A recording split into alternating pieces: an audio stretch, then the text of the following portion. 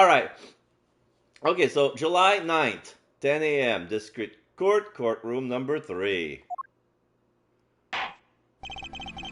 Court is now in session for... how do I say that?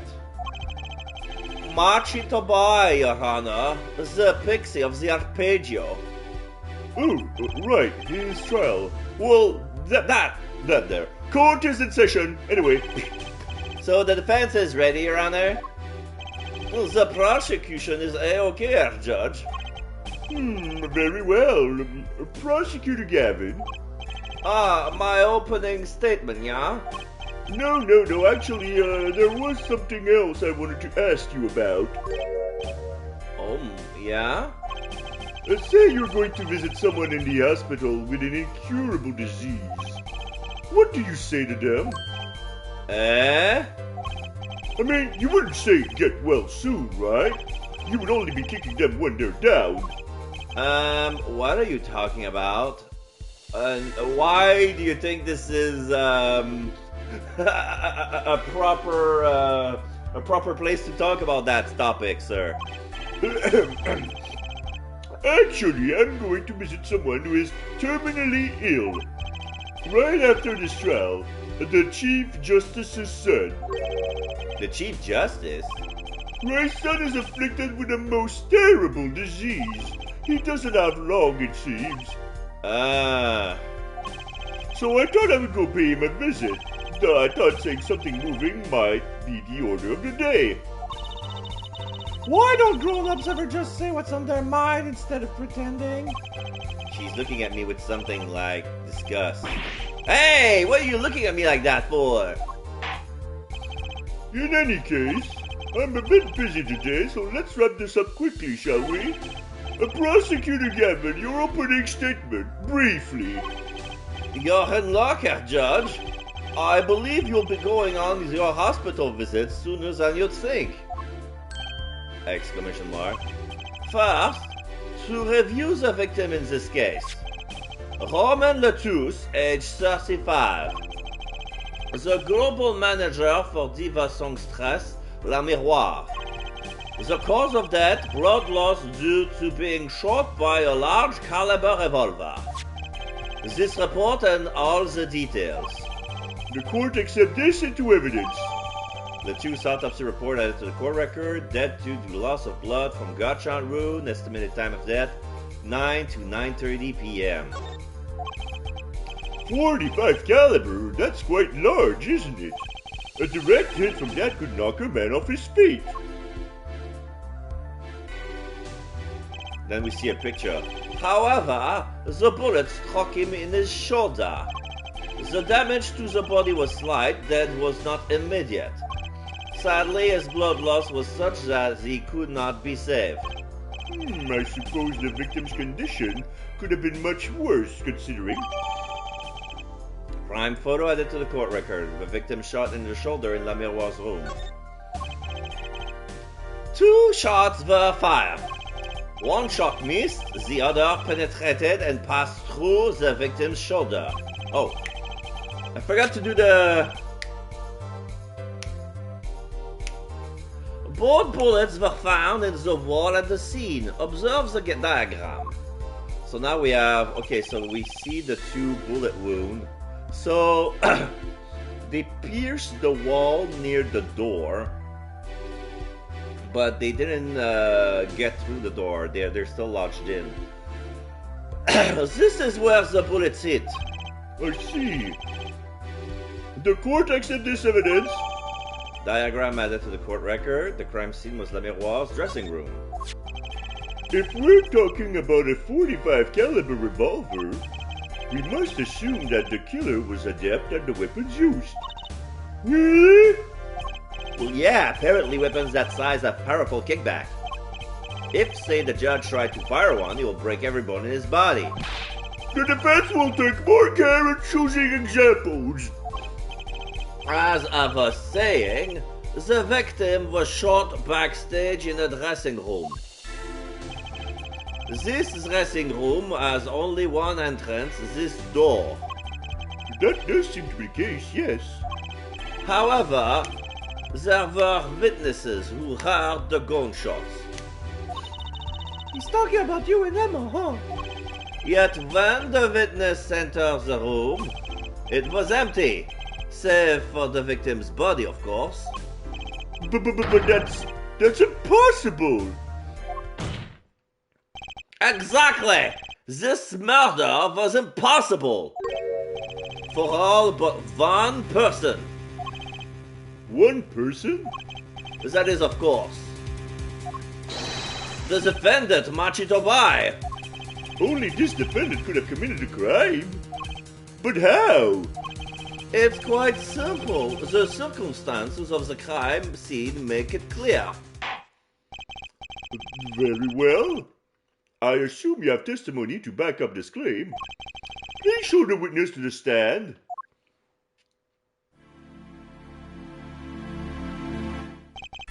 Your name and profession, please.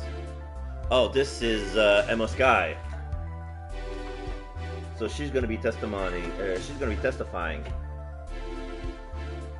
Okay, I still have a bit of an appetite, so I'm gonna eat right now the snackoos that I was supposed to eat yesterday, but I wasn't hungry for. We got one. Approve.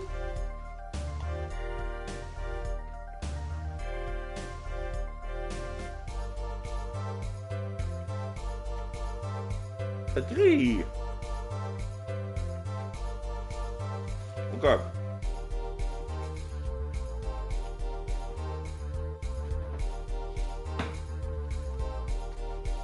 I'll start with those. Now I have 3 left to eat. But if she has to eat more, I'll have to eat them from the box.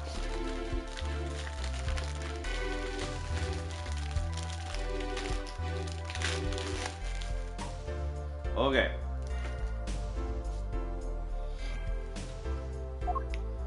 Oh, Emma Sky, I'm a detective for the police department.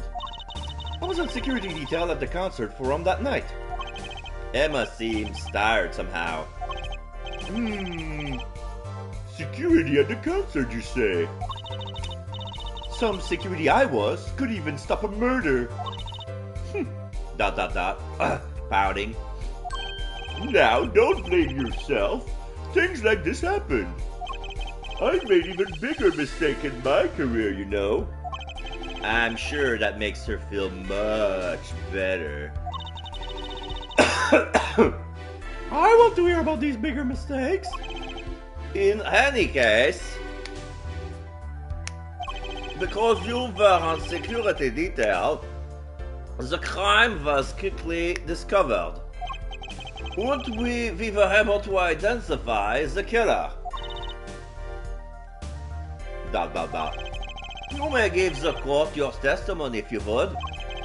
Describe the circumstances of that day and your discovery of the crime, please. All right. Witness testimony. Murder circumstances. The night of the murder was on security backstage at Prosecutor Gavin's request. Only people involved with the concert in some way were allowed backstage. At the beginning of the third set, I heard shot. I went to the room filled with blaring rock music and found the body. I examined the scene and determined that only the defendant could have done it. Oh. So, it's her opinion. So she pointed the finger first. It was lucky that the detective was the first on the scene. But that door was the only way out of the room, right? Yeah, pretty much. Then I don't get it. How can they say that Machi did it? Looks like we need a bit more information. Very well, the defense may begin the cross-examination.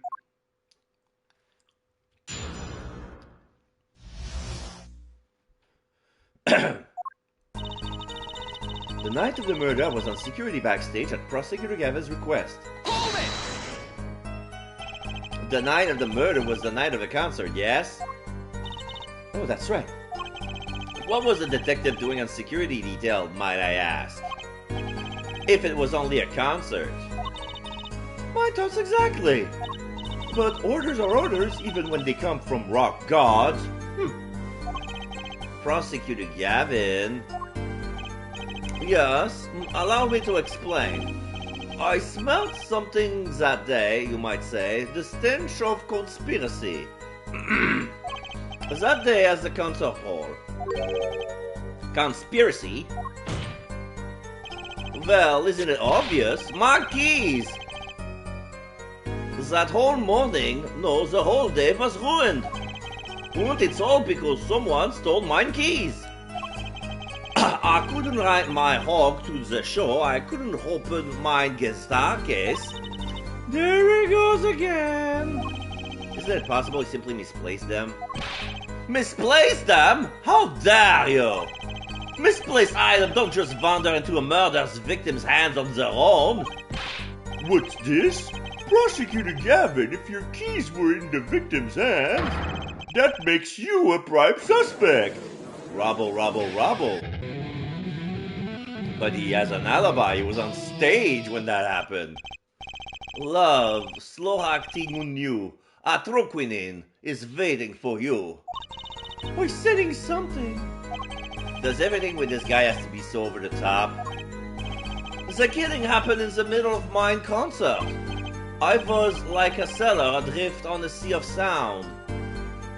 And I have many fans who could testify to my, corroborate my alibi. Anyway, I didn't want anything else stolen. So I put the detective with the most time on their hands on the task. My God. I see. I can accept that. Well, I can't! What do you mean, time on their hands? Please, the testimony. Only people involved in the concert in some way were allowed backstage. Hold it! People like me! We were let in, though. I didn't know about that. I certainly didn't invite you. Oh, I gave the Fräulein special permission to be there. I wanted to see her again. Oh boy, did you hear that? We're officially involved now. Gee, great. Some other hangsters on. Oh, some other hangers-on. So other hangers-on tried to get backstage, but I drove them off. So no other outsiders were there then. Then, at the beginning of the third set, I heard shots. I believe we were having a chat when we heard the shots. You were the one chatting. I was eating snackoos. Alright, snack.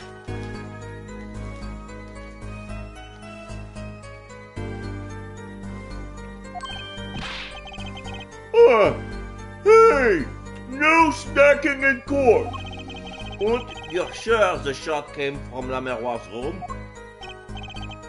Yes, absolutely. Hey, I'm the one being cross-examined here. Here, this'll keep you quiet. He's gonna flick. Oh! She snackooed me! Thanks. So, how about it, Emma? Well, Now they're eating both. we were right there, so hard to be mistaken about that.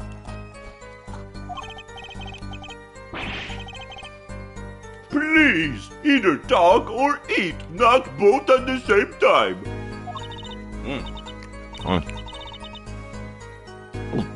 Right. So, after that, me and Mr. Lawyer there opened the dressing room door. I'm gonna take some water to wash down that chocolate.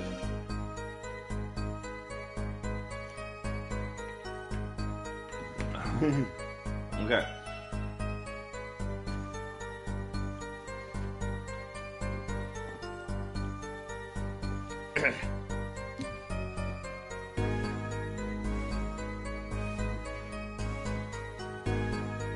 I went into the room filled with blaring rock music and found the body. Rock? Blaring, yes. When you say rock, are you referring perhaps to this rock and roll music that's so popular these days? That's right. When we went into the dressing room, music was blaring over the speaker on the wall. They pipe sound from the stage into the backstage through speakers. That way people in the back can hear when they're supposed to be on stage. Did it have to be so loud? You don't listen to the governors with your ears. You feel it with your entire body and soul. Yeah, basically, you don't have to be... if you want to listen to the governor's music, if you're deaf, you feel the vibration through your body. The vibration of the sound. I always have the backstage monitor at full volume. When we walk in the room, the band was playing Guilty Love, I believe, making it easy to determine the time of the crime. If you could hear that music playing... Then everyone on stage for that song has an alibi, including myself. Anyway, I closed off the scene and started my investigation. I examined the scene and determined that only the defendant could have done it. Hold it! How could you know something like that? As I said, it was clear from the circumstances. Listen, we know there was only one exit from the room, that door. The small window they opened a tiny crack, and I was standing in front of that door. So, how could the killer have fled the scene? There's only one possibility, the air vent. Objection! But that air vent was too small. Who could possibly... Exactly. Exclamation mark. There's certainly no way you could get through, nor me. The only one who could fit through was a child. A child? Remember, access to those rooms was limited. Only those involved with the concert were allowed. And of all the people involved with the concert, only one is small enough to be considered a child. The defendant? The pixie of the arpeggio flitted up towards the sky and disappeared from the scene of the crime. Objection! but that's just conjecture. Oh, there was no other way out of that room. You over there, you should know her forehead. Exclamation mark. And there is another vital piece of evidence. Evidence? What? Marks were found on the air vent grill. Traces of it has recently been opened. Wait, what? And something else was found quite clearly. The defendant matched the guy's fingerprints. What? What? Order! Order! Order! That air vent was the only way out of the room. The defendant's fingerprints were found on the grill. Well, her forehead? What fairy tale does this suggest to you? Only one could pass through that vent, that doorway to heaven. And that one is our pixie. Why are you looking at me, Apollo? Hey, I was out whooping it up in the audience. So this was his decisive evidence. Quite decisive indeed. I believe that's enough of that. The prosecution has a rather convincing case. The only way in and out of the crime scene was watched, making the defendant the only one who could possibly leave the scene. Simple and decisive. I believe we heard enough to determine our verdict, even if I wasn't in a hurry to make a hospital visit. I'm sure the Chief Justice will appreciate the gesture. Unfortunately, we have no direct witnesses. Fortunately, the criminal left decisive evidence for us. That will have to be enough. It can't be over already. Very well, I believe this trial is finished. If the defense has no contradicting evidence, The prosecution has presented our proof, clear and plain.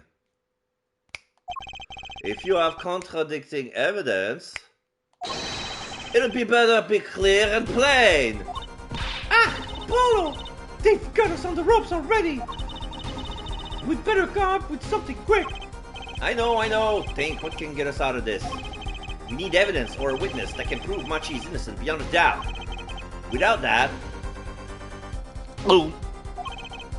Mr. Justice, do you have contradicting proof that can undo the prosecution case?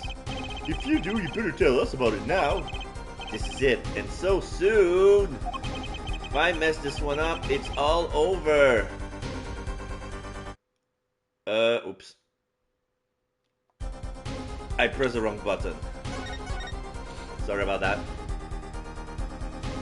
So I'm gonna save here. I have the victim's last words, if that counts as The court wants contradicting proof. Show evidence, call the witness. I don't have proof. Show evidence. The defense is prepared to show contradicting evidence. This should be interesting. What sort of evidence? Yes, what sort of evidence, Mr. Justice? Show us evidence contradicting the prosecution's claim.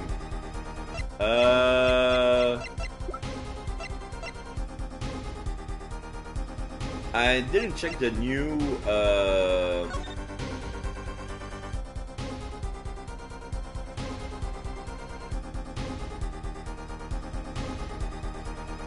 Okay, so the autopsy report says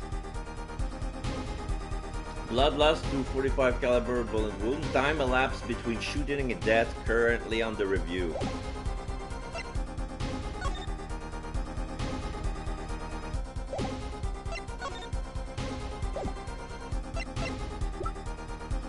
The keyring, the mixing, the brooch.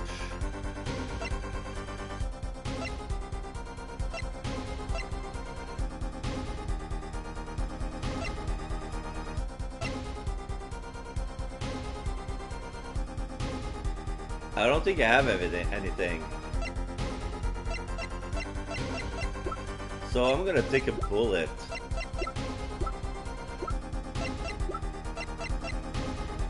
Take that!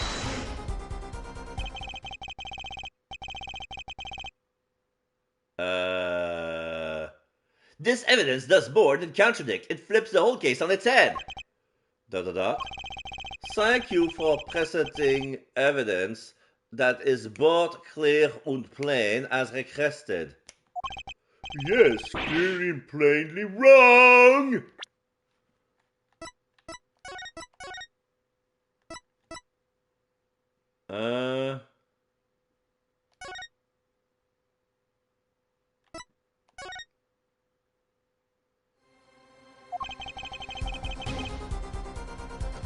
Call the witness. I don't have proof. I don't have contradicting proof, actually. Too bad. Very well. Does court find the defendant? Hold it! Wait! What for? We have, what's it called? Contradictual proof? Anyway, whatever it is, we've got it! Is this true? Of course it's true! Shut up, Apollo! What the heck are you talking about? Look, we give it now, match is really done for. She's right. If we give up here, we're finished. I need proof or a witness. I must have something. We'll give you another chance, then. Do you have contradicting proof that can overturn the prosecution's case? If you do, you better tell us about it now. The court wants to contradict proof.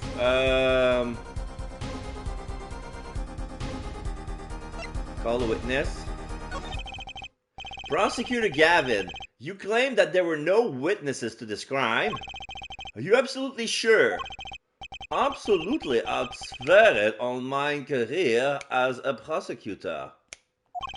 Und on my million-seller hit song Atroquinin, Mein Love. There he goes again. That's too bad, because there was a witness. Oh ho, really now? But how did you come to possess knowledge the prosecution clearly does not? Because I'm the only one in the world who knows this. What's going on? I just talked to him and now... He's alive. Mr. Latouche, can you hear me? Cold, so cold. Witness. You're cold? Don't worry, you're going to be fine. Help is on the way. Can't see. Hang in there, Mr. Latouche. Tell me, who was the witness? The witness is Siren. What? The victim said this before he died? Perhaps he did, and perhaps he did not. What do you mean by that? All we know is that her forehead says he did. Says he said. It's no testimony, especially since it comes from the defense attorney himself. Objection! But it's the truth, he said it. I even told you about it. But apparently you ignored me completely. It's my policy to fully investigate everything I deem relevant. Clearly this rookie lawyer thinks he can tell me how to do my job. That's enough. Mr. Justice, we need to clear contradictory proof from you. This witness of yours, unknown to the prosecution, I hope you're right. Failure carries a stiff penalty. Perhaps a stiff penalty than usual is called for. There's no backing it now. Let's hear the name of your witness, Mr. Justice. Okay, so it cannot be me.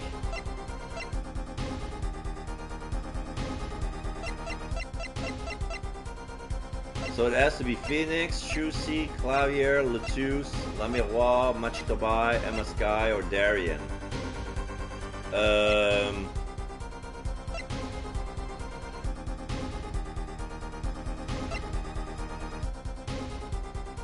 Yeah, Lamiroir. Take that! Lamiroir? Recall Mr. Latouche's last words. The witness is Siren. The Siren? Aha! He met the Siren! That's right, the siren of the ballad, Lamiroir. Lamiroir was only on stage for the second set. And she had access to the backstage area. She could have been a witness. I see. Well, Prosecutor Gavin? My claim still stands. There was no witnesses to this crime. Very well. Let's hear it from the horse's mouth then, shall we? We will now take a break from Detective Emma Sky's cross-examination. Please show Lamiroir to the witness stand. Lamiroir will say nothing the night of the murder. Not today, though. Today, we'll drag that story out of her no matter what it is.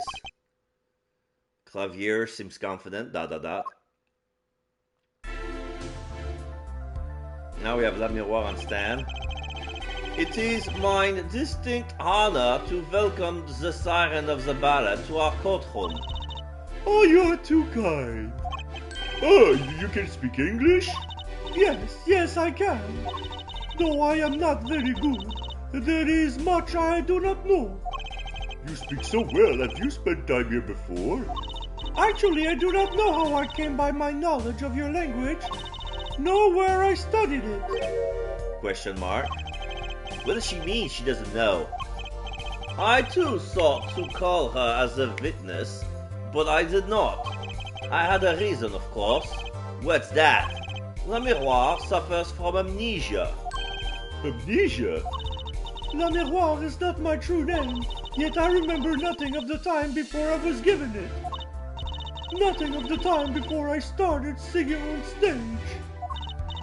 Whoa, she's even more mysterious than I thought. As lauded singer Lamiroir, she lives a good life. There are little difficulties for her thanks to her success.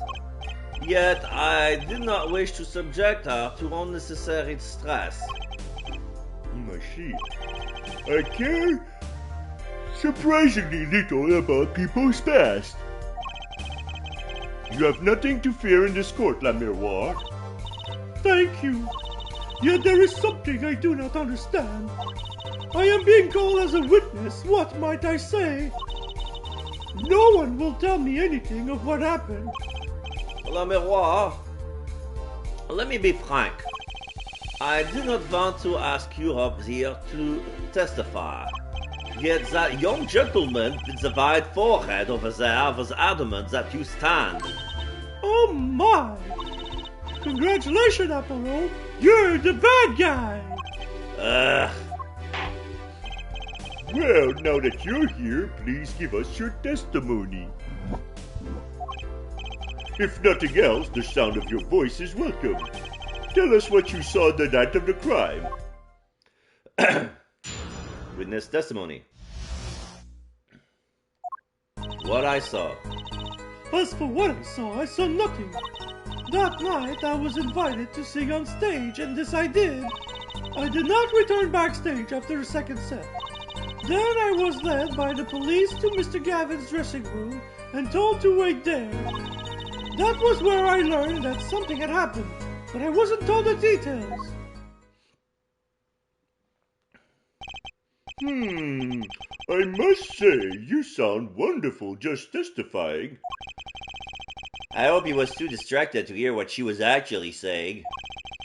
There you have it. She saw nothing that night.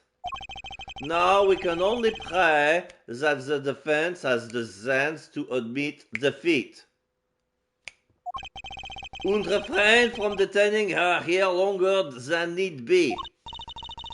Wow, you just got better, APPOLO! Way to go! Grrr. Very well, Mr. Justice. Keep it short and sweet. La Miroir wouldn't talk to me the night of the crime. She must know something, and I've got to find out what.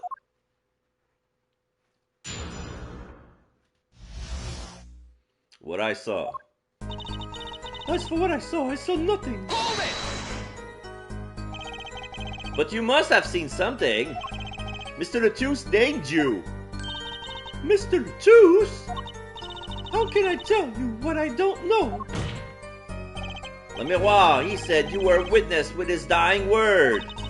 I do not know what he meant to say, but that night I was invited to sing on stage, and this I did. It was a great concert. You heard me sing. Thank you. I was hoping to get an autograph later, actually. Of course. Mr. Justice, this is a cross-examination. You're out of line. If anyone deserves an autograph here, it's me. One on my gavel would be nice. Herr Judge. What's this? This is the autograph of Gavin. It's mine autograph. Now keep this trial moving. What? Oh, my grandchild will be so happy. Apparently his grandson is a big fan. Let us continue, shall we? If you would, La Miroir. Tell us what you did after your stellar performance. I did not return backstage after the second set. You did not return backstage once? Where were you then? What were you doing? I was cleaning up on stage. There are many things I must do for a performance other than simply sing. And was Machi with you at the time? Unfortunately, I do not know where he was. So much for an alibi for Machi. Then I was led by the police to Mr. Gavin's dressing room and told to wait there. With Machi, correct? How was he then? He seems as he always does. Though I believe he was shocked by the news of Mr. Lettuce's death.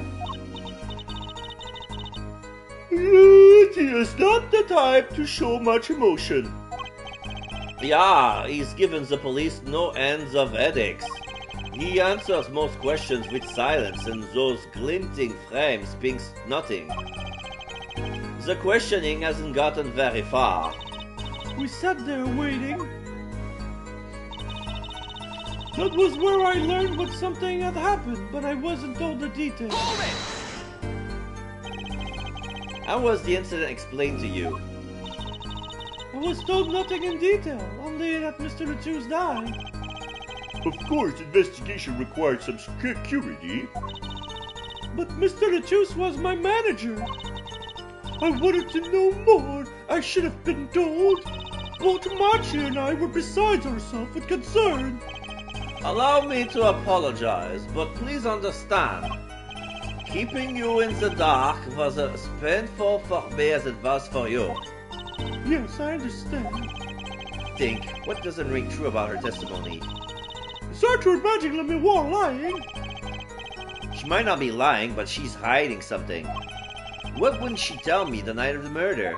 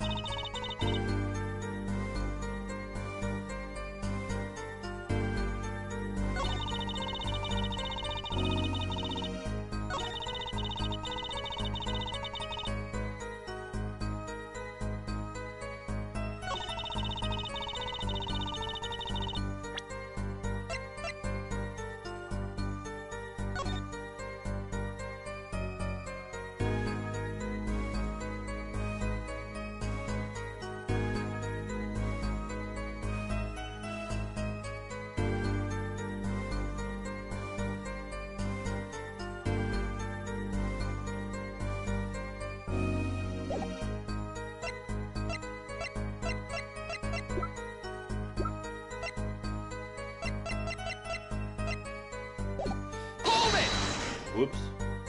I just did it again, sorry.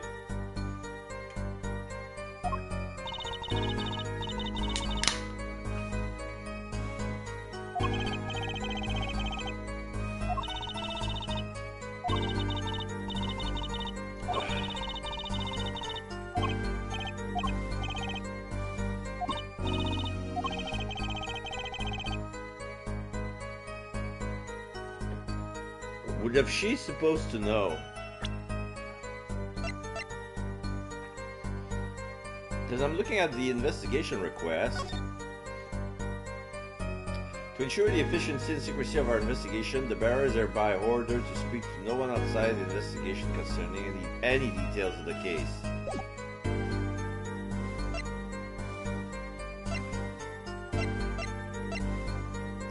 Okay. I think it's the investigation request. Because all that it told them was that Lettuce died. But she knew. But nobody told her.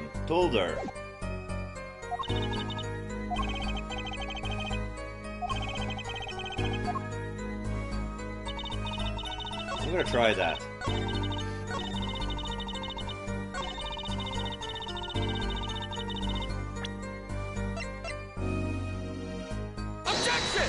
No.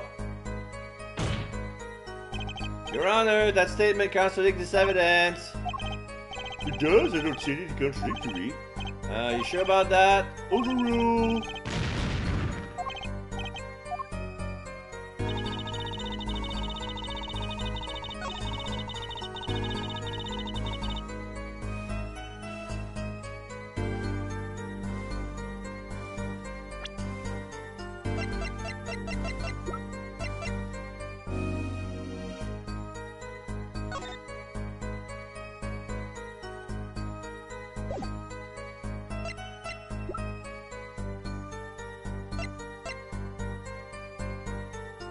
Oh!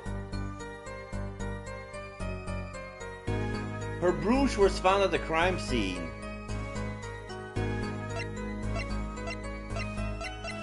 Maybe that's it? I did not return backstage after second sec, but she lost her brooch. Objection! There you go. I'm sorry, Le Miroir, but I'm having trouble believing you. ... You remember this brooch, do you not? Why, that's Le Miroir's. She was wearing it for her song. Care to add that to the testimony, Prosecutor Gavin? What? This brooch was found after the murder took place. At the very scene of the crime. What? Le Miroir, how did your brooch get backstage if you did not go there yourself?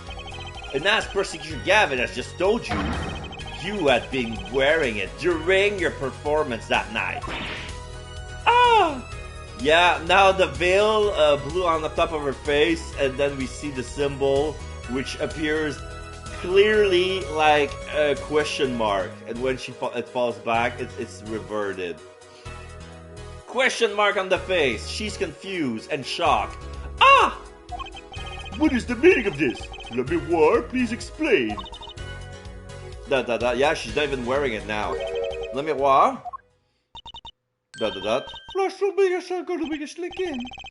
She says English is quite difficult.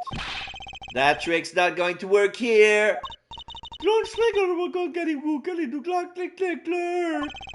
Your forehead may be large, but you are a lawyer, truly.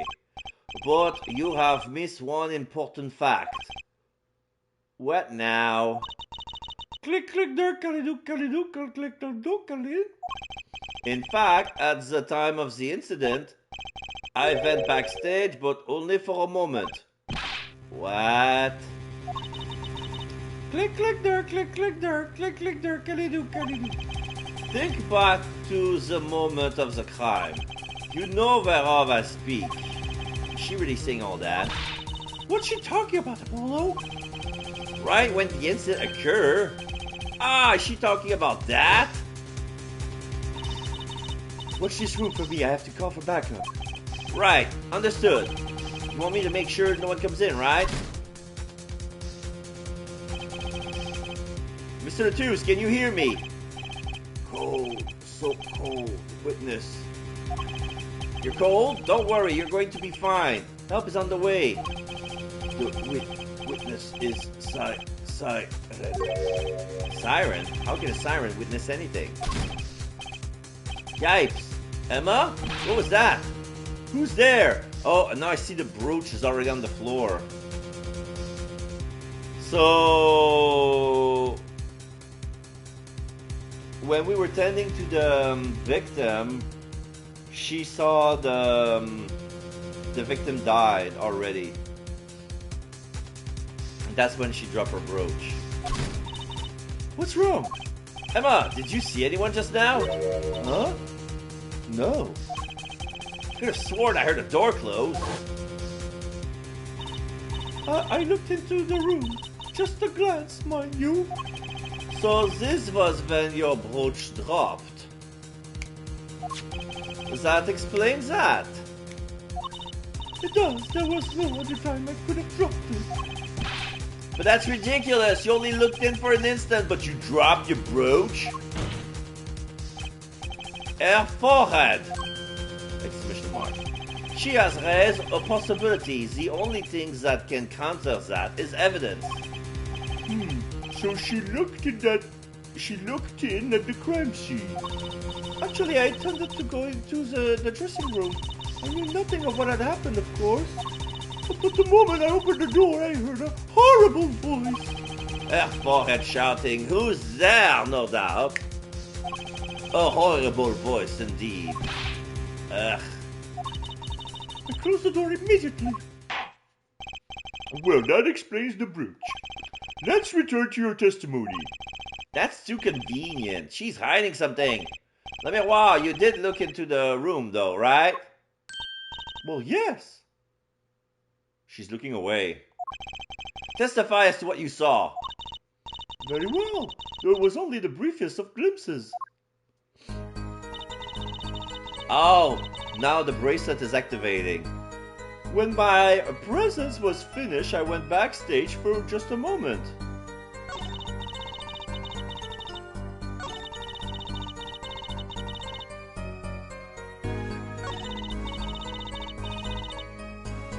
I saw nothing. The late Mr. Latou's body was behind a wall.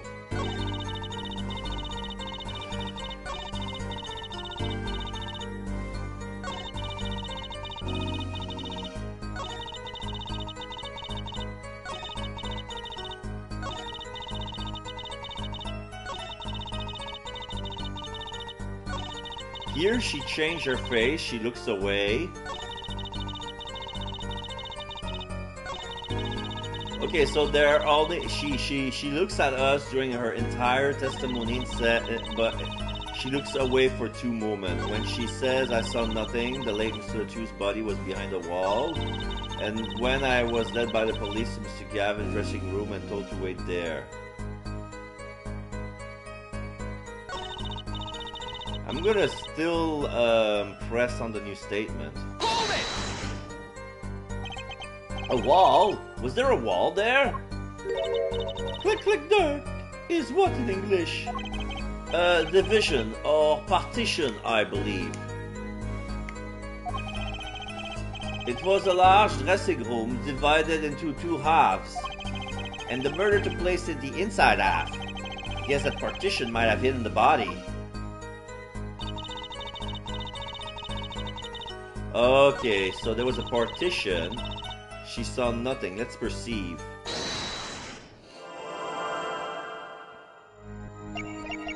I saw nothing. The late Mr. Latou's body.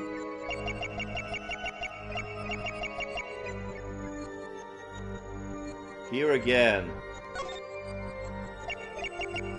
I saw nothing. When she says the late Mr. Latou's body, her lips are not moving. Gotcha! Oh! She's swallowing. I didn't notice. Yeah, she's also swallowing with her throat. She's swallowing saliva. Like, because it was hidden by the veil. The late Mr. Latou's body, you say? Yes? You know something more about Mr. Latou's death than you are saying. What? I could see you trying not to remember, but the effort made you swallow. You can't fool my eyes! Exclamation mark. It is true, it was so terrible after all. Why did Mr. Latou's have to be shot? One moment, La Miroir. Yes? What was that you just said? Why did Mr. Latou's have to be shot? Yes? She was hiding something, I knew it! La Miroir, I'm afraid you haven't realized it, but your words just now contradict your testimony. Eh? How could that be? Take this! La Miroir contradicts her own testimony, and I have the evidence to prove it. Okay, what did she say? Nobody... Oh! I think it's the investigation request. They only told them that Mr. Latou's died, but they never told her he was shot. So she saw the shooting. Is that gonna be it? Take that! Tell me, La Miroir, how did you know he had been shot? Well, Immediately following the incident, a gag order was placed around the scene. This is the document proving that. In your testimony, you told the court, "No one told me anything about the incident." Ah. Furthermore, you testified that you have seen nothing. Yet you knew that Mr. Latouche has been shot. How could you have known? Exclamation mark. Yo! They have the veil still slapping her forehead with a question mark. Bang! let me walk. You aren't hiding something from this court, I hope. That sweet song of hers was sounding a little too sweet. Oh, now I remember. Please, allow me to add to my testimony. Of course. All we want to know is the truth. She looks kind of pale, huh? She saw something, I know it. Even the victim said so. I saw bullet holes in the wall and knew Mr. Lettuce has been shot. Really? Really? Let me check again. Yes, I knew it. The way the door are been set and the way the bullet holes have been placed, when you open the door, you cannot see the walls where you cannot see the part of the wall where the bullet has been shot. You cannot see the bullet holes because it opens, the door opens inward, and if you open the door completely, the door could also cover one of the bullet holes. So there's a contradiction. Objection! There you go. La Miroir, they call you the siren of the ballad, but lies are hardly becoming of such a creature. A put-down worthy of our prosecutor, Mr. Justice. Such put-downs are hardly becoming of you, Apollo. Stop polishing your forehead and start polishing your character, yeah? Come on, can't I be cool for once? Observe the diagram. La Miroir, you looked in from the door for just a moment. That's what you said, right? Correct? Yes, that is so. There were bullet holes in the room, yes. But they were in the wall the door is on. You see? Assuming you merely glanced into the room, you couldn't have seen those bullet holes. Yeah! La Miroir? Yes?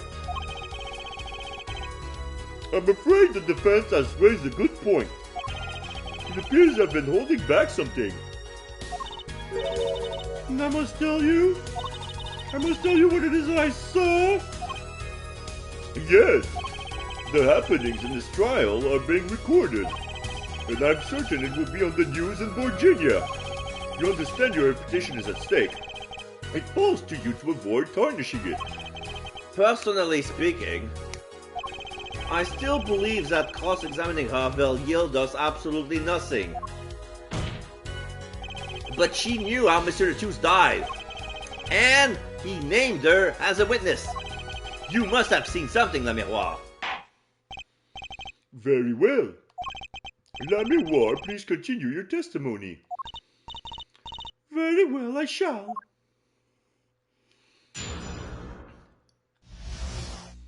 What I saw, part 2. I was on my way from the stage to the backstage exit. There was something like a little window there. That's how I saw it. There were 2 shots. I couldn't do anything to stop it. But it wasn't Machi. It was a grown person. I know it was. So you did witness the crime. And the killer was a grown person, you say? Ah, this is my first time hearing this, I assure you. Nice play, forehead. ... Very well, Mr. Justice. You may begin your cross-examination. Great going, Apollo! You were right about La Miroir. What's wrong? You don't look too happy. This whole thing smells fishy. That's what's wrong.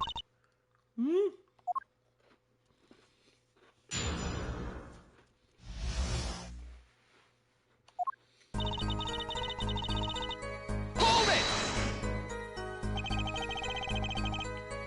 So you were heading towards the dressing room? Yes. So this is a little before she opened the dressing room door and dropped her brooch. About the same time, Emma and I heard those shots. I was on my way back. There was something like a little window there. That's how I saw it. Hold it! What exactly is something like a little window? Yes, well... window is the best word I know in English. I think this is how it is said, yes? You need not worry, la miroir. Your choice of word is impeccable. There is a small window in the dressing room in question. Perhaps the defense remembered this detail? That little window on the wall, on the other side. Yeah, that window leads to inside the second half of the partition when the crime occurred. So it was very close to her. I saw the crime from there. There were 2 shots. I couldn't do anything to stop it. Hold it! You are certain you heard 2 shots fired? Yes, quite certain. I was on my way to the backstage exit. This was when I heard a faint sound like a gunshot. Wondering what it had been, I peered through the window. That is when I heard the second gunshot, much closer. And there were 2 bullet holes at the scene. No contradiction so far. It all happened on the other side of that window. There was nothing I could do. But it wasn't Machi. Hold it! It wasn't Machi who shot, are you sure? Yes, quite certain. It amuses me that you would question her testimony. It is testimony in your favor. Isn't it my job to object? Yeah, Apollo, what were you thinking? Juicy. Let's just listen to what Lemiroir has to say. Can you tell me how you were so sure? Yes, of course. You see, it was a grown person. I know it was. Hold it! A grown person. That's a little vague. I'm sorry. My skill with your language is lacking, I know. Certainly you could at least see whether the shooter was male or female. It was a man. A young man. And you're sure of that? Yes, his voice was quite clear. Voice? Looking at this diagram, it seems the dressing room was quite cluttered. It does seem likely that you wouldn't have a clear view of the shooter. As a singer, I rely more on my ears than my eyes. When I hear a voice, I do not forget it. That voice was the voice of a man. So you heard a voice, but wait. Couldn't that have been the victim, Mr. Latouche? Absolutely not. Didn't I just say that I do not forget a voice? If it was Mr. Latouche who spoke, I would have known. Indeed. So you were at the window, and you heard the shooter's voice, the voice of a young man. Apollo! This is a good testimony. That proves it wasn't Machi. Da. Indeed. If this turns out to be true, it would cast this case into a considerably different light. What is the defense's opinion of this testimony? It's pretty good. Well, I would have to say it's pretty good. Vital, even. This shows that the shooter wasn't Machi. Aha! Surely you can't be serious, our forehead. Why not? La Miroir, I understand why you would want to protect Machi. Yet remember, you are the siren of the ballad. And lies do not become such a creature. Hey, that's my line you just stole. What does the prosecution mean? Apollo, what's he talking about? How come no one bats an eye when he says stuff like that? Boo! I recall the state of the crime scene quite well. The state of the roof? Yes, and when the mirror murder took place. Well, Oh!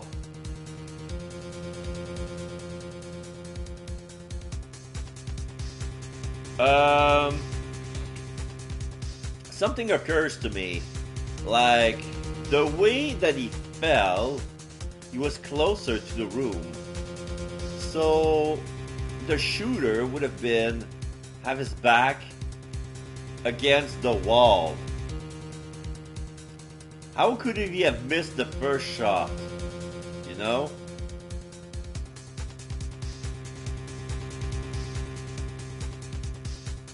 And then he shot again. But that's how he fell.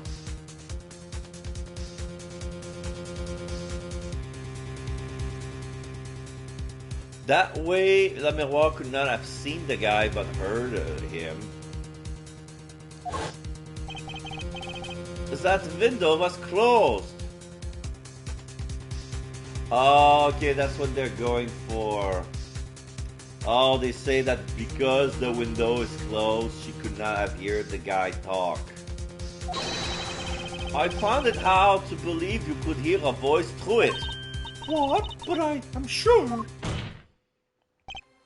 Le Miroir, I have nothing but the highest regard to your musical sense. But my opinion of you as a witness is somewhat lesser. Objection! But she's the only eyewitness we have. Objection! So you say. Would the victim name her the siren as the witness? That's right, that's what Monsieur Letouce. We heard your claim. We even entertained the possibility. Und he brought us to this. Herr Judge. Yes? The prosecution requests that the witness be excused. Please. I'm afraid I must honor the prosecution's request. There is indeed a question of the witness' credibility. But Le Miroir can testify. Then we don't have a chance of proving Machi's innocence. This cross-examination is over. Prosecutor Gavin, you may continue making your case. Danke. Now, where were we? Ah, yeah. I would like to hear from Fräulein Detective again. Objection! Wait, let me hear Le Miroir's testimony one last time. But the cross-examination is already over. Until such a time as a need arises, this witness may leave the stand. Le Miroir ... I'm sorry I could not be of more assistance. Clavier ...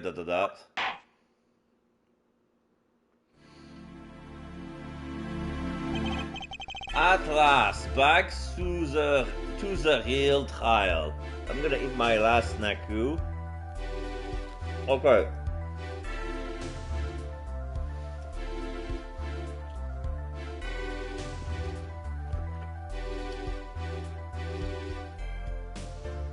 Okay, now I'm caught up with the snacks.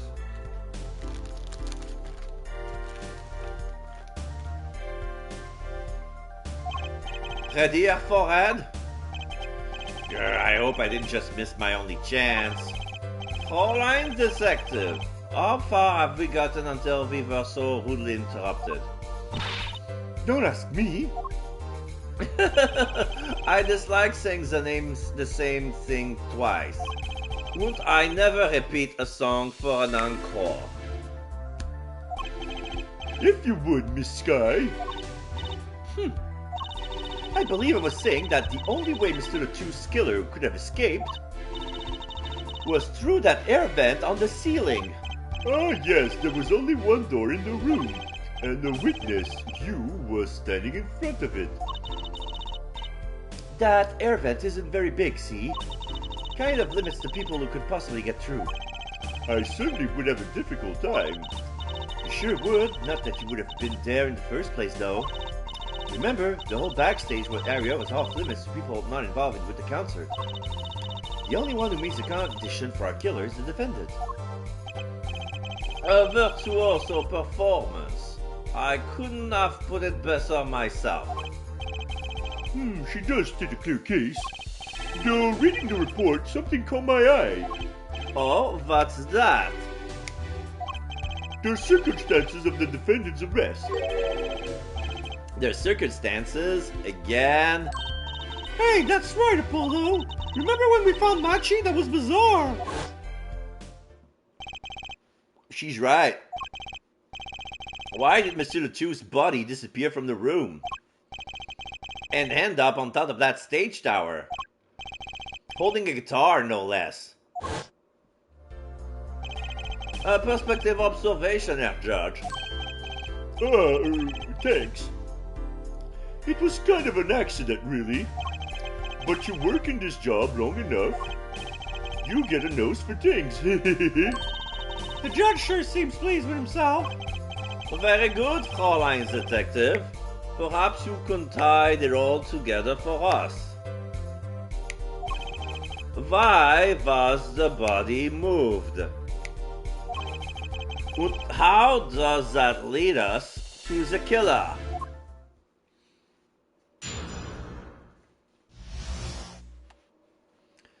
The missing body. I believe Machi stole the body because of some lyrics. He moved the body to match La Miroir's song.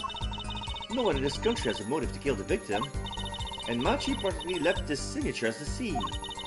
All of this evidence clearly points to the defendant. Except that the lyrics were in English.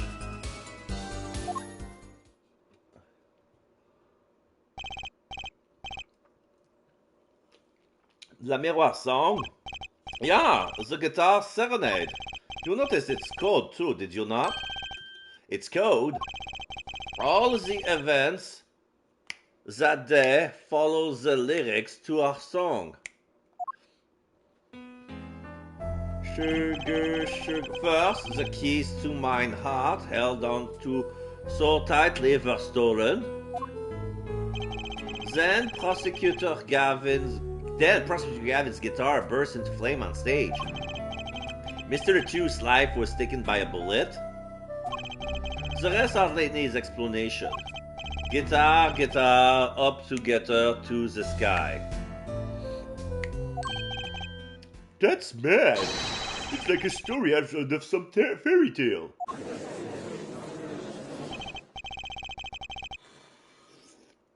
I admit, I've forgotten about the song. But there it is now, waiting for me, the grand finale, as it were. Hey, you now was the one who first noticed that. I've heard of jumping rope to songs and counting to songs, but killing to songs? It's a wild world out there, Judge. Very well. We've heard one song and dance. Let's get on to the cross-examination. I'm not sure I'm going to be doing much singing.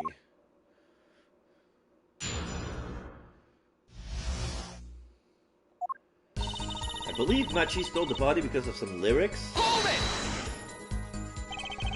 Who would steal a body just to match some lyrics? I didn't believe it myself, but it can't just be a coincidence. It is as Fräulein's detective says. Let us begin with the first verse, if you would, Fräulein Detective. What? You want me to sign it? To sing it? You are the witness, yeah? Or did you want me to sing? I warned you, my fee as vocalist is not trivial. Fine, fine. I'm sorry. Let's look at the first part of the lyrics, shall we? Sugar, sugar, oh, that night in your embrace, when you stole away the keys, my heart held on to so tight. Indeed, my favorite heart-shaped keyring was stolen that morning. Next, we go to the right page of the lyric sheets, where we find, burning on in my heart, fire, burned my love away, all away. As we know, Prosecutor Gavin's guitar burst into flame. Like a bullet of love, fire, take my life away, all away. Mr. Atuse's life was taken by a bullet. Bravo, Fräulein Detective, your singing is not bad. Now for the finale. Guitar, guitar, up together to the sky. As it says in the lyrics, Mr. Latouche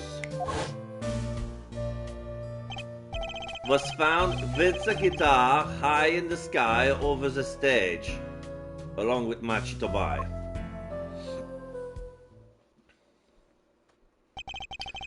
No series of coincidences could have been so well conceived. He's right, scientifically speaking. What would Wookie have said? That concert was whack. It's hard to argue when she pours her heart into it like that. Ah, anyway, the shooter. He moved the body to match La Miroir's songs. But what about the last part of the lyrics? Pleasure, pleasure, but a fleeting melody. It wraps itself around me, and now I flow. Through the air I fly. Oh, that's... I understand. This part of the song is... what happened to the... Is what happened during the show.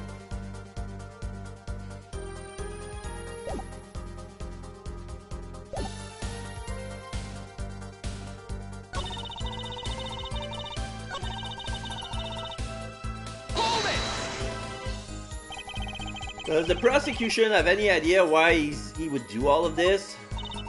You want my scientific opinion? No clue. But he clearly had a reason to go through all of that trouble. Some deep reason. A deep reason? Not only did he steal mine keys, he torched mine guitar. Unforgivable acts even if he had a reason. Und worse if he had none. The Diva's complaints aside, I can't imagine someone doing this on just a whim. Fräulein Detective, I take offense at that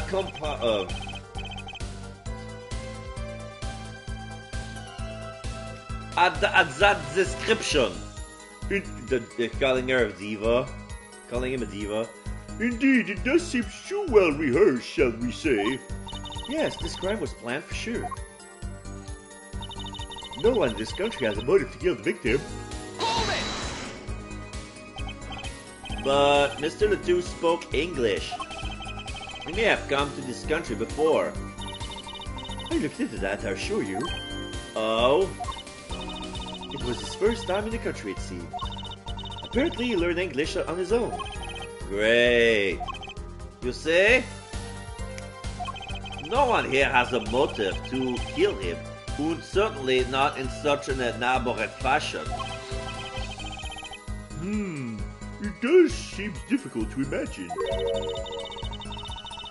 Unless our famous prosecutor did it as a publicity stunt. What did you say? Prosecutor Gavin, you did this to promote your song? Rabble. Of course not, and I'm quite dismayed by the ludicrous nature of her claim. Why would I need promotion? Everybody already listens to my music. They're even in my textbook at school. And I never heard of them. What does that say about me? I was just kidding. Don't get all worked up, Glimmer Boy. And Machi practically left his signature at the scene. What do you mean by his signature? The bullet holes in the wall, of course. The bullet holes? The revolver was fired twice. One shot missed and left a hole in the wall. And that means what exactly? That dressing room isn't exactly spacious. Picture the shooter facing off with the victim in there. They can't have been more than 5 feet apart. It would be difficult, almost impossible to miss at that range. Difficult to miss, you say? Very. Assuming the shooter could properly aim. No, you can't be serious. Machi, he can't see. That's why he missed. It's the only explanation that makes sense. He used sound and other senses to fire the gun. Poorly. That reminds me. The monitor in that room was blaring at the time, yeah? Hardly ideal condition for tracking by sound. A blind shooter. No wonder he missed. I knew those bullet holes would come back to haunt me. Think, Justice, what do I do now? Raise an objection, sit back and watch. Objection. Sure, there were bullet holes left in the wall.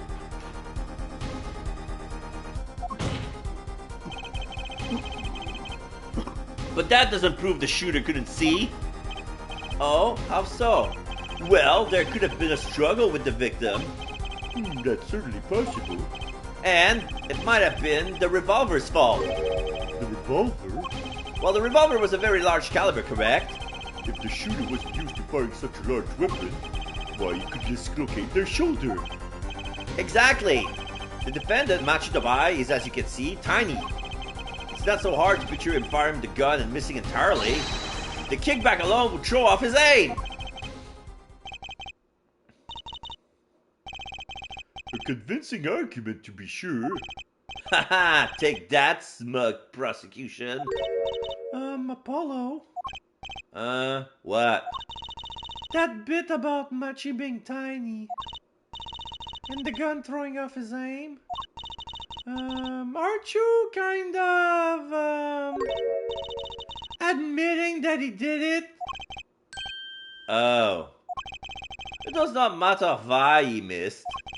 What matters is that the shooter was, without a doubt, the defendant. Even the defense seems to agree on that point. Yark! Oh, cripes, I really put my foot in it this time. But let's get the facts of the matter on the record. Oh. If you would, Fräulein Detective. Very well. The witness would add this to her testimony. Right. From the state of the crime scene, I conclude the shooter was blind. Ah. What could what is there in the crime scene that would have proven that he was not?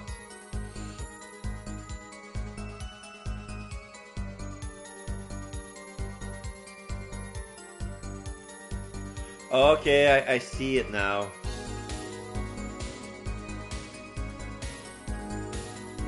If the shooter was blind, he wouldn't be able to quickly escape the room through the ventilating shaft because there were no ladders already placed underneath the air vent.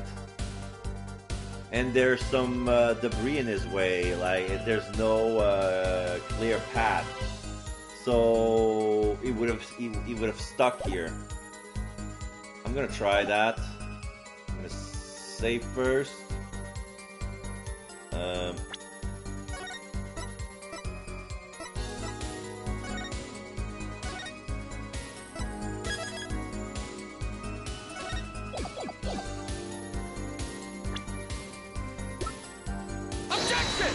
No. Reveals a contradiction in the statement.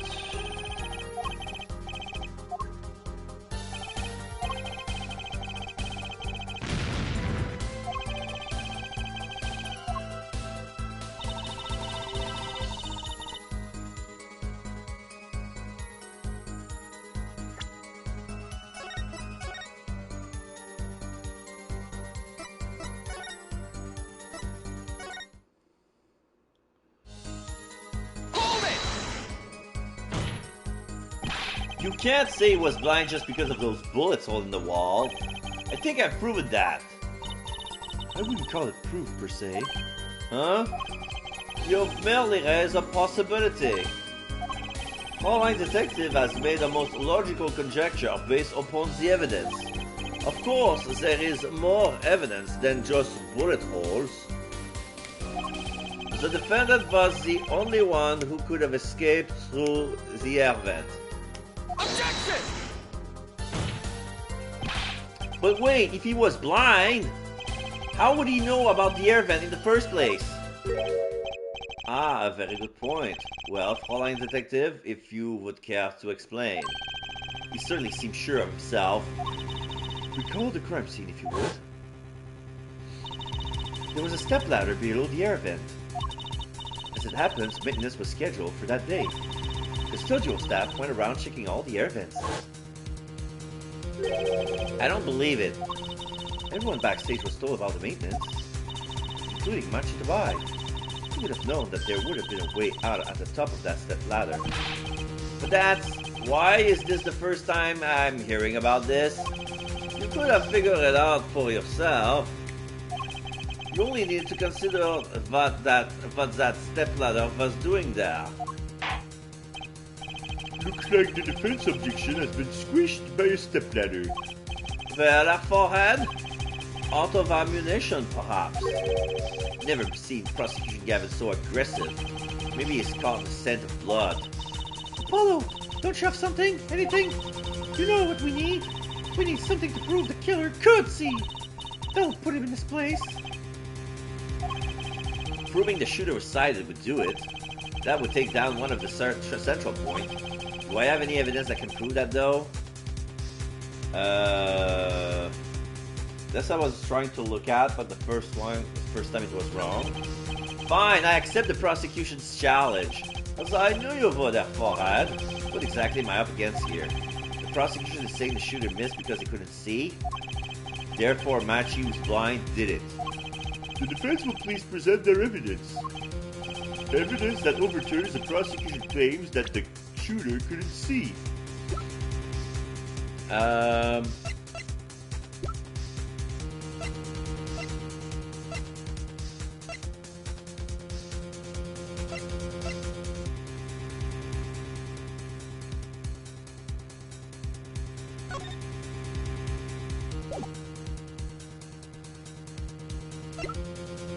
It's either a diagram or the lyric sheet. I'm gonna try both.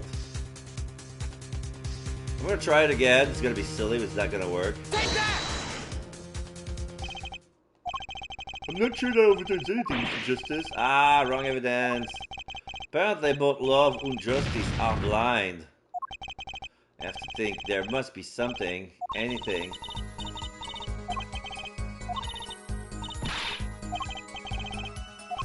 First, we don't panic. Even though Machi's case is leaking water by the gallon, Gavin's on a roll and it's up to me to stop him.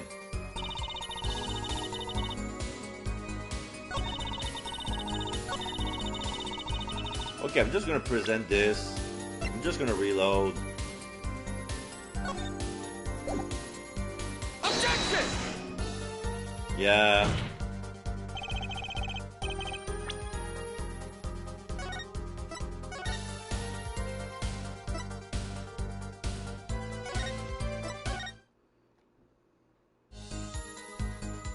Hold it!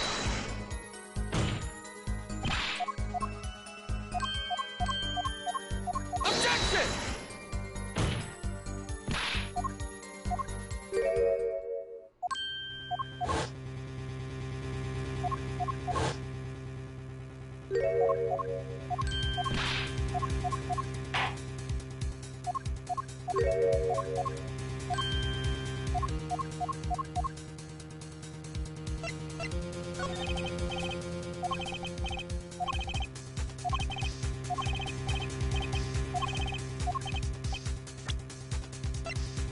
Take that!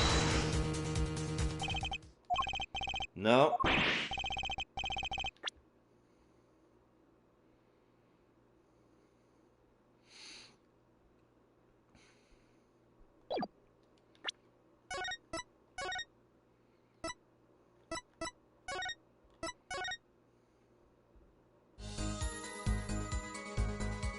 Hold it!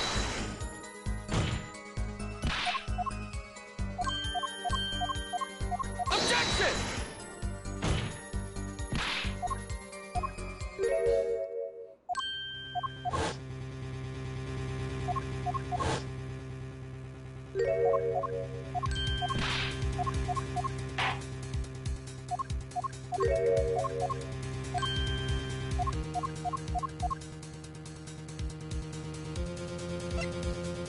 No need. Let's try this. I can't think of anything that prove the shooter could see. Your face does not exactly project confidence. Maybe you should just accept it and move on. Apollo, grow backbone! Very well, the witness may continue her testimony. I couldn't even get a word in edgewise. This does not look good, does it, Apollo? No, it doesn't. What do we do? First, we don't panic.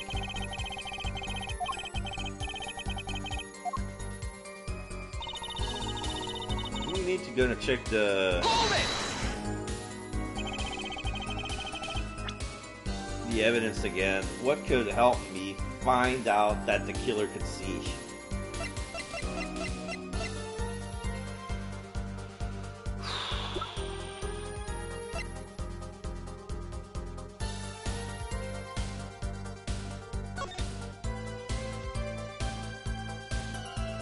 Oh, okay, I think I got it. The victim tried to write something on the ground, but it was wiped out. So the killer wiped out the name.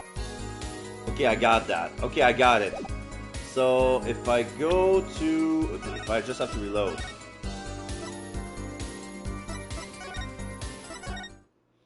Let's see. The shooter was blind. If I present this right away, would it work? Objection! Yes! The prosecution holds that the shooter couldn't see.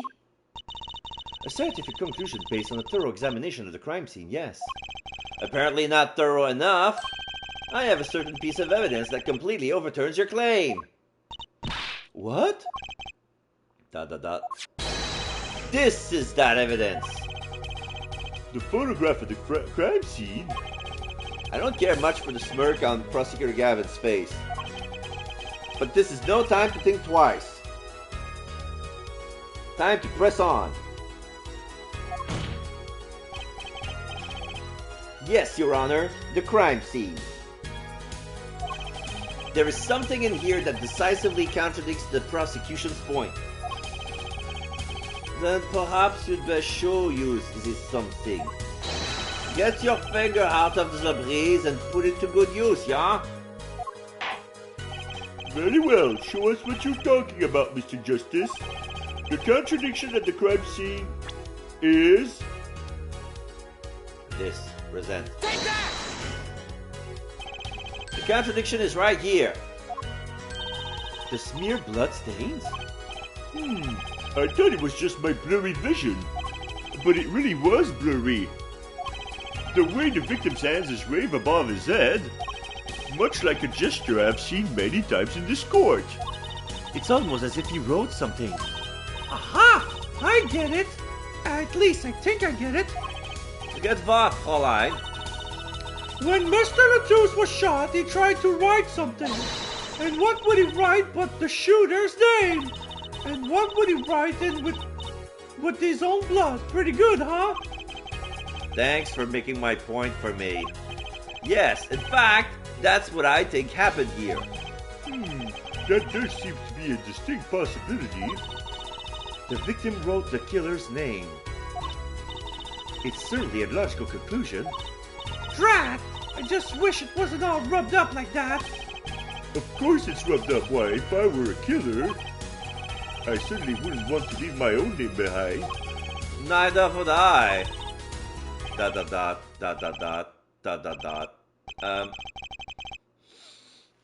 Yeah, so Emma ... Claudia ... Judge ... APPOLO. No one has anything else to say? About what? So the prosecution accepts this. You agree that this was the victim making an attempt to record the name of the killer? And that the killer tried to rub the name out? What's your point? What's my point? Let me ask you this. How did the killer know the victim was writing their name? Well, Mr. Latouche was writing something in blood. Once the killer saw what it was... Oh... Wait. Once he saw what it was... But what did you just testify about the shooter? I said that they were blind. Yet the crime scene itself contradicts that. The killer had to have been able to see. Why would they rub out the name in blood otherwise? May I remind the court that the defendant, Machidabai, is blind. He couldn't have been seen. He couldn't have been the shooter. Impossible! Oh Order! Order! Order!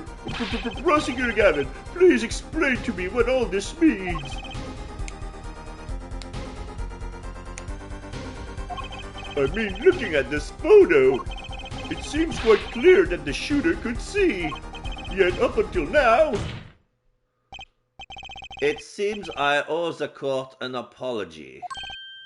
The Governors are a band with law enforcement ties, yet a murder occurred. During our concert, apparently this caused some confusion over jurisdiction. As a result, some reports were not filed in an entirely timely manner. I'm not sure I like the vibe I'm getting here. Hey, Apollo, look at him. Why is Prosecutor Gavin all relaxed and smiling like that? Like he knows something we don't, and he's about to tell us. I've got an idea. Let's rock! With these documents. But before that, I have a question for the Fräulein Detective, if I may. What? Tell me, why do you think that Machitobai is blind? What did he say? What are you saying? Of course he's blind. Of course.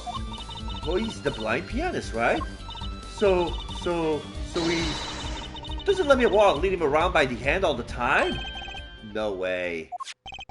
I have a report here on the defendant, Machitobai. According to this, Machitobai is a fake blind who can see perfectly well. What? I do not like that. His blindness was merely a publicity ploy by those clever Virginians. He can't see quite well. Objection! But you said... What did I say exactly?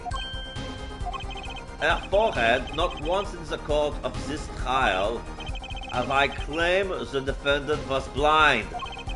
The only one who did was Fräulein Detective. But that's a significant fact, yes. Consider, Machitobai sees. And he was the only one who could have fled through the event. I see no problem with this. What about the bullet holes in the wall? Yeah, the bullet holes. I believe her forehead neatly explains those for us. He didn't miss because he couldn't see. It was the kickback from the 45 caliber revolver. A simple accident, in other words. How's that? I'm afraid your objection have just flown off from brighter skies. This is where the real fun begins, her forehead.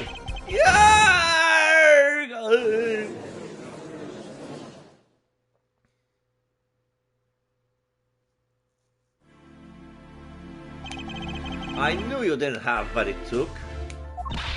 You jerk! Just what was I in here for? Comic relief? Yeah, apologize to her right now! Oh, sorry. That's no way to apologize! He's angered, choosy now, look out. If we could please end the bickering now. Whatever, I'm not leaving. I can't leave like this. I'll come up with some clue to solving this case if it kills me. But your testimony has already given us enough to convince the defendant. Ugh, don't say that. Aha! Aha, what? This bloodstain. The criminal tried to wipe it off, right? That seems to be what happened, yes. We might be able to find out what was really written there. Really? You can do that? Yeah, with luminol. That's right. With this. Yeah, this spray bottle. It's called luminol. Maybe you know of it. It's a chemical that reacts to blood. Ah, yeah. Have we done those tests yet? Aha! As if I'm going to tell you. The bloodstains cover sections of the carpet. In order to perform blood tests, that section was removed and submitted. Perhaps we should request it in here in court now? Right, go for it, Apollo. Huh? I have to do the test? Well, you just have to spray the luminol on it, simple. A chemical that reacts to blood? I've heard of this somewhere. Yes, I believe an analysis is called for. Have at it. Right, ready? It's easy as pie. Just press X to spray an area. Here, give it a try.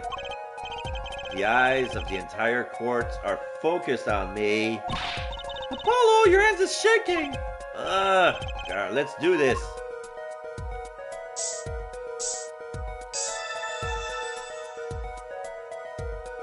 Looks like a serial number. IPYX 314206. Yeah, it works. It really works. This must be the power of science. It says IPXX 314206. Is that the killer's name? Maybe it is. If the killer was a robot. Aha! I have it. So what is it? I thought those letter IPXX looked familiar. This is an Interpol ID number. Interpol? You mean the International Police Agency? Yeah, most are undercover agents working to solve international crimes. But why would he write that number?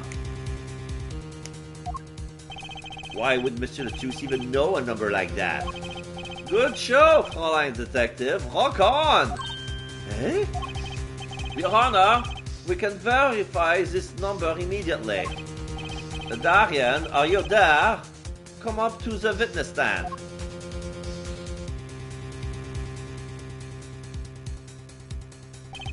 Darian, you heard what we need.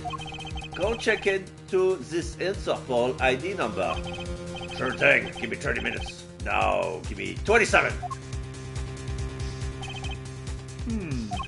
I'm not sure what to think of all this. The prosecution case is airtight, or so it seems. Yet if this number is really that of an Interpol agent... Oh, wait, I know. What if Machito Bai is really an undercover Interpol agent? That would be a possibility. A possibility, yes. And one that would mark him as the killer for certain. Why did Latouche know an Interpol ID number? That's what I want to know. Well, we have some time while we await Darian's report. Let's work on unraveling another mystery, shall we? A curious mystery concerning Machito Bai. What are you talking about? Fräulein Detective, please accept my apologies. I received word that the defendant could in fact see just before the trial began. It seems too much of a bother to tell you. You had me until that last bit. Thus, does this not raise a rather straightforward question? Well, sure. Why did Machi pretend he couldn't see? Exactly. It makes little sense. What do you think, Herr Forehead? Huh? Me? Machito Bai pretended he was blind. Do you know why? How could he know? Wait, Prosecutor Gavin knows why, doesn't he? He's known from the start of this trial. He's been leading us on the whole time. Something wrong? Do you think perhaps this is all some kind of game? No, that the moment I heard that report, I knew why. I suppose people have sold over a million records really are something else. What does that have to do with anything? There was a reason why Machito Bai pretended to be blind. But it wasn't for his own sake. Getting the picture now? It wasn't for himself. Okay, now I start to get it now. Remember what Romain Latouche said? He said, I'm cold. Then he said, witness. Then he took a breath. Then he said, can't see. And then he said, the witness is the siren. So at first, he was talking to himself. like I was cold. But we assumed that because he was losing blood that he couldn't see. But that was the whole sentence, because it was, the sentence has been cut into breathing because he has to breathe, and Apollo talked on top of him. But he was trying to say that the witness, the siren, couldn't see. So this is why Machitabai pretended to be blind. It's to hide the fact that La Miroir couldn't see. That's why she was lying about her testimony. Oh yeah, I saw the victim. No, she's blind. Well, Mr. Justice, can you present evidence that shows us why the defendant has to bring blindness? Show evidence? I haven't a clue. Can I prove that La Miroir was blind? Can I save? Yes, I can.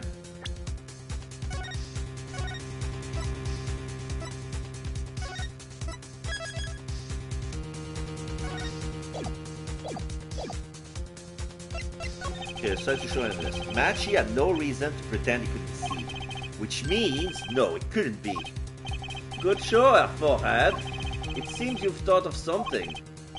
Why can't I figure these things out on my own? I hate having to take my cues from these guys. Very well, look at this. This is why he was pretending he couldn't see.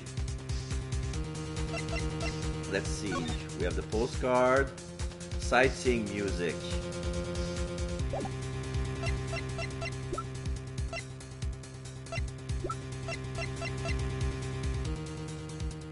I'm gonna go for that. Take that! That is La Miroir. La Miroir and Machitobai. Recall their relationship. In particular, their unique arrangement over the years before visiting our country. La Miroir and her pianist. They would always walk together, she leading him by the hand. Ah. Even when they got on stage, she would lead him to the piano. She would walk all the way over there with him. That's right, because he was blind. She led him at all times, never let him go. All times? Yet we have just learned something that makes their arrangement peculiar indeed. Machi could see. Why did they have to keep up this act the whole time? Well, wasn't it part of their performance? I think there's a simpler explanation. Machi did not need to be led by the hand at all. That can only mean one thing. Really? Really? It was all the other way around. The one who needed to be led by the hand was La Miroir. What's this? So you mean to say that La Miroir is... she's... Yes, Your Honor. La Miroir is blind. What? Rubble, rubble, rubble. Order, order, order! This is crazy! Prosecutor Gavin! Is it now? Please shed some sanity on this madness! The defense has made an outrageous claim! The only thing outrageous I see about the defense is his vast forehead. Yet I see it is not vast in vain this time. He's quite correct. But that makes no sense! Yeah, wasn't she supposed to be the landscape painter of sound or something?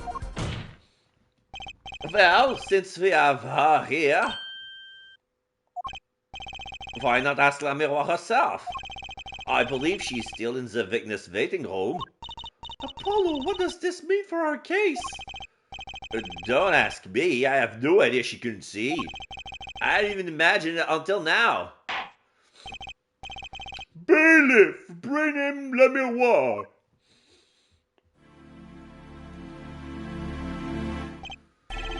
La Miroir, it pains me deeply to call you before us again in this way. And yet I must. Please, do not be concerned on my behalf. Those eyes, she really can't see, really? It is true. Hmm? How funny it is that a tiny lie born in the Borginian countryside would one day grow to entangle the entire world. So you are? Yes, as I mentioned before, I have no memory of the time before I became La Miroir. No to that my memory is behind in darkness. The word light has no meaning for La Miroir.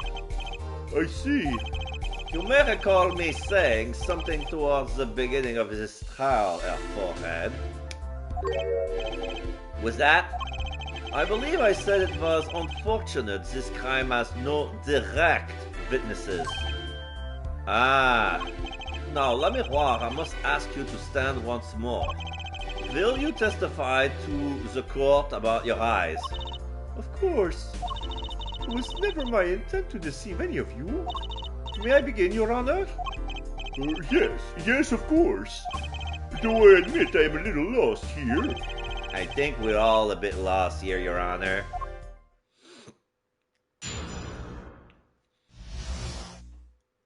La Miroir's eyes. I have no memory of the light. I debuted in the world of darkness and sound.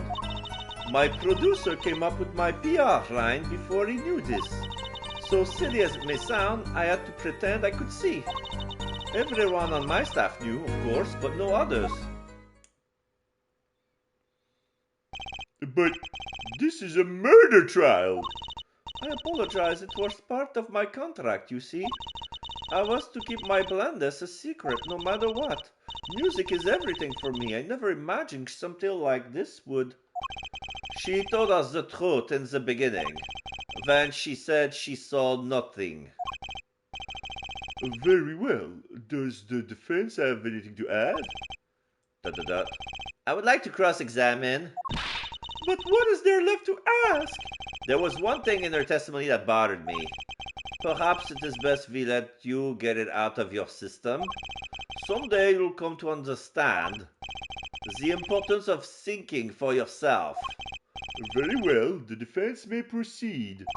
However, be aware this court will not tolerate any question deemed too stressful to the witness. Okay, there was only one part that bothered me. Just let me ask about that and I'll be happy. What's the bothersome part? Is this am I gonna be punished if I press on the wrong question? Just gonna be, I'm gonna be saving just to be sure.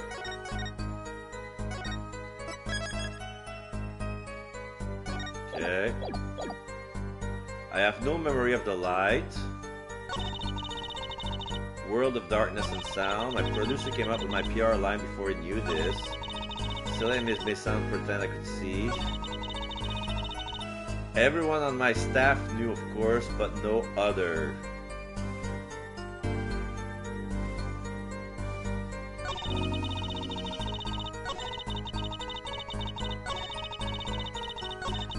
Okay, let's try this one.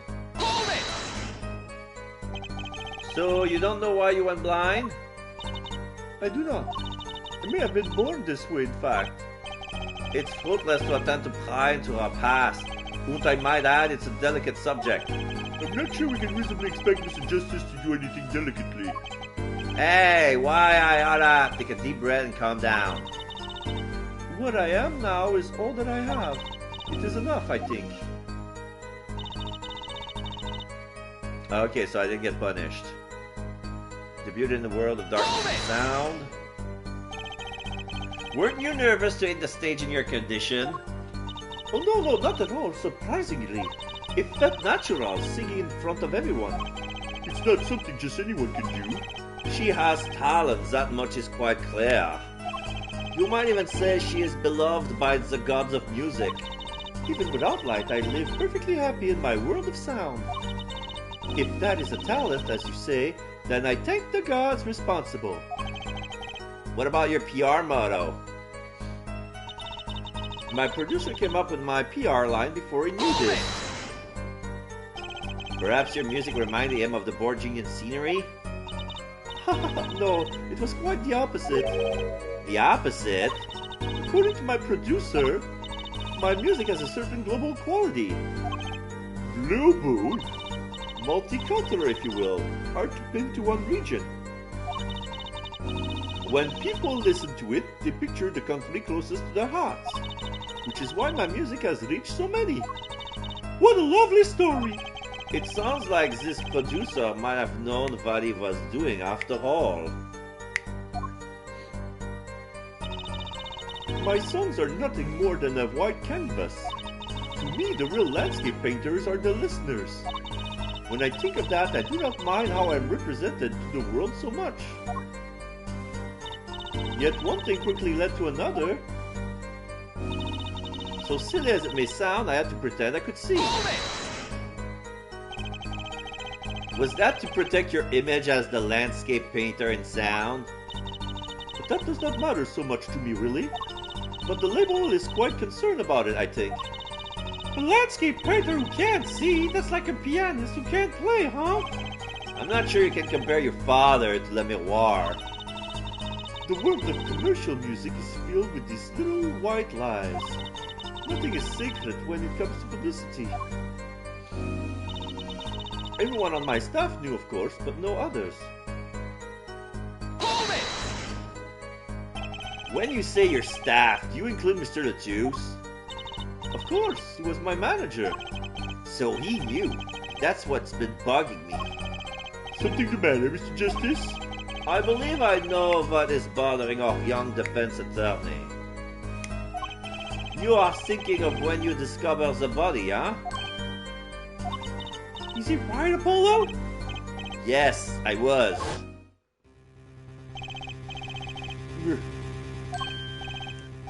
He's alive! Mr. Lettuce, can you hear me? Cold, so cold. Witness. You're cold? Don't worry, you're going to be fine. Help is on the way. Can't see. Hanging there, Mr. Lettuce. Tell me, who was the witness? The witness is Siren. Mr. Lettuce told me to ask the witness, and he named you. Exclamation mark. Why would he do that? He knew you were blind. I don't know. Tisk, tisk.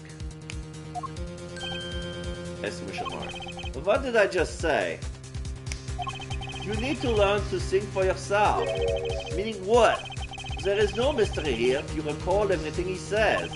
Think of his last words once more. The witness, Siren? We've heard them many times, along with a little play acting by our defense.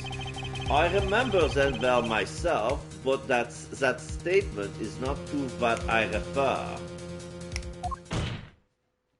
I mean what he said before that. Before? What came before that? Ah, that's right, he tried to tell you. When he said can't see, he wasn't talking about himself. He was talking about the witness. I see. Too bad the defense did not. Well, our forehead. Try relaxing and looking at the facts next time. First.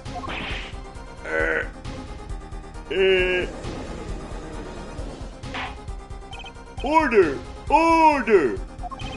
Recall La Miroir's earlier testimony.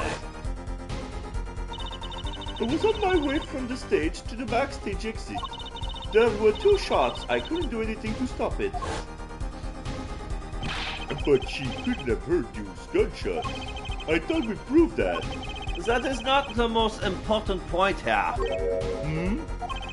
The moment he was shot, Mr. Lettuce witnessed her through that window. Why else would he have named her as the witness? Ah. But I really did hear them. Two gunshots. And the man's voice. Unfortunately, such a thing was impossible. The window was closed. We have already run a simulation, of course. But it was so clear. If I heard that voice again, I would know it in an instant. Oh, you know what I think? She heard it, but not through the window. She was having her headpiece, right? She heard it through the headpiece. So yeah, so it's one. The man that she heard is one of the performers on the stage. Your Honor, What is it, bailiff? Can't you see we're in session here? we have the result back from the investigation. The investigation? Ah, the Interpol numbers that Mr. Latouche left us. Oh, exclamation mark. Well, let's hear it. We will continue this cross-examination afterwards. Detective Crescent, your report, please.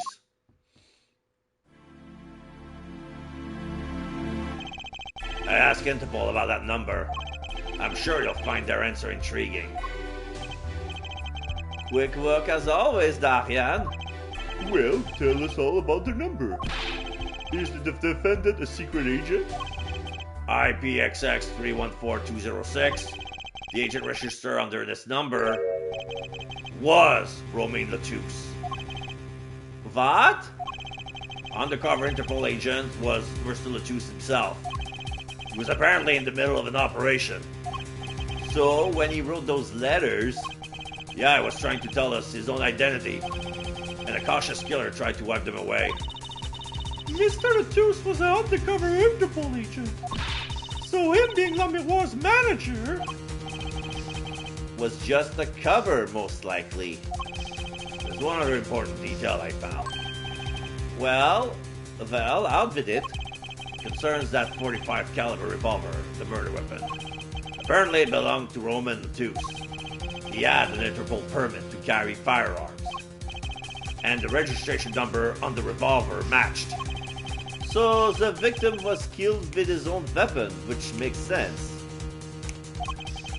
It's hard to imagine someone who wasn't an Interpol agent with such a large revolver. So the victim was an Interpol agent and an undercover cop. I wonder how that ties into everything. It's got to tie it somehow, you'd think. Yeah, somehow. Thanks for looking into that for us, Detective Crescent. It's a great help. Oh, no problem at all, Your Honor. I'll be heading out. Hold it! Lamiroir. Wait! Lamiroir, something the matter? That voice just now. Darian? Mr. Darian, is it? It was him! I am sure of it. It was him? You aren't saying... That voice I heard talking to Mr. Latouche when I heard the gunshot fired, it was him! It was Mr. Darian! Is this some kind of a joke? What? No way.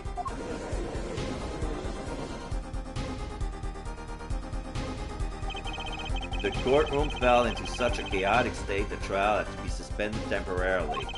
I never seen that happen before. Of course, it's not every day you get an accusation like that one. Lamiroir fingering Darian Crescent. Not only is he a guitarist, he's a detective. Could it really have been his voice Lamiroir heard? Things were changing fast, and frankly, I wasn't sure I could keep up with it. Hey, no whipping up now, Apollo! To be continued. Do you want to save? Yes, I want to save. So yeah, this is this follows with what I was thinking, that she probably heard Crescent's voice through his speaker, like that through the headset. Like he had a earpiece, and Crescent has an airset because he was talking on the stage. So let's see how it goes. Continue on to the next chapter. Yes.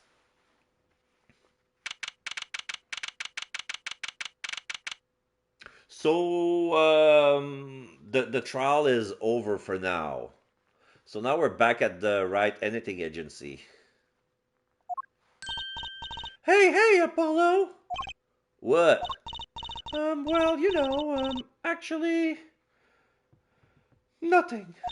I mean, something. Or maybe not. Out with it. The suspense is giving him an ulcer. Well, you know, the trial today, I was thinking. If you give it a score, what score would you give it? Score? Like a 6? I guess it would, maybe, well... I'm just as bad as you. See, it's so vague. Clearly. Machi avoided a guilty verdict, which is something. Though I can't say I'm any less confused about the case. Ask Interpol about that number. I'm sure you'll find their answer intriguing. IPX X314206. The agent registered under this number was Romain Letus. And the victim, Mr. Letus. Who would have guessed he was actually an undercover Interpol agent? What a mess. And we don't have any idea what he was investigating. Well, true, but we know who shot him now. The Miroir told the whole court. Wait, that voice just now. It was him. I am sure of it. That voice I heard talking to Mr. Letus when I heard the gunshot fired. It was him. It was Mr. Darien. It's another mystery, Apollo. I love mysteries. I know. Speaking of mysteries, what's Mr. Ripe up to? I wouldn't mind asking his opinion. Now that you mention it, I haven't seen Daddy around. What, he's some kind of stray that just wanders in and out of will? I wouldn't say that, but he has been going out a lot.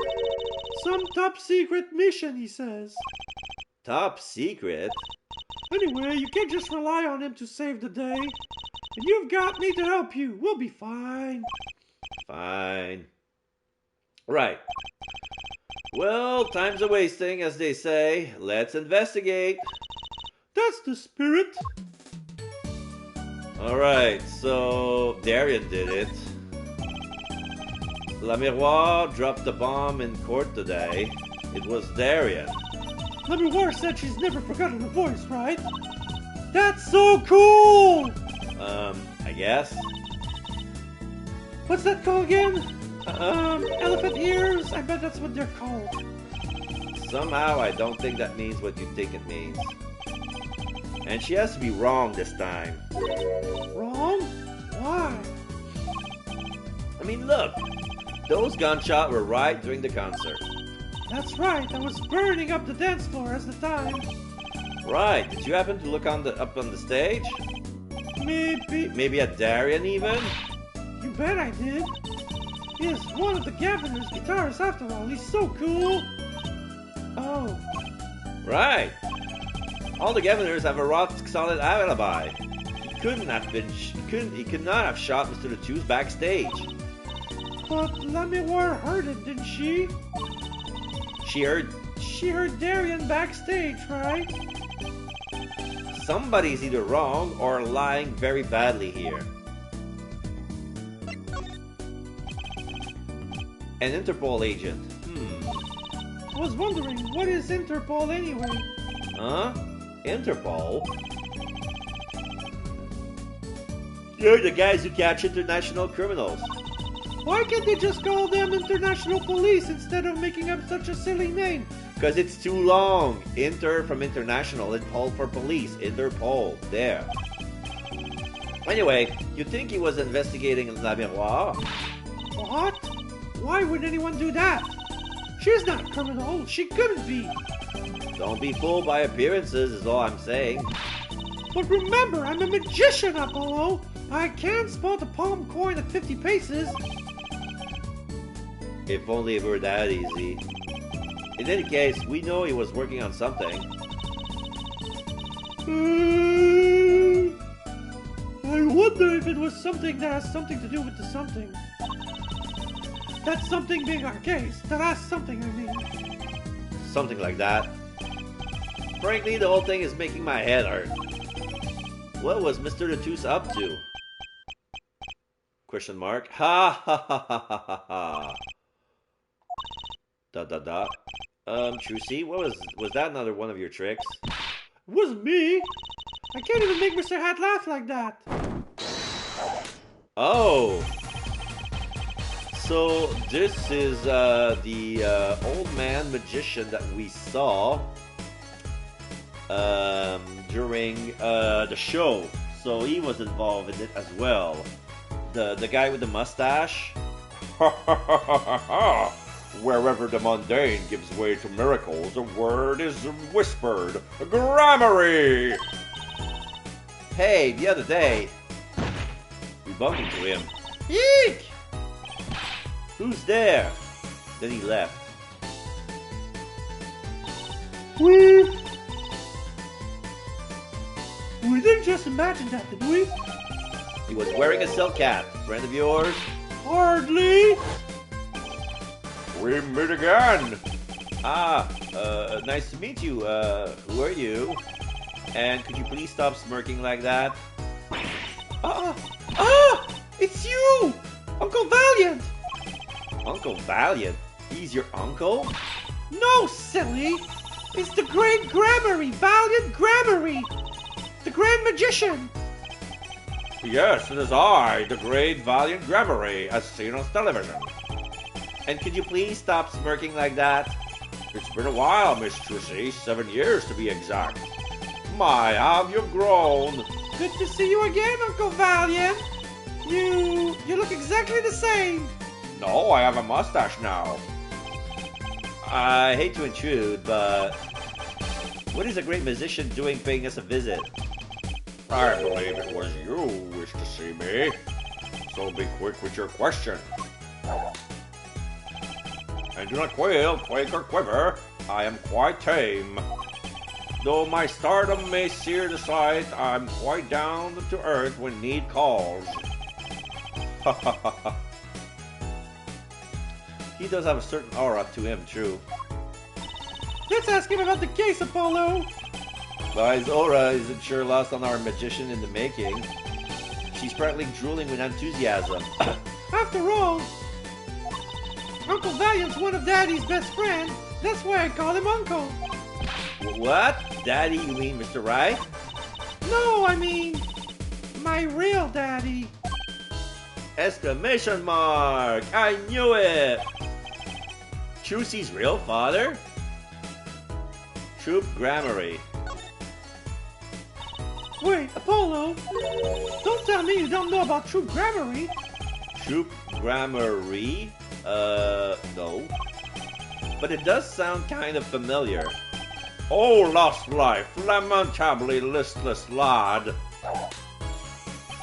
Do not know of the greatest troop of magicians on the planet. Valiant Gramarye, the name began to surface in my mind.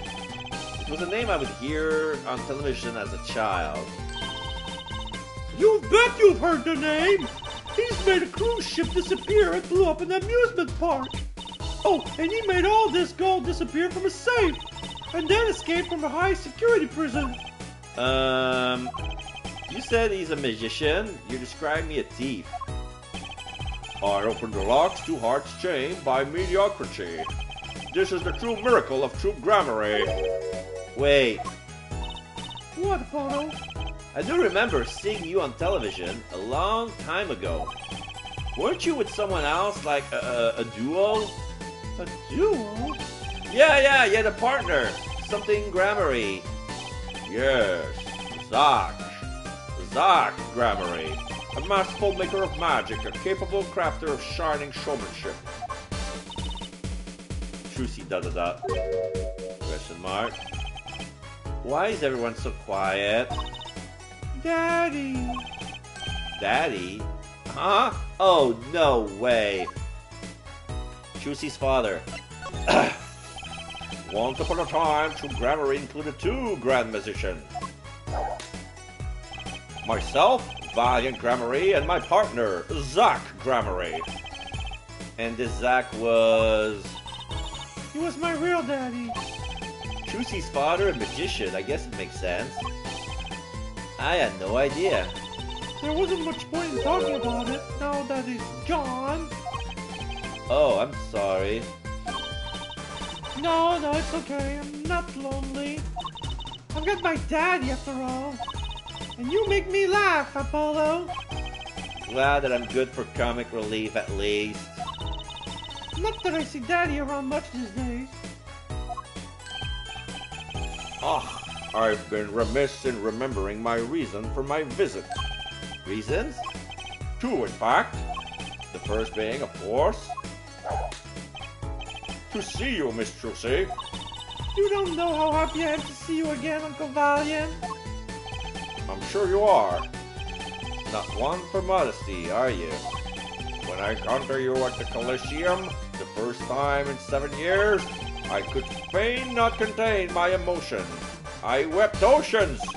And to learn you now defend that poor pianist, that blinded boy, was a hot topic of talk among the staff, you know.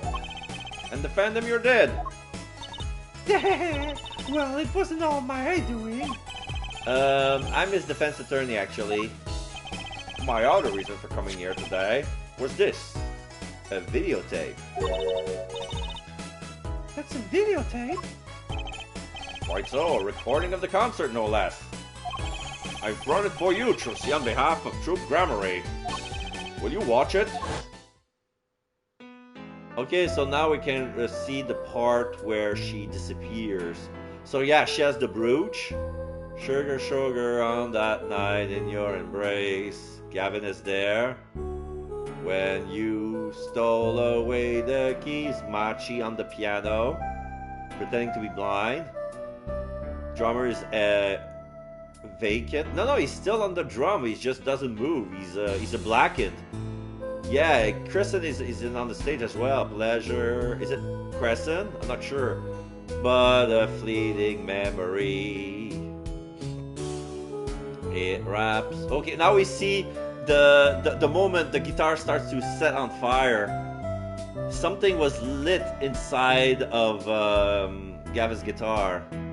So now he's gonna take the veil of La Miroir and rip it off. It is gone. Now it flows. Burning on in my heart. Fire. Guitar starts to be on fire. Burn my love away, all away. Like a bullet of love. Fire. Take my life away. And now she reappears. All the way, and the brooch, is it gone? Guitar. Let's see the close-up. Yeah, the brooch is gone. She lost the brooch during the transition. She disappeared. Like, there's a magic trick behind all of that. And probably that's the reason why Valiant is here. So now we see La Miroir. She had the brooch on stage. And then she vanished. There was probably a secret trap, the air vent, and she had to crawl there. And this is probably the air vent. Probably went atop of the session, so that's why she probably heard. Oh wait, that was during the second set. The gunshot happened during the third.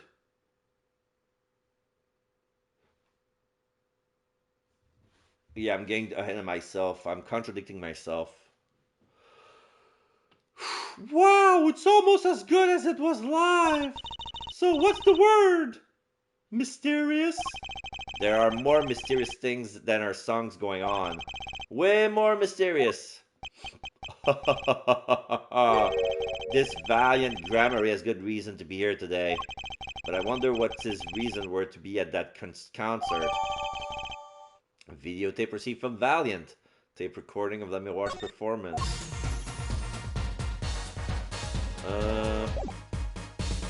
I want to present the tape to Valiant. So I was wondering, that stunt in the middle of the song there. I didn't see a stunt. What about La Miroir's vanishing and reappearing? Oh, that? I guess I'm so used to seeing that happen, I didn't even notice. So young to be so jaded. A simple sleight of hand, a petite prestidigitation.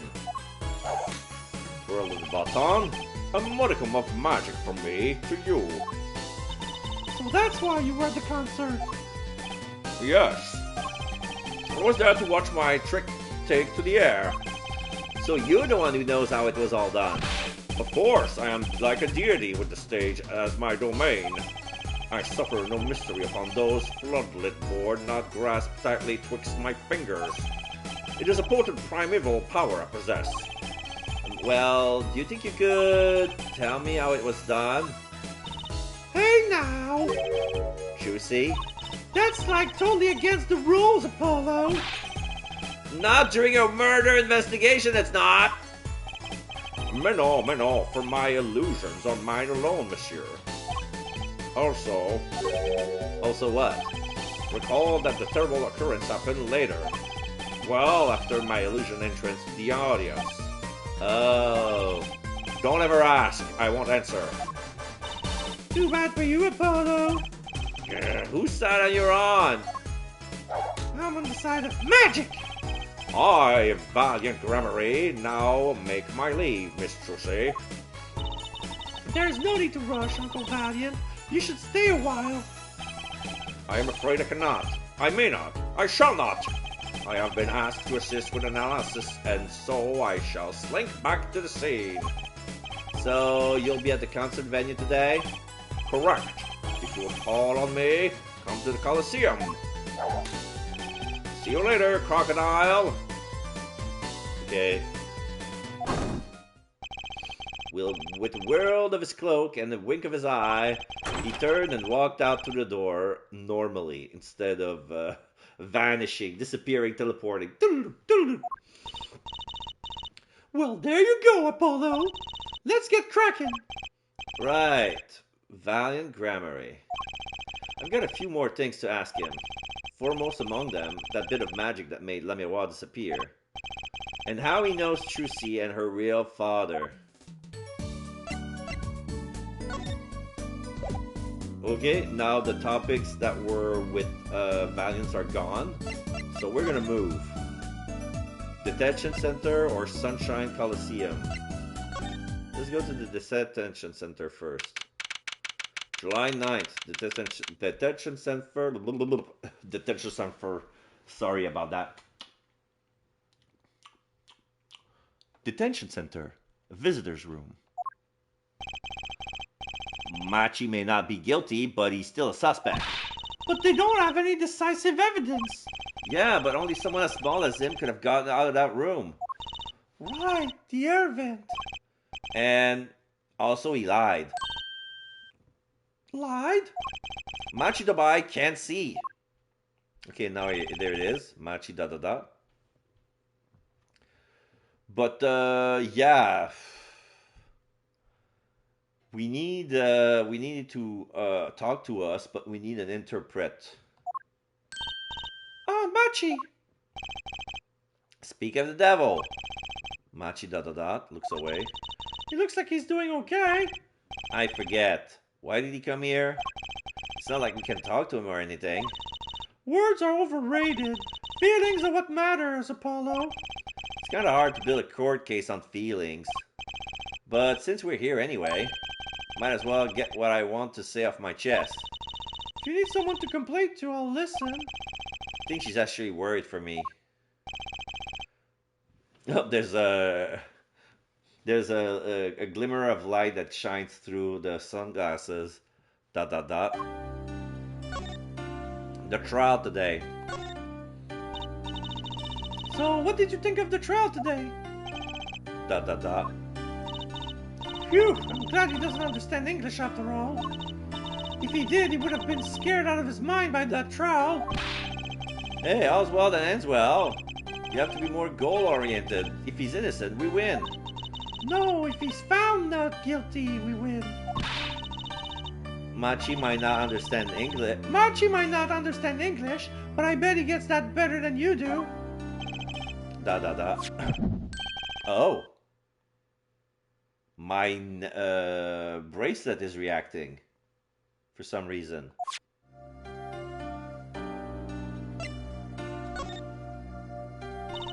I'm glad La Miroir testified. What a great person.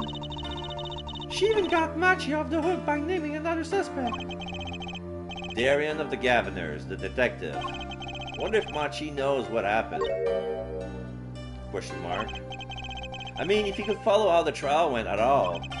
If no one told him there's a new suspect, how would he know? Hey. What is it, Apollo? No, it's nothing. ... I must be imagining it. Imagining what, Apollo? It's just, I couldn't help but feel that, I don't know. Machi. He doesn't understand what we're saying, right? How could he? He's a young Borginian. He doesn't speak English. Yeah, but my bracelet is reacting to him. Huh? Maybe it's malfunctioning?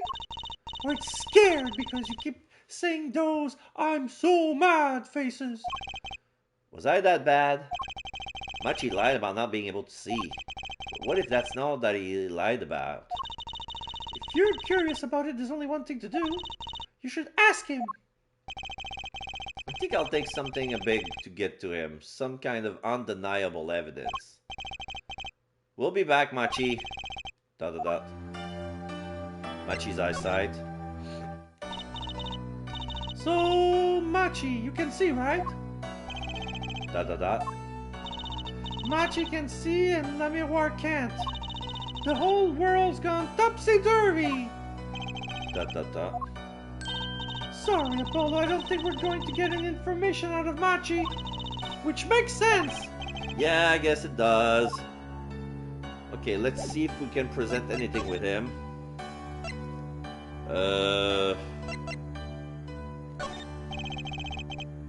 Click, click, dook, kalidook. I think he said... I'm sorry I cannot speak your language. You're very beautiful, fair maiden. This is why I never trust a translator.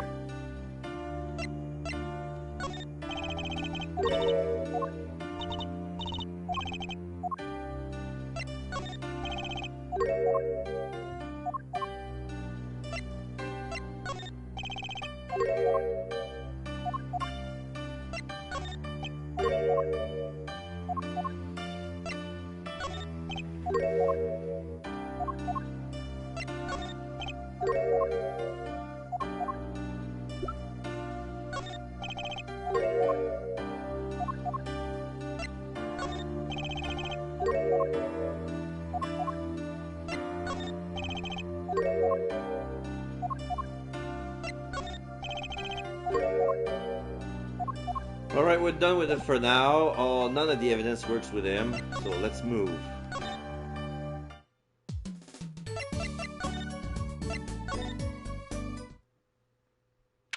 So now we're outside. Hello, blind pizza guy. How are you? Doing well. We just finished the first day of the trial of Machi Dopai, the pianist. Basically, this is episode 3, and our client is a blind Borginian pianist who's very young of age. Let's see how young it is. 14.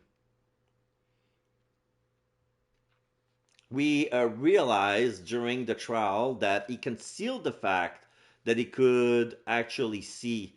And he did that to hide the fact that it was actually the singer he's always with, Lamiroir, who is in fact blind. Because she suffered from amnesia. She had, as far as she remembers, she was always blind. Like, there was probably an accident that she lost both her eyes and her memories. We have no idea what it is, but when all that she remembers is darkness and sound. So that's why she's like a seamstress of songs. She landscapes melodies with songs. So she says that the songs are like the white canvas, and the listeners are actually the painters, because her music reminds all the people who listens to that song that, oh, it reminds me of my country, my landscape. Like, it's inspiring. That's how she works. Right now, this is the second day. We've realized that she was a witness, but when she said that she didn't see anything, she was saying that she saw nothing. She was literally saying that she saw nothing because she was blind. But she heard a people with his manager, and she says that the man that she was the man that the victim was with was the lead guitar, Darian. He's working as a detective in Criminal Affairs Division 3. And oh, we also figured out that the victim is actually an undercover Interpol agent. Like the name that he written down with his blood that was eventually wiped out. With the luminol test, we figured out that it was his secret agent Interpol registration number. So basically, he was blowing his own cover with his last of his breath because he wanted people to know that he was killed while he was on mission. Like his cover was being Lamiroir's manager, but he was here on something else, like an international case, but we have no idea what yet. So now you're caught up with what's going on right now. And yeah, we also see a magician who's age 44, who's basically Trucy's uncle. Like the Valiant is related to Trucy's biological father who passed away. So yeah, Phoenix Wright is not her real dad. She's only adopted. You remember bits and pieces of the case. Great. All right. So now we're at the Sunshine Coliseum. It's daytime. It's still the Governor's tour, the Guilty as Charged tour. Summer of 20XX. There's a big van with the Governor logo. There's a blimp with the Governor logo. And some balloons carrying out a large banner that says, Guilty as Charged, Governor's tour, live tour. There's a Blue Badger mascot handing over balloons. There's a lot of people out there, and there's two booths that sells Governor's merch. It's a beautiful day outside. The Coliseum looks like one of those pagoda Shinto shrine, but made out of concrete and made to sit 100,000 people. And there's some color flag: red, green, yellow, blue, purple, pink. It looks like the UN at first, but no, it's not the UN. It cannot be the UN. Woo! What a great day! It's a perfect weather for sleuthing. The weather matters for an investigation? Don't some days just feel like magic days or defense days? Sure. Let's get started, shall we? Right on! Show us your stuff, Apollo! What stuff? Your voice training! This is the perfect place for it! Yeah, the Chords of Steel thing. Yeah, this is a good place to practice the Chords of Steel. I did enough at home, thanks. Aw, there's no need to be shy. Keep that up and you'll never make it on the big stage. I'm happy in the courtroom, thank you very much. I'm a lawyer. Then you're in luck because it's lawyer weather today. Don't you just want to face the blue sky and shout, "Objection!" Look, the weather has nothing to do with lawyers. Let's get going already. Okay, let's examine the place. Like the blimp. Look, a blimp! Those balloons next to it have sponsor ads on them. Let's see. Big sale, all shirt 50% off. Oh, it's an ad for the department store next door. That's all just going right over Apollo's head. Yeah, literally.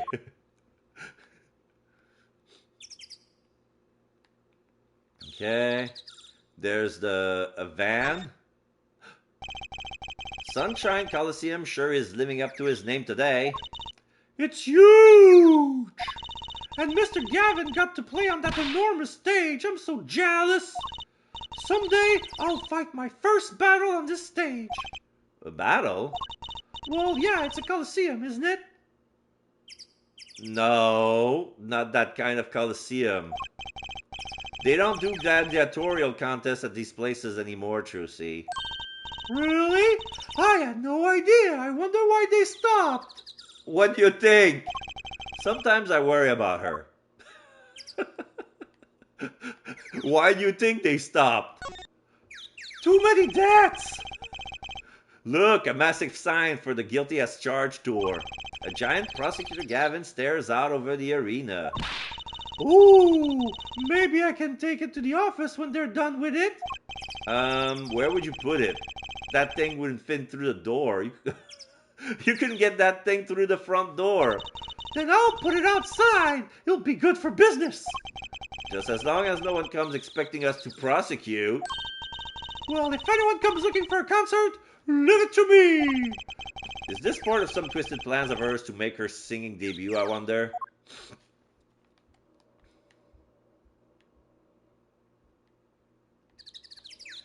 Oh, there's a blue badger. What's that creature there? Oh, that's the police mascot, the blue badger. Eh? It's life-size.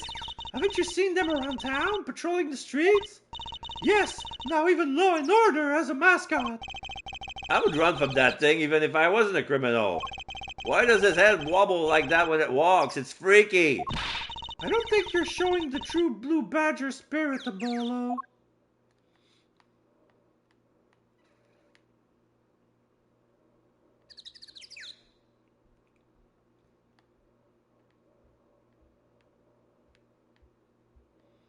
I think I'm done here. There's nothing for me here. Okay, let's go back to Write Anything Agency. Let's examine what's new here. Charlie the plant. Mr. Charlie the potted plant. Huh? His leaves are looking a little brown. Good morning, Mr. Charlie. Mr. Charlie, your leaves! Maybe we weren't giving him enough water. No, it must be stress. He's worried about the new recruit at the office. Hey, don't blame on me. You're watering him, right? It was Daddy started to water him this week. Mr. Wright has been away on his top secret mission now. Oh, I'm sorry, Mr. Charlie. This is all my fault. I'll water you soon, I promise.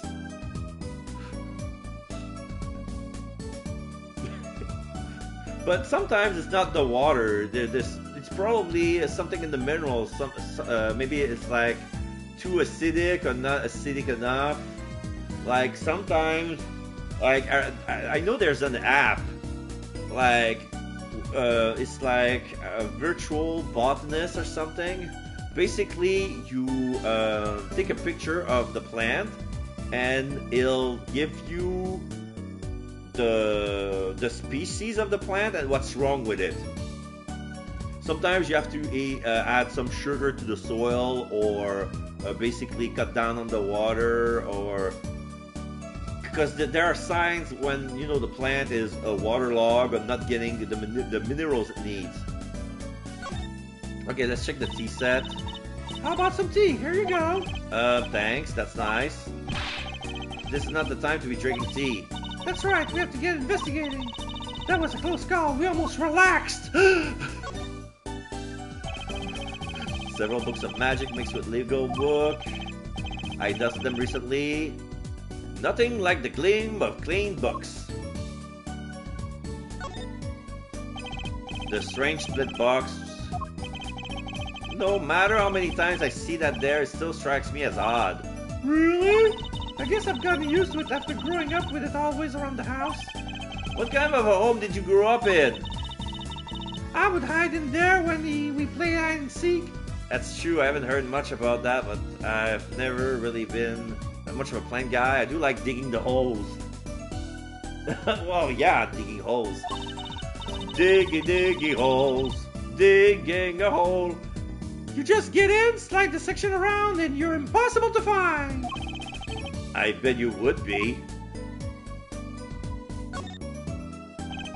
That's one of those hats you pull things out of, right? Of course, my hat's like a little universe. Bigger on the inside than on the outside. That reminds me of a sci-fi show I used to watch.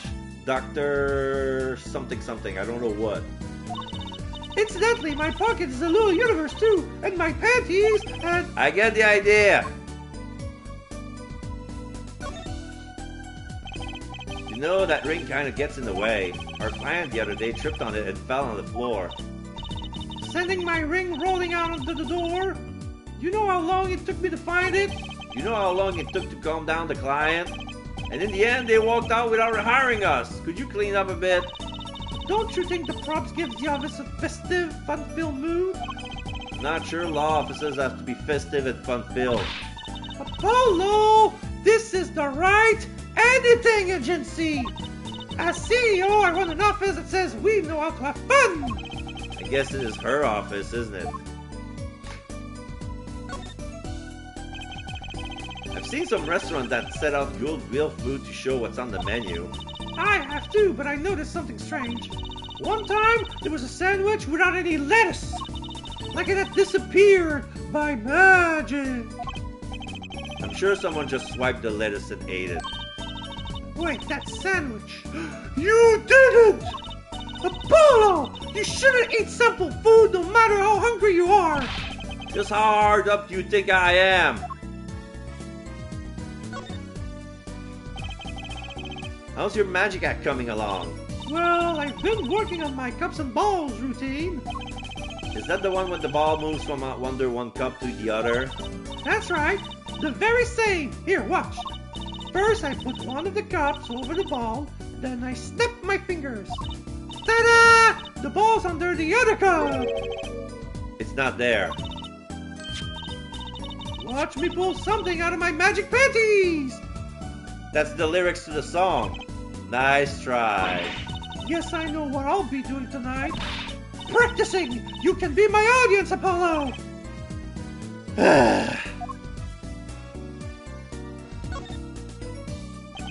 So this photo is of your father, Trucy. Someday I'll be as good a musician as Zach Grammary, you'll see. Oh, okay, so this is a picture of Zach Grammary. In black and white. No wonder she's so devoted to her art. You should have seen him on stage, Apollo. He made things disappear right and left. Poof, poof, poof. Until he even made himself disappear. And he never came back. That was 7 years ago. Cool, huh? Yeah. Is that how it really happened?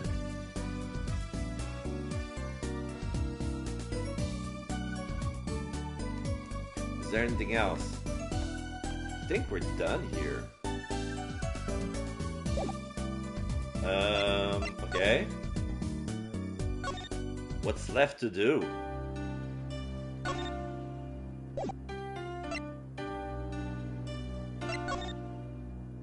I didn't get any new evidence.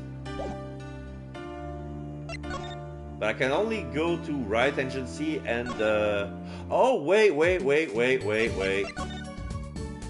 Sunshine Coliseum. Ah, I can go back to the backstage hallway. There you go. Now I'm in the backstage hallway. La Miroir is there. Ah, Mr. Attorney. La Miroir. I'm sorry about today. There is nothing you need to apologize for. You were merely defending Machi. Are you okay? Alone, I mean? Humans are blessed with 5 senses. Even robbed of one, we get by. Though it does make being a witness rather difficult. Speaking of seeing, you know who we were before we spotted you just now. And we weren't even talking. I heard your footsteps several times the day before. Oh, you must have great ears. Ears that heard the crime taking place. Or so she claims yesterday, but how? Okay, we can talk to her, the voice. That was quite a statement you made today in court. About hearing Darren Crescent's voice at the scene of the crime. I did not know his name, but I never forget a voice. Wait! La Miroir, is something the matter? That voice just now. It was him! I am sure of it. No way! As I said in court, I was on my way backstage from the stage. That is when I heard his voice. I'm guessing Darren and Mr. Lettuce were talking about something. The next moment, I heard those gunshots. Why didn't you call security? To be honest, though the noise was quite frightening, I never imagined the gunshot might be real. And I was in quite a hurry myself. I left the scene at once. So it really was Darian's voice that she heard. Yeah. At least she certainly thinks it was. Machi. I met Machi before my debut as La Miroir. I was singing in a restaurant in Virginia. And he was playing the piano? Yes. He was very kind to me when he learned I could not see. Is that when you started playing opposites? With Machi pretending he couldn't see? No, it wasn't then. That began after our major debut. After I became known as the landscape painter in sound. It must have been tough for Machi, pretending he couldn't see and all the while acting as your eyes. We held hands always. He would write with his finger on my palm to signal to me things I should know. He's a smart, gentle boy. I think I see what she's getting at. Machi would never harm a soul. Mr. Lettuce. About Mr. Lettuce. Ah, yes. He was an Interpol agent, I hear. So you had no idea? Of course not. No one did. I guess that's what it means to be undercover. But someone was after him. They had to know who he really was. But why did he pose as my manager? I do not understand. You have no idea? I can only assume that he was investigating me, but why? What makes you think that? Perhaps it is not so, but I cannot deny the possibility. Because of my condition. As my present is veiled in darkness, so too is my past clouded from memory. She tried to insinuate that she used to be a criminal, and then she got bumped on the head, she turned blind, lost her memories. Now, I don't remember anything, but apparently I was probably a bad person before. Clouded. Right. Darkness. The darkness that I feel is not the darkness that I see whenever I open my eyes. The real darkness lies in my heart. In your heart? I have no memory of the time before I became La Miroir. I awoke from darkness into darkness, you might say. I was singing in the restaurant those days. What was it that she said about not being able to remember the light? I do not know my past. Perhaps I committed some terrible crime in my past. Everything before becoming La Miroir is lost to me. But I don't think you... I can think of no other explanation. Why else would an agent of Interpol approach me? Do you think your past might be related to this case? No way! That seems really unlikely to me. I mean, you're such a sweet person, La Miroir. I thank you. Machi too tells me this often when I feel who I might have been. Okay, let's see. The tape. We took a look at your performance again. It was even better the second time. Thank you. That reminds me. That was an incredible illusion you pulled off. Oh, illusion? When you teleported from one stage to the other, remember? Is that what I was doing? I was being told to go there and there and there and there, and there I am. I was doing a magic trick? Yes. Apparently they hired a professional magician. Valiant Grammary. Who's wondering, do you think you could tell us how it was done? Oh, I'm afraid I cannot. I think I swore an oath or something. Mr. Grammary made me swear to never tell a soul. I was afraid of that. Hard to be a magician if you can't keep a secret, you know. Ah, I am reminded that I wish to speak to you about something. Yes? When I was walking this hallway before, I stumbled upon a small device of some kind. It was lying on the floor. The headpiece. A device? Maybe you mean this. That's been lying there since the day before yesterday. Yeah, might I touch it? I thought as much. What? What did you think? This is one of our headsets. Everyone on staff wears one during a concert. I wonder whose this is. We use it for communication. It will be quite inconvenient should it go missing. We'll hold on to it for you then. We'll give it to Prosecutor Gavin when we see him. Yes, that's best, thank you. So, can I put it on? Receiver transmitter for voice signal. All concert staff wore one. Headset attached to Trucy. Attach? I'm not some kind of robot, Apollo! Everyone on staff was wearing one of these headsets. This might warrant some further inquiry. I want to check it. Let's see. Is there anything special? Okay, so this is the earpiece. This is the mic. 10-4, that little buddy. This is Trucy reporting in, over. Why the sudden silence? No one answered. Don't be silly. What good is a receiver that doesn't receive? That's like Emma not performing forensic investigation. You make her sound like she's some kind of forensic investigation machine. Which is just silly. Unless she's a super high-tech android that runs on snackoos.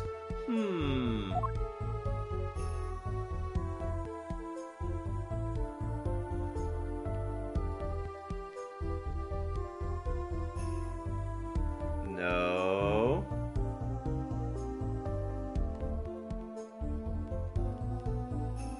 That's all I'm getting from that. There's nothing special.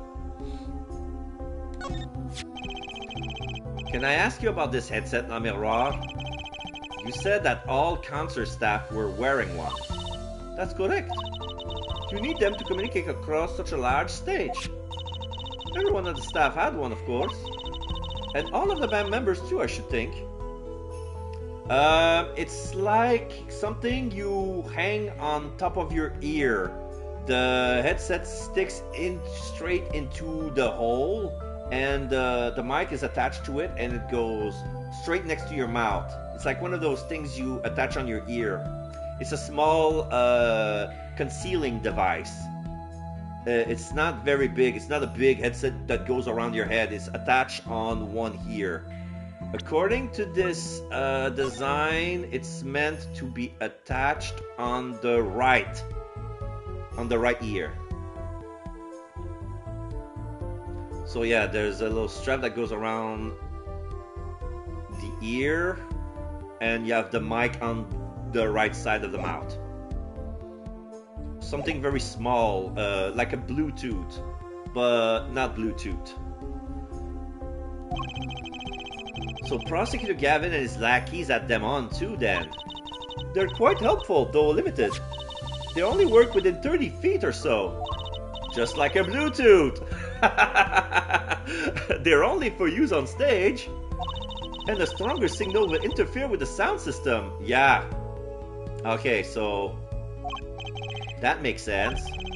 I think I know what you're talking about. I have something similar that except for mine got 2 microphones on it.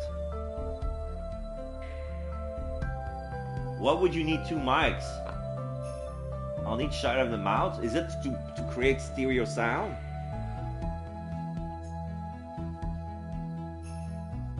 You'd think someone would notice if they dropped their only communication lifeline. So why was this one lying here?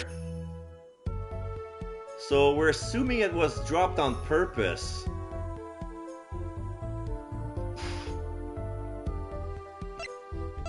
All concert staff wore one. 30-foot range. Okay, let's talk about the brooch. No. For studio recording, they are very, very high-end performance mics. They have a rubber piece that goes around the ear, and then they have the microphone on top of that. Okay, so yeah, it's quite similar.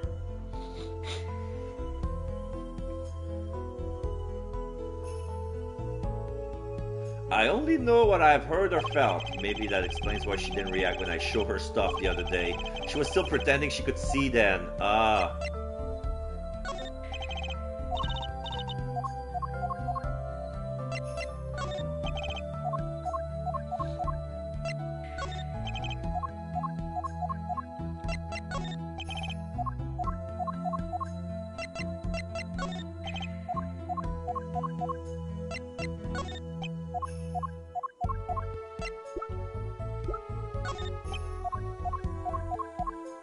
I would highly recommend them for recording audio in the field because it gives you a direct stereo response from the perspective of your own head.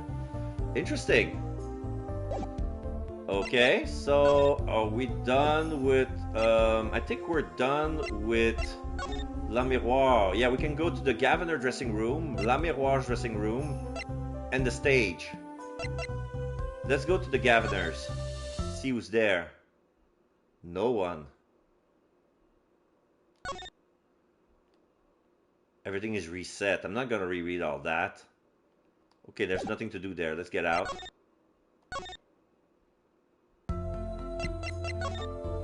Let's go to La Miroir, the scene of a crime. Yeah, there's something to do there. Who's there? No. Snack.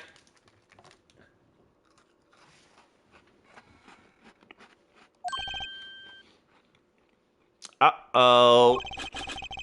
There's only one person I know can munch with such venom. What are you doing here? Hello, Emma. You're looking as grumpy as ever. Oh. Am I supposed to be happy? Still eating? She's overeating.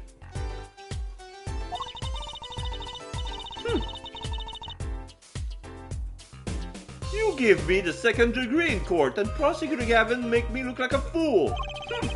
Pouting. You're talking about the blood-stained Mr. Latouche left? My department chief had a field day with that one. Even a blind person could see the shooter wasn't blind. Funny guy, huh? But that bloodstain helped uncover the biggest mystery of all. Now we know that Mr. Latouche was really with Interpol. We wouldn't have found that out without you. I suppose. Maybe that's why the chief gave me these after he was finished chewing me out. Snack. Said it was my reward.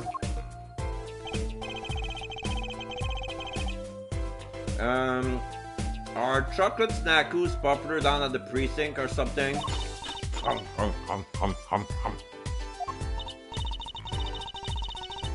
I was hoping we could check out the crime scene again. Be my guest, you're not going to find any clues in there. Though I did find something strange. Something strange? Okay. Trial today. I met my embarrassment quota for the year, that's for sure. Well, that's a good thing, isn't it? How? I mean, think about it. Now you don't have to be embarrassed about anything else all year! If only it worked that way. Just bugs me to think that little kid outsmarted me. I'm gonna have to take a sip.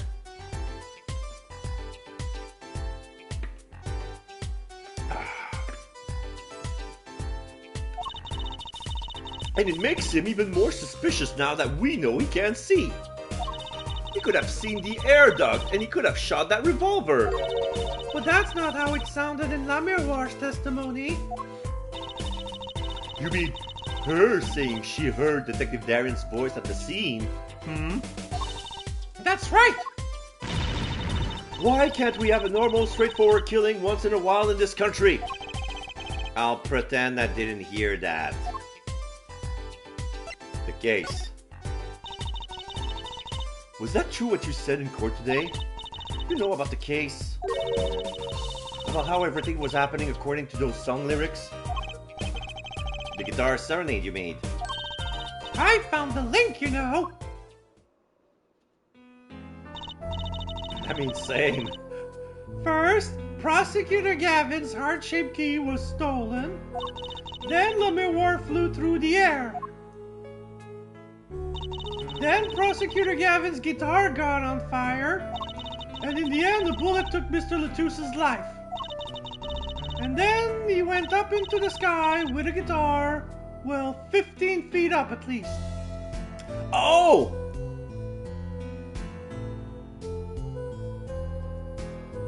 Okay! Okay, I just figured something out. There's the proof right there. It's chronological. We assume that the murder happened during the third act. There were gunshots during the third act, and when we entered the room, he was dead. But there was so much inconsistency with Le Miroir's statement. I believe the murder happened in the order of events that are as they're described in the song. So I think the murder happened while Le Miroir was on stage, and she witnessed it while she was doing the magic trick.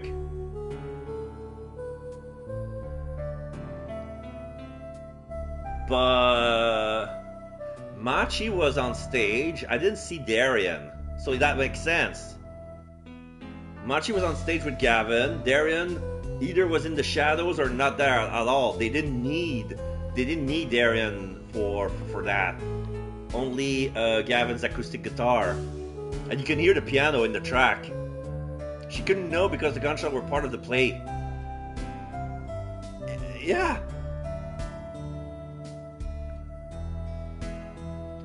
He went up into the sky with a guitar 15 feet up at least.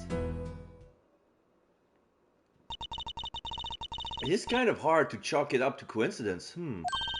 I know! And I found it! You think the same person did all of this? Don't ask me, I didn't do it. Neither did I. I couldn't fit through that air vent anyway. What? You don't think I did it? Sometimes I worry about that girl. Yeah, it couldn't have been her. She was in the crowd. She was witnessing the stage, and along with Apollo, she was in the crowd. She was attending the show. Something strange. What's that? Something strange. So what did you find? It's so little. I must have passed over it yesterday.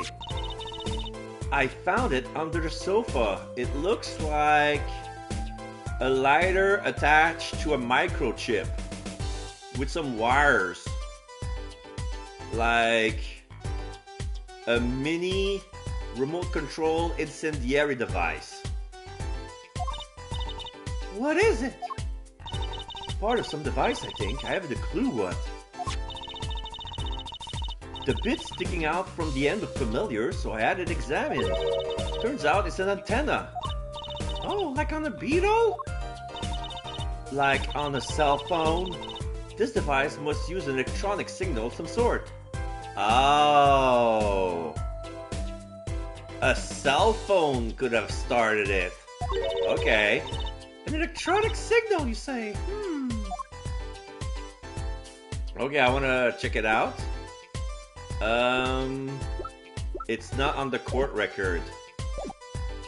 Shit. Where did you find it? She said she found it on the sofa. Can I find it? There's the bouquet. Shooter must have used that to climb up the vent. Oh, I clicked on the step ladder. All this tragedy because someone left a step ladder here. I don't think Mr. Latus was shot because of the ladder. You think it was Maki?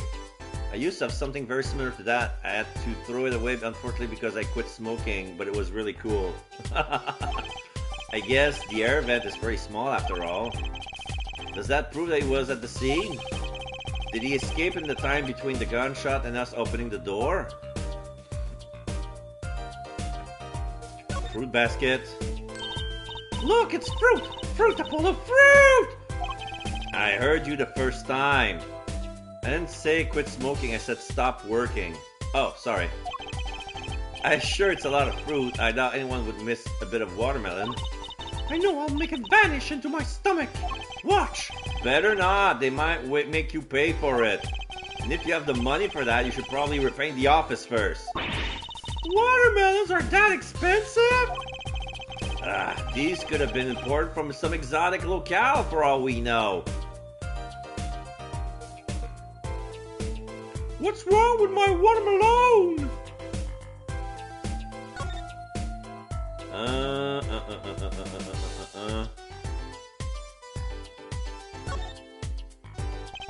This was the window where La Miroir saw, air quote, the crime from.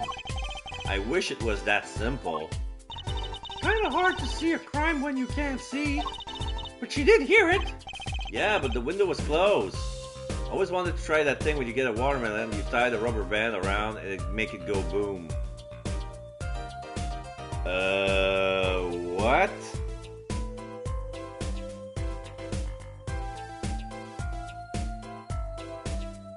A rubber band that would squash the watermelon? That takes a lot of tensile strength to crush that. The window was closed. Maybe she heard it some other way. She must have. This is the gifts. A stack of presents for La Miroir. Stars always get the biggest presents. It's the tension from the rubber band around the watermelon, and what it does, it stretches the inside so it causes it to explode. Okay, I didn't see that. You know, you could give me a present, Apollo. Here, have a piece of candy. Gee, thanks! She must not get a lot of presents, poor girl. So this is a perm dryer. That's one of those permanent dryers you see in hair salons. Is that what they're really called? Permanent dryers? Do I look like a beautician? I just know they dry your hair and give you a permanent. It just doesn't sound very glamorous, you know? Okay, how about a perm machine? Or you could go more simple, like permer. This is a bad game, picking up official names for things. Not that it makes the name actually official or anything. A permer. Seeing these mirrors lined up like that makes me think I'm really in the dressing room. Look at all that makeup. All I know is they sure don't make They sure don't make for much of a clue. I guess she's not into makeup yet.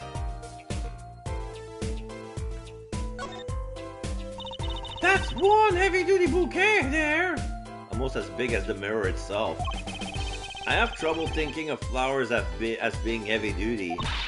But they call lots of things heavy-duty. Not flowers, they don't. What about a heavy scent?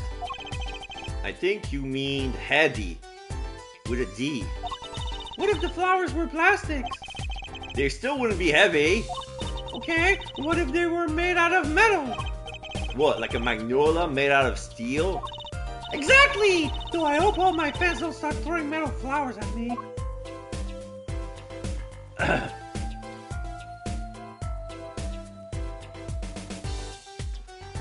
What's this? Ah, okay, so this is the piece of the carpet that they cut to get the luminol sample.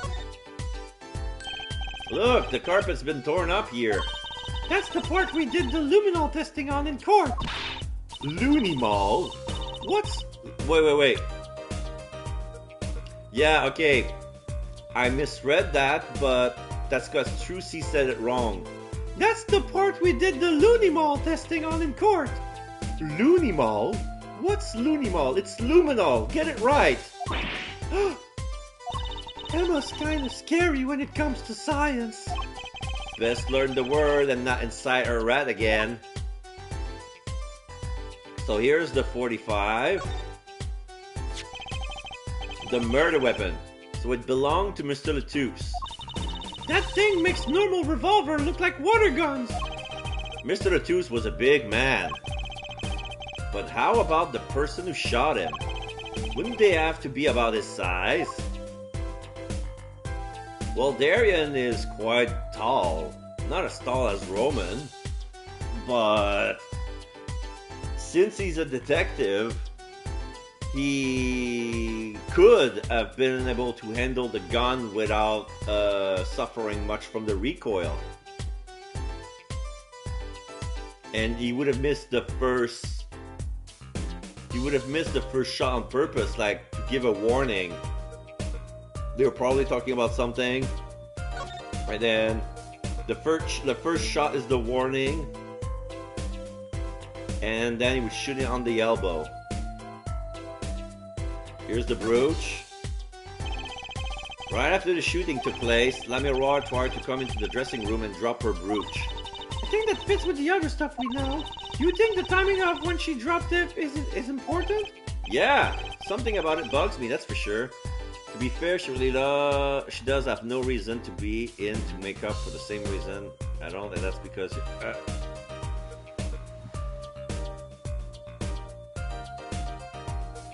You're gonna care what you look like and you'd rather not go through the trouble making yourself look nice for everybody else. More effort than necessarily needs to be. You're talking about the makeup?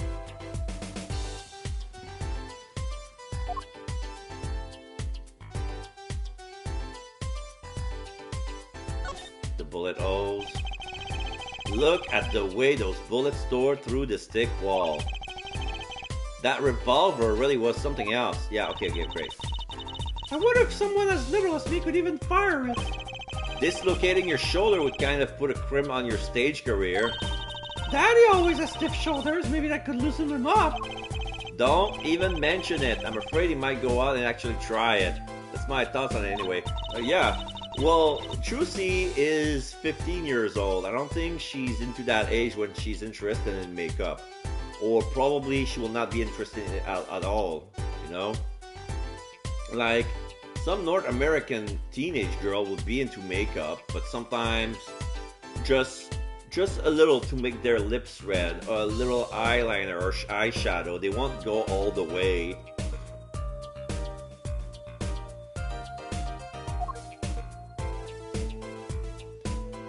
She's at the exact age where you would be interested in that.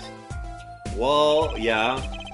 But I guess she was born into the magician's world. So, yeah, if she would put on makeup, it's probably foundation for the stage. And that would be it.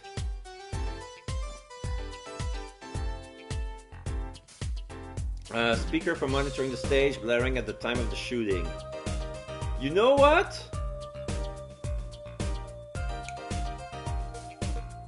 The gunshot that we heard, we probably heard it through the speakers.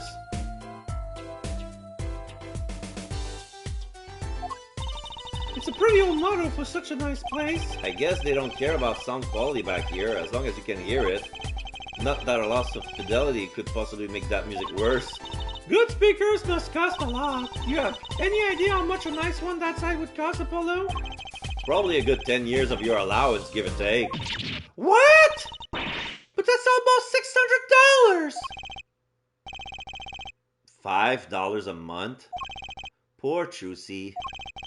Wait till she finds out you need to buy 2 speakers for a stereo. Trucy's woes. Having learned about Trucy's monthly allowance is in episode 3. Okay, I just unlocked a trophy. Apollo is not wrong about the PA system speakers are ridiculously expensive. Yes! That's the air vent with Machitobai's fingerprints. What's with the frown? Can't the girl frown anymore? Is that a crime? No, of course not. I just meant... Machitobai's fingerprints are on that air vent. Why would his fingerprints be on there if he wasn't the shooter? That's not a question I want to have an answer in court. That's not a question I want to have to answer in court. Hey, wipe that frown off your face. One stick in the mud for crime scene, please. guess girls can frown, but defense attorney can't.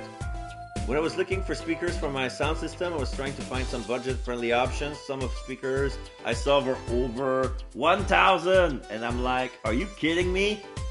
Yeah, and you have to think that $600 for one speaker back in 2007. Think about that.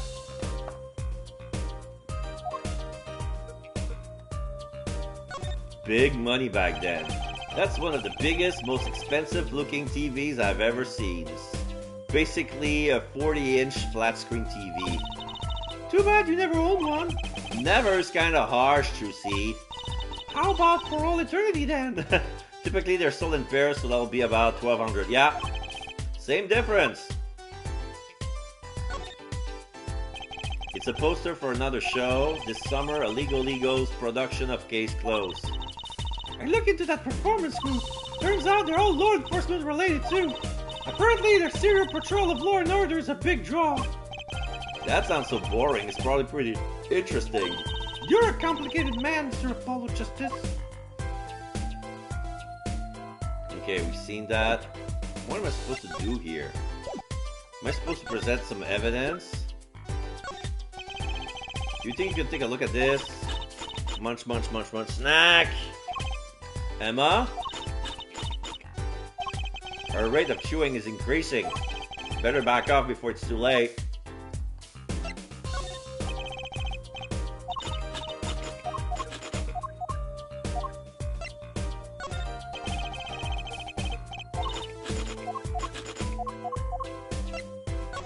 Oop.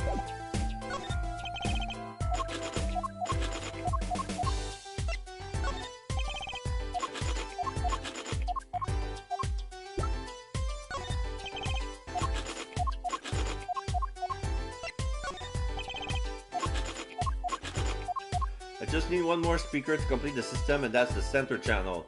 I found one that I want. It's like 119. So I'm gonna have to wait a bit. Wait, $119 for one center speaker?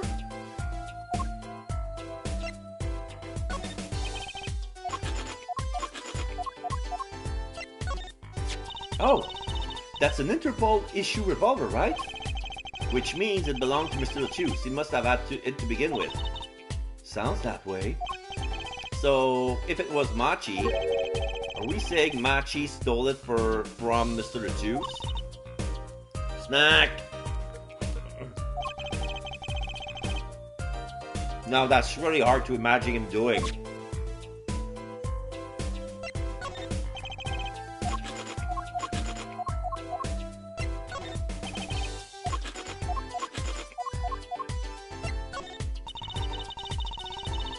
Why did they have to commit their crime according to the song? Seems like it would be more trouble than it's worth. Maybe they were trying to throw off the investigation? That's certainly possible, but risky, don't you think? Just scaring someone as big as Mr. Lachuse would be tough enough. Snack!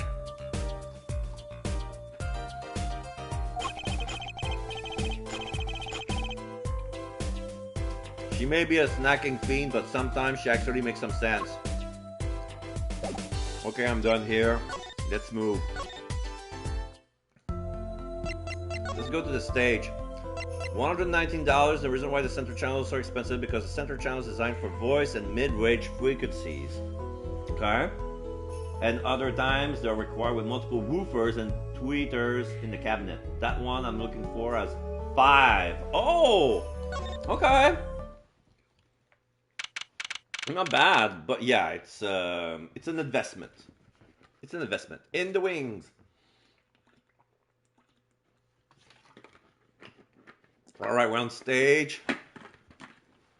I see guitars. I see the drums. There's the platform that could rise. I see the piano and the mix board. That song, isn't that the one Lemira was singing?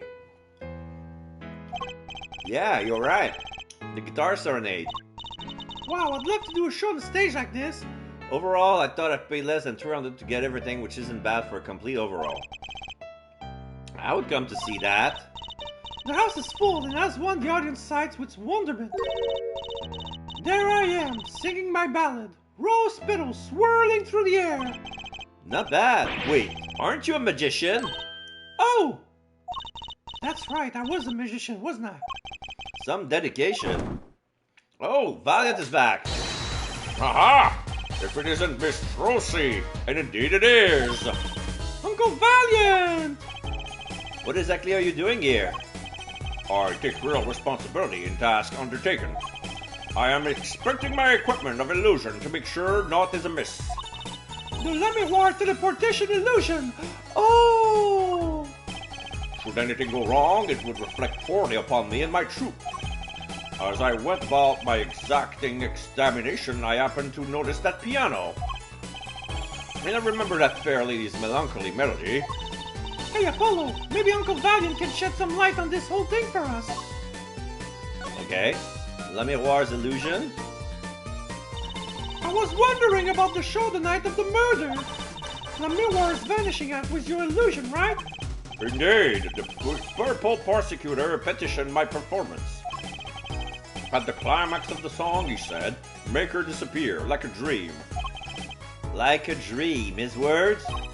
Yet, what can I work with on the stage meant for musical endeavors?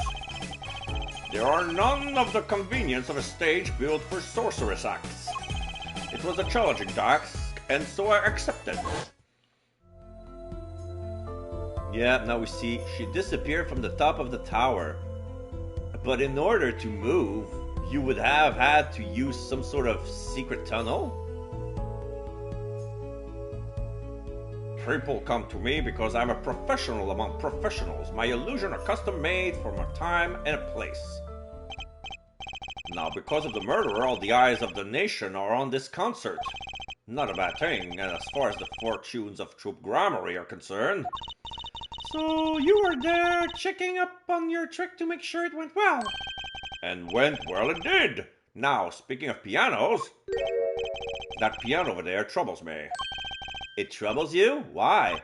Why? Why do you ask why? I think it's probably quicker if I just go check it on myself. Thanks. Okay, I'm gonna check the piano. What's wrong with the piano? That's one big piano. I've never actually played one before. You should get Mr. Wright to teach you sometime. Yeah, there's a piano at the Wright Anything agencies, but it's never been used because the keyboard lid is closed and all magic props are on top of it. This grand piano, however, is very big. Takes a lot of space. Nah, that's no good. He cannot play either. I kind of feel bad for the guy now. Maybe now's my big chance. Stand back. This could be the debut of a prodigy. One of the note felt odd. She was just stroking all the keys, but one of the key felt wrong. Ew!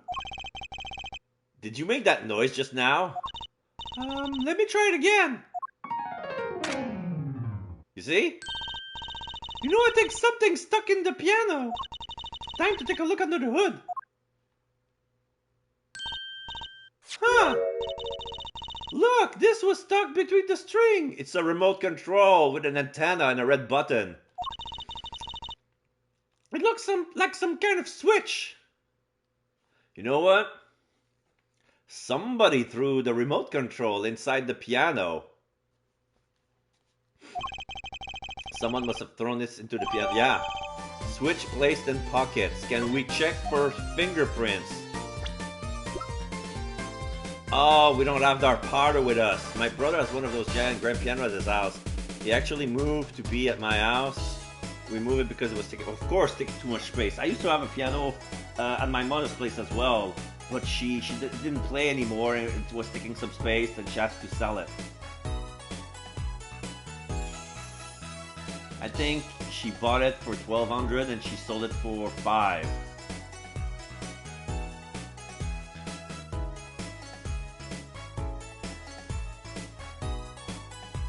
Yeah.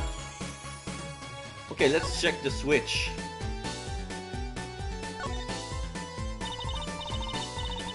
This switch sitting here, tempting me to push it. Don't. You might blow up the whole Coliseum. That's not bad. I don't know how much my grandma paid for that grand. But it wasn't a grand piano. It was just a regular standing piano. The same model as the one that's there's at Phoenix Place. Apollo, please! To think that every strange switch triggers a bomb. Oh. Okay, I'm gonna reread that. This switch sitting here, tempting me to push it. Don't! You might blow up the whole Coliseum. Apollo, please! To think that every strange switch triggers a bomb. That kind of old-fashioned crimes drama thinking doesn't cut it in our busy times. Alright, Juicy PI, please enlighten me. What do you think this switch does?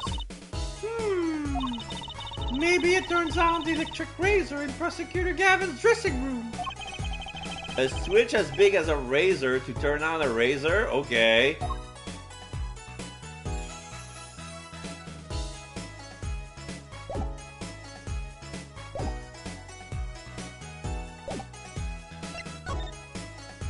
Troop Grammary. Mom was an actual grand piano. I don't know how my grandma paid it for it, but it was a true grand piano. Right. Usually they go around $4,500 back then. I know what you're thinking in that head of yours. Grammary, yes, you say. I recall seeing him on television. Something of that sort. Actually, yes, you're right.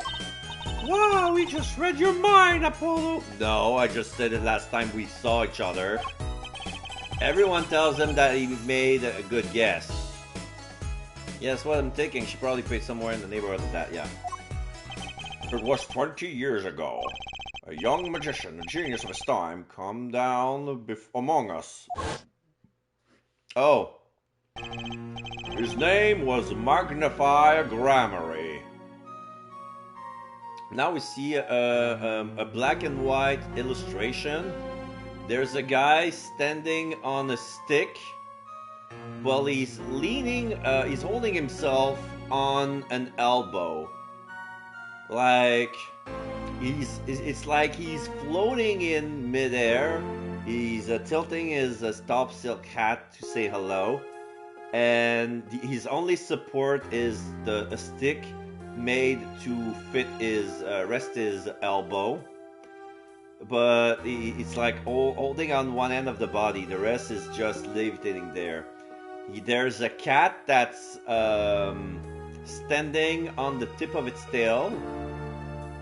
A turtle that's doing a handstand but standing on the tip of its nose. An elephant doing the same thing as Magnify, standing on the tip of its trunk.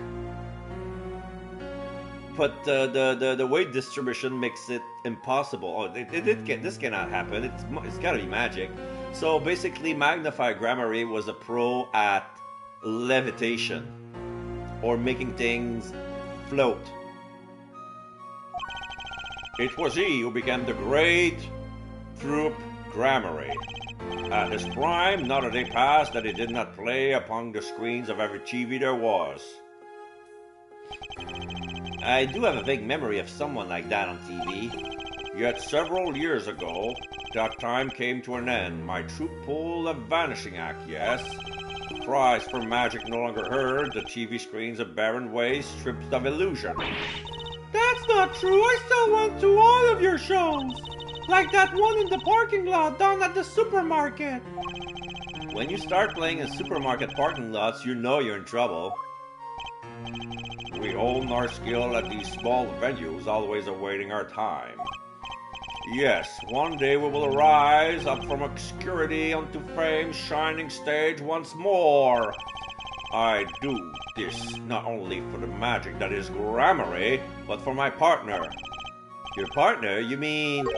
Yes, Zach Grammary. Chusi's father. Before it disappeared 7 years ago. There was no name higher than Grammary in show business circles. None! I will see us return to glory. I, Valiant Gramarye. Valiant and Zack. Our founder, Magnified Gramarye, was truly of genius, a worker of miracles. I'll never forget the one I saw when I was little. How he made that whole jumbo jet go, What happened to that jet again? Apparently, someone doesn't remember it as well as they thought. Of all the would-be magicians who came to his door, only Zack and I had the talent. In no time at all, Valiant and Zack were the shining stars in the Gramarye crown. Cool, huh? And Zack Gramarye was my daddy! Now that Magnified Zack are gone, I have but one wish. Let it be I, Valiant Gramarye, who brings the Gramarye miracle back to the big stage. I'm rooting for you! Miss Trucy, you cannot grow up quick enough. I need your skill by my side. One skill coming up! How do we manage to get off the topic of the case so quickly at the time? All the time. Okay, so let's ask about the Switch. Words cannot express my shock and chagrin. All I can see before me is this stage, and me upon it. Nothing smaller, nothing less radiant catches my eyes. True, you're getting on in years. Not much time left to make your mark, huh? This is not how I was saying it. So he doesn't care about what I have to show him. I get the point.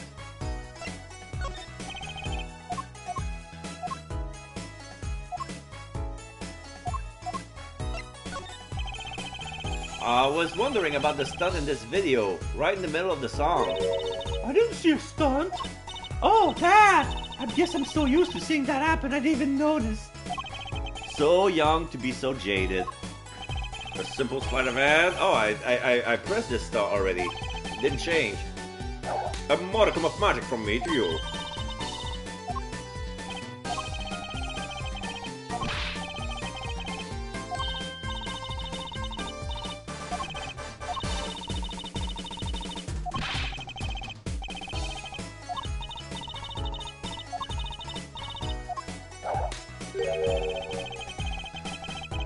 It is against all that is sacred to inquire as to how a trick is performed.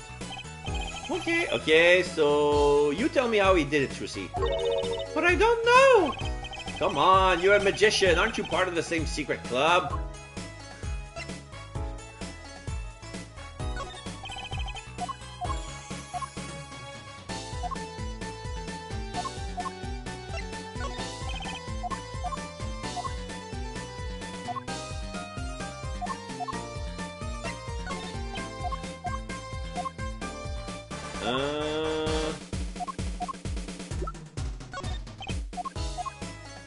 If nothing else, I guess they want me to return to the detention center and present the Switch to Machi, see if we get a response out of him. Let's see. Pardon me? I have no money if that's what you want. No, we're not trying to... This is not a stick-up. No, I was just... never mind. The way he looked at the revolver, what was that? It was almost as if he had seen one before. Maybe he wasn't too happy about it.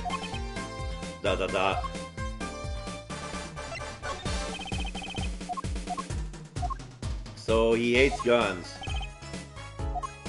Or maybe a magic trick involving guns went wrong.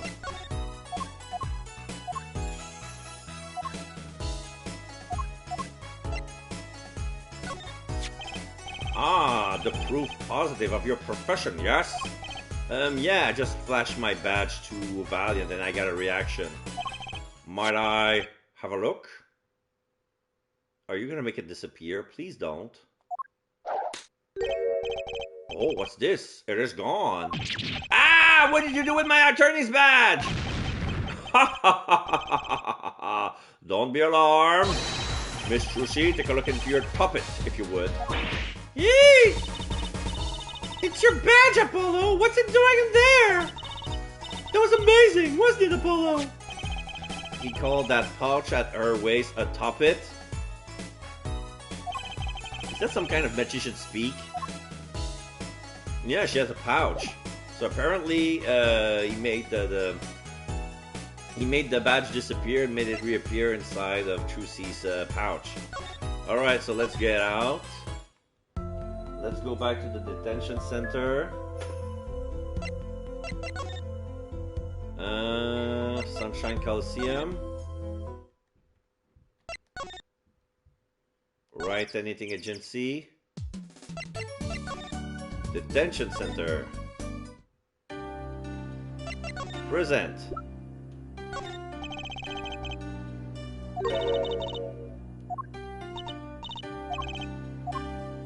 No.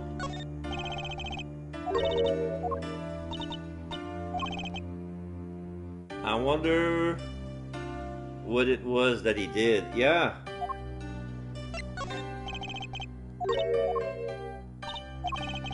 Oh. No. So nothing. I got 3 more pieces of evidence that I didn't get a reaction. Okay, where am I going now?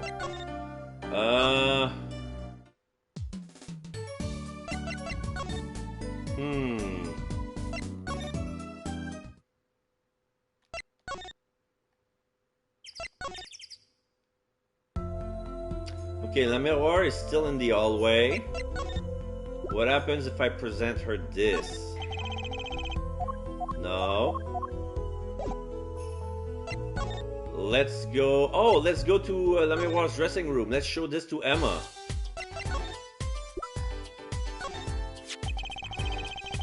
Do you think you could take a look at this?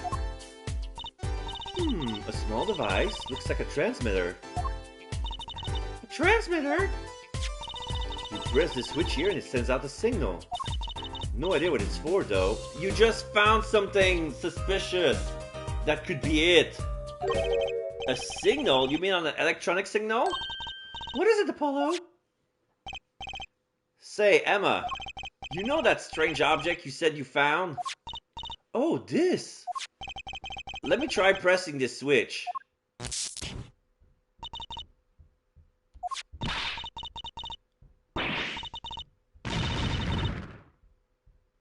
Ouch! It's on fire! Emma's device is on fire! I knew it. You press the switch and it made the lighter go boom.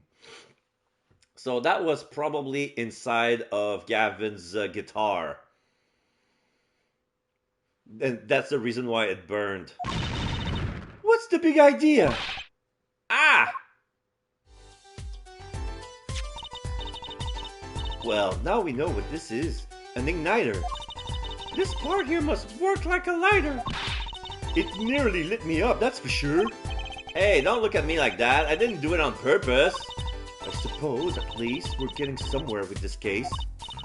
Hey, Apollo. Let's ask Emma about this switch. Now that she has some first-hand experience. Yeah, that was shocking.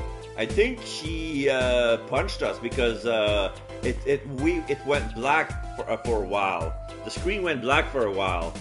So I think that Emma punched us in the face for that. Okay, now we can ask her about the switch. What are you trying to do? Burn me alive? Come on, it was just a few sparks. Says you. You were the one holding it. There's enough sparks flying around here just with you two talking. Anyway, now we know that this is a remote for an igniter. Let me see that for a second. Well, this is definitely a little transmitter. The signal's weak, probably only reaches 30 feet. A transmitter, huh? Remote trigger updated in the court record. Incidentally, if you look at a cross-section diagram of the stage area...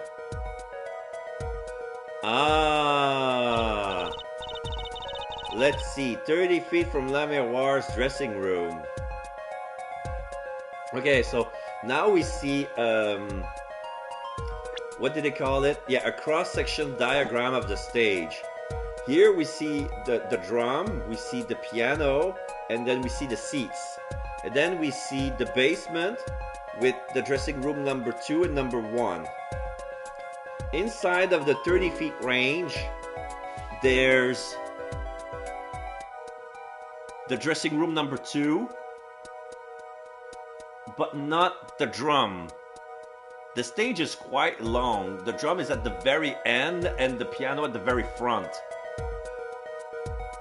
So the stage of itself, it's like 50 to 60 feet long.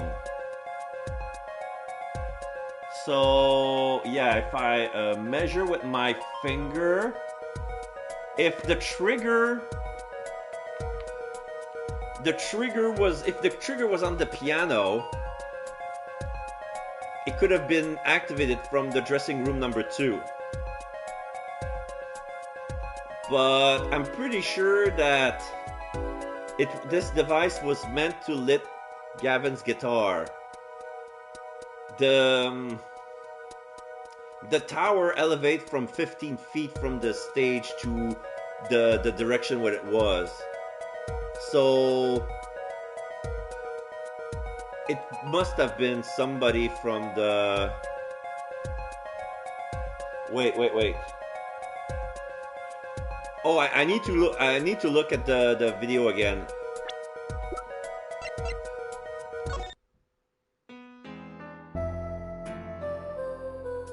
Previous section, next section. I can fast forward. Okay, no. I think this is the part that I want to see. I want to see when is the exact moment where the guitar was ignited.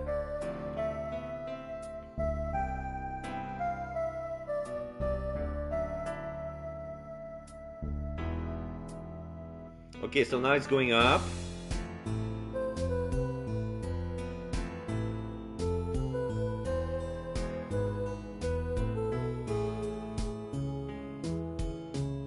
Okay, so once it's full up, this is where it ignites. Okay, so the guitar was ignited. The trigger was pressed when the guitar was from the stage. So it had to be Machi, because he was playing the piano. So he was probably pressing the switch, and then he threw it into the piano because he needed both of his hands to play. So there was probably a moment during the song where he had one hand, where he could press the button while playing, and then he tossed it into the piano and then play the music again. Let's see, 30 feet from La Miroir's dressing room. That covers the backstage completely. Okay, so if it's from the dressing room, it covers dressing room number 1 and the piano. But if it's the piano, it's dressing room number 2 and the tower. It also looks like it would cover the stage. It kind of seems unlikely anyone would use this on the stage. Forum diagram added to the court record. Great. Guess I'd best be getting on with my investigation. We're off to look for more clues elsewhere then. I feel better just knowing what this thing is now. I'll have to look into igniters a bit more later. Good luck! I'd like to know a bit more about igniters myself. Igniter added to the court record. Found at the crime scene amidst a flame when triggered by remote control. Okay, let's check the igniter.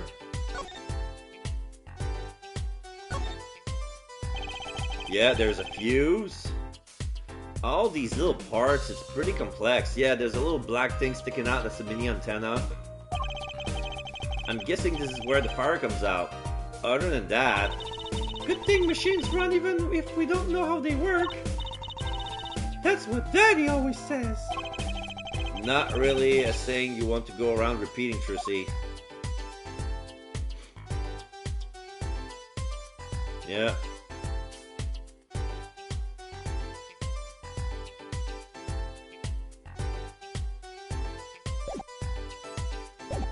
Okay, so we're done here. Let's move out.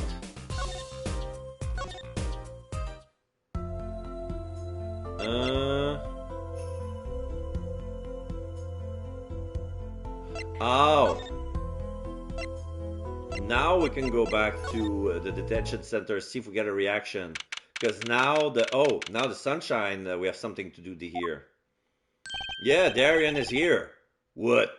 Come to laugh at the murderer? Darian? That old bag opens a pie hole and wham bam, my life goes down the chute. Thanks. They won't let me work while I'm a suspect. Darian isn't in the best of moods, is he? Not many people are these days, it seems. It is a crime scene, not exactly the happiest place to hang out. Then Gavin had to go rub salt in the wound. My alibi is rock solid. Rock solid! Okay, we can talk to him. Let's talk about his alibi. So about your alibi. You have to ask. The shooting happened right in the middle of the third set. That's right. The music was blaring when we heard those gunshots. And found Mr. Lettuce dead. I've got 10,000 witnesses who saw me too. Right there on that stage. Your guitar playing was something else. Thanks, little lady. See? This whole thing's a sham. I can't believe they aren't letting me work. There's no need to yell at me. It's not your worst foe. She was the one who said she heard his voice at the moment of the crime. Man, I haven't even talked to that old windbag. How could she possibly identify me? Prosecutor Gavin? They won't let you work? He won't let me work, Gavin. Says I gotta lie low until the suspicion is clear. What suspicion? You can't be such a stick in the mud. Mr. Gavin, a stick in the mud? Why, I never. He may look all flashy and showy, but he's straight as an arrow, man. Except when he's depressed. You heard him whining the other day. Oh, you mean the thing with the mixing board? Und then there was that performance just now. What was that all about? This part is off. Which is that? Second guitar. It was you, Darian! He's just a perfectionist is all. Not a bad guy, really. Well, I think the Gaviners are the best. I have all your albums. The band's fine, too. Gavin can write a good tune, I'll give him that. Come to think of it, I haven't seen Prosecutor Gavin around much. Oh, him? He's down at the prosecutor's office, most likely. The prosecutor's office? I've never been there, have I? The dad on the victim should have come in from Interpol. Normally, I'd be down there dealing with it. Normally! Apollo, let's go check it out. I've always wanted to see the prosecutor's office. Maybe that's not such a bad idea. Right on! Say hi for me, okay? Oh, and screw you. Can you say that? He's adjusting his pompadour hairdo. And tell him I went into that crime scene. We'll be going now. Hey, wait. Yes? What do you really think happened? Really? You don't think I did it, right? Well, great. Way to instill a guy with some confidence. Just remember, I was ripping it up on stage when it happened, okay? Ripping! Exclamation mark. Don't get led astray by some siren song, eh? Get this one wrong and you'll be eating humble pie for a year. I'll bake it myself. He's pointing at me, laughing, like he's mocking me. And he's gone. Let's not talk to him anymore, alright? Detective Darren Crescent. He's one stone I would leave unturned if I had a choice. Alright. Gavin's office I just opened. Let's go there. Okay, so this is a weird place. So, it's one room. There is, it's an office. I see a desk, but I don't see any. There's some legal stuff on the floor. There's a very slender file cabinet with at least 12 drawers standing vertically. There's a leaning chair, like some sort of gamer chair, but more reclined.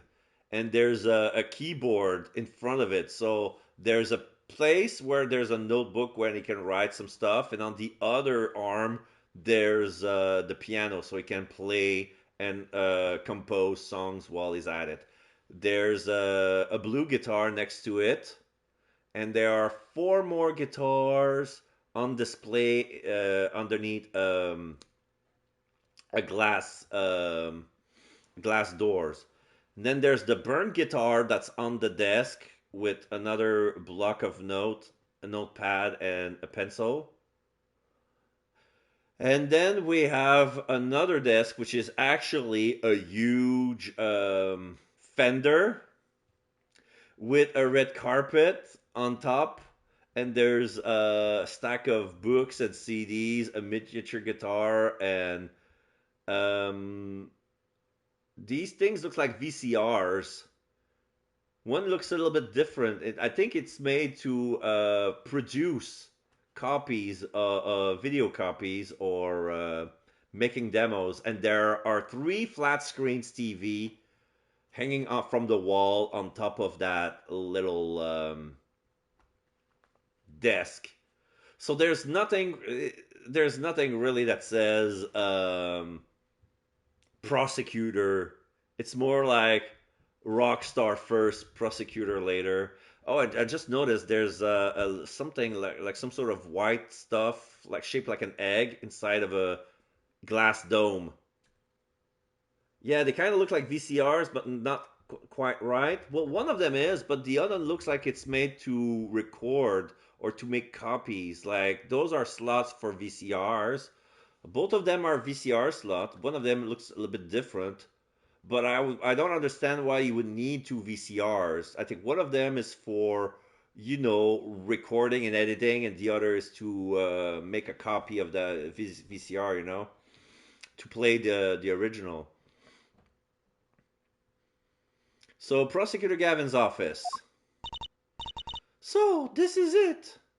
In the studio, we call these tape machine. One is for recording, the other is for playback. Yeah, probably it.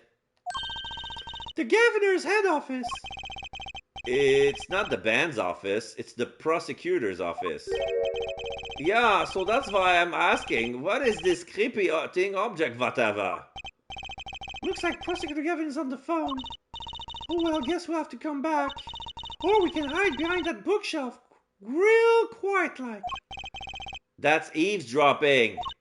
Why? We'll just be waiting quietly so he won't notice. What if we heard something scandalous about the band? She would make a good reporter for a gossip magazine. That's how, and stuff like that happens for song, and that's how mistakes are fixed and that sort of thing, if the songs are recorded in an analog fashion. Yeah, I think this is, so he has a mini studio inside of his office. What? A replica? So why was he after it in the first place? Yeah, Latouche. Latouche? Look, don't talk to me about those Borginians, okay? Just get me that report, chop chop. And stop leaving mysterious object in my office, okay? Beep. It's times like these when I start to miss Darian. Huh? Oh, hello there. Hi. Tee-hee! Just thought we'd drop in. Hope you're not mad. Flock his hair. How could I be? There's not enough tee-hee in the world in any case. Have a seat. Prosecutor Gavin, the philanthropist. Watch and learn, Apollo. So, who have you come to see? Huh? Clavier, lead vocalist for the Gaviners, or Prosecutor Gavin, scourge of the courtroom? What do you think he means, Apollo? I think he's giving us a choice. Like, if we want to talk to the lead singer of the Gaviners, he'll say yes, welcome. If we want to take the prosecutor, he's gonna say no, fuck off, you're the enemy. We can't either ask him about the concert or the case. Which way to go? I want to examine his room. Okay, let's start with the pile of books over there. Wow, look at that stereo! To me, a life without music is inconceivable. I never turn down the volume even when I'm working on the case. That's such a huge speaker, it must be really loud. Oh, okay, I clicked on the pile, but I think the game meant I was clicking on the fender. This room is completely soundproof, of course. Really? At my place, I can hear when the neighbors turn their VCR on to record something. Maybe you can get Mr. Wright to talk to them, work something out? And lately, we've been getting complaints about Apollo's voice training. Maybe I'll go have a word with Mr. Wright too. Yeah, it was for the fender. Okay, so now we have the mysterious white object shaped like an egg. What's that on the plate there? Is that gum? Gum? Maybe he was chewing it when the phone rang. So he put it on the plate for later consumption. You think a rock star could afford a fresh steak? Don't jump at any conclusion now. That's no chewing gum. Take a closer look. Although I really shouldn't be offering, should I? What is that? Looks like some sort of cocoon. But the color is off. It has some blue streaks on it. It's mostly red, some blotches of yellow and magenta. This is weird. It looks like a jelly bean, but it's not a jelly bean. It looks like a lump of plastic. Wait, that phone call! Yeah, so that's why I'm asking, what is this creepy thing object, whatever? Looks like Prosecutor Gavin is on the phone. What? A replica? So why was he after it in the first place? Yeah, Latouche. Prosecutor Gavin, does this have something to do with Mr. Latouche? He's frowning. Wait a second. You were listening to my phone call, weren't you? Who, us? I tried to stop him, really, but he forced me to! You bitch. Hey, you were the one digging for a scandal, Miss Reporter. To tell the truth, I'm not even sure what it is. But apparently it's a model of something undercover agent Mr. Latouche was after. This lump? Would you mind telling us what you know about it? Okay, so... Okay, I can talk to him. About the case, about the guitar serenade, or the strange lump. I'm going to continue examining everything and then come back to him. Okay, here's the 3 flat screen TV or monitor. This display shows all the evidence for the case. Look, Apollo, he's got 3 televisions! Hey, don't look at those too closely. I'm still sorting out the details. No spoilers. Each monitor shows evidence for a different case. He does them all at once? He's working on 3 cases at once while hearing every rock metal music.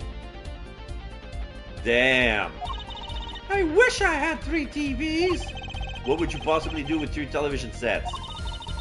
I may look laid back and relaxed, but in reality, I'm quite busy, you know? I'm living life at turbo speed, doing magic, going to school, investigating cases. But if I had 3 big TVs, I could watch a magic video, do my homework, and catch a crime drama all at once. The first 2 seem useful, I suppose.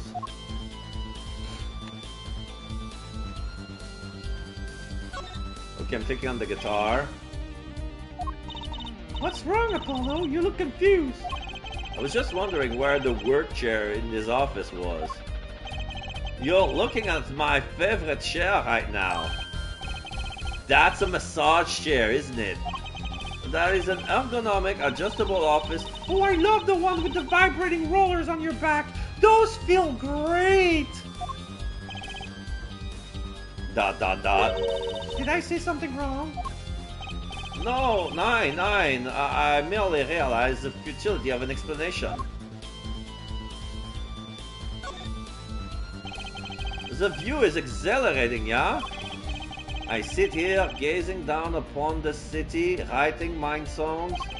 Try working on cases. Oh, okay. I just realized I clicked at the wall, but it's not a wall. It's a full wall mirror. Not mirror. Glass. So he has a view of the city. So yeah, the back wall is actually a giant window, a wall window. So he can see the skyline. It is the same thing. I write lyrics the same way I corroborate evidence. It is a harmony between the logical mind and the primal spirit within. Is it so hard to admit that you like staring out your window and daydreaming? So yeah, I clicked on the guitar, but apparently I clicked on the massage chair, then I clicked on the back window. My dinner's ready, so I'm going out to go down there, eat that, but update me when I come back. No problem. Enjoy your meal, and I hope to see you soon. Look at all the guitars. Oops. Look at all the guitars. Why so many? You can never have too many guitars. They are like my mind lovers. I didn't just hear him say that. I did not just hear him say that. They're backup guitars, Apollo. Don't you know anything? Rock and rollers always smash their guitars at the end of a show. No wonder it's so hard to make it as a musician. You know what? You should try rocking a little, Apollo. And breaking his guitars while he watches? That might be a little too rocking. Of course, I would never do such a thing. Did I not say they are like mind lovers? Do I seem like the kind of man who would do such a thing to the ones he loves? No, not at all. I mean, you're Mr. Gavin, upstanding prosecutor. What happened to Prosecutor Gavin God of Rock? Okay, so here's the burned guitar. That was an impressive bit of pyrotechnics that did this. That's the guitar from the concert, isn't it? Yeah, the one that caught on fire. I thought it was one of the staff playing a trick. I thought it was one of the staff playing a gag on me. I never guessed that wasn't the end of it. I had a specialist analyze the guitar, incidentally. Oh, did you find anything out?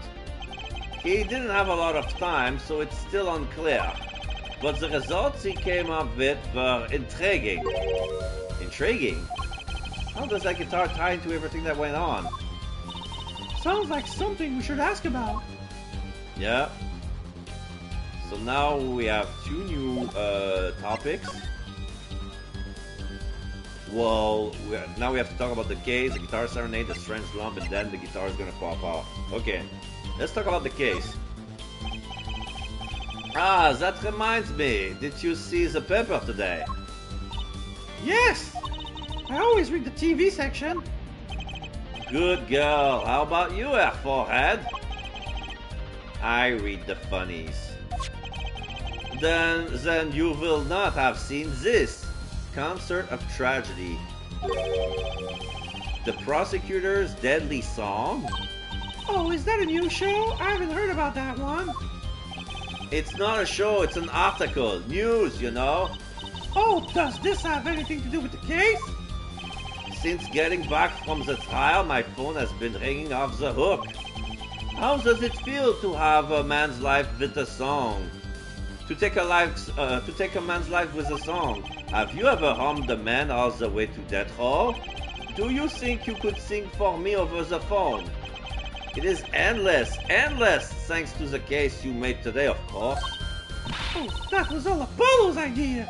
Hey! Is that a newspaper over there too? Ah yes, the Borginian Daily Bugle. Go ahead, take a look. So yeah, we see a picture of Roman Lettuce and La Miroir's poster, promotional poster. Yeah, everything is written in Borginian. I cannot read the article. Thanks, but I cannot read Borginian. Oh, that's right. Suffice it to say, this is big news over there as well. Though they didn't go so far as to mention the lyrics to my song. Probably no one in Virginia could believe it. It's probably seen as just a theory at this point. Their journalists didn't see the need to mention it. That makes sense. I hardly know what to think of it myself. Virginia newspaper added to the court record. La Miroir testimony will probably be in the evening edition, I would imagine. Let's see. Yeah, that's nothing there.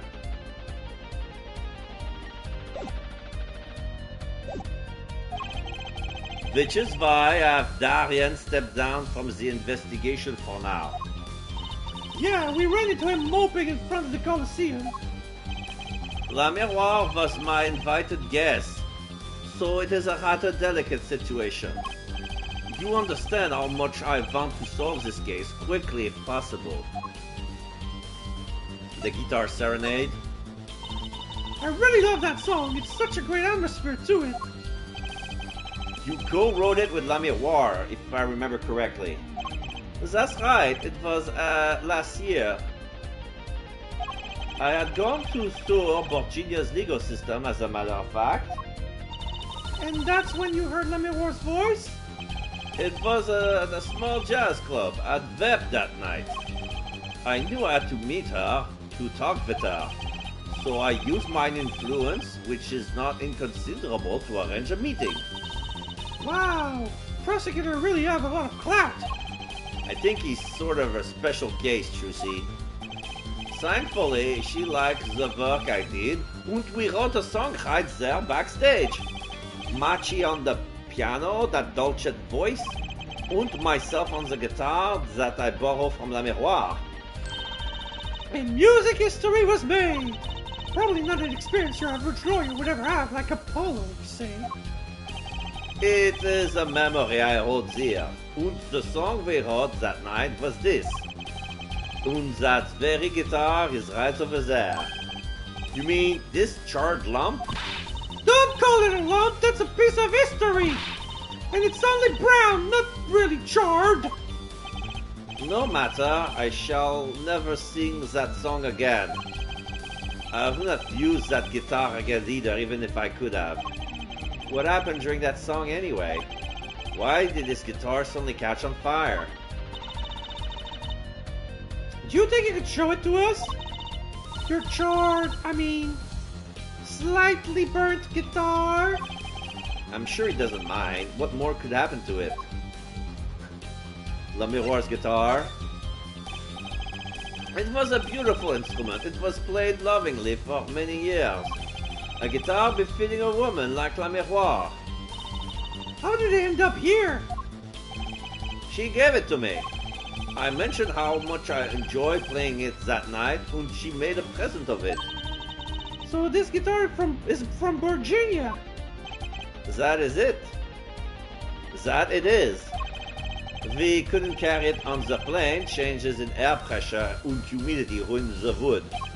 So we vacuum pack it in La Miroir studio. I use a special shipping service available to me for transporting evidence. My God. It is vacuum sealed inside of a case. Vacuum pack, do not open. They brought it right up to my office for me. Pristine and untouched.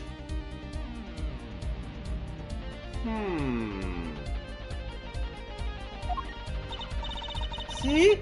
Prosecutor do have a lot of clout. I still think he's a special case. Such a valuable guitar. It's too bad it got burned. Oh, Prosecutor Gavin's guitar added to the court record. I want to examine it right away. I'm gonna read that later. So let's check this out.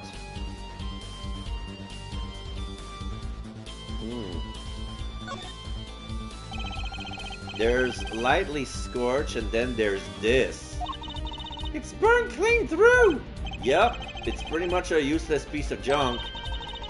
It's kind of like you after a trial, Apollo! Which part, the burned clean through or the useless piece of junk?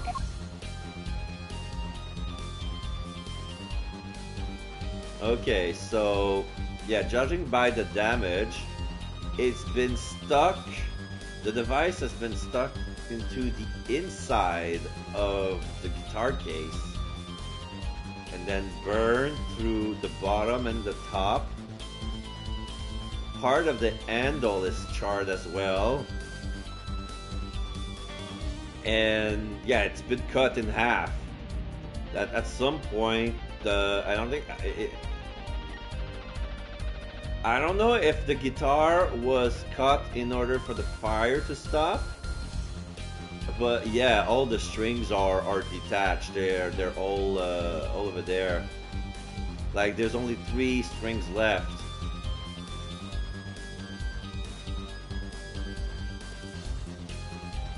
The E, the D, the G. That's it.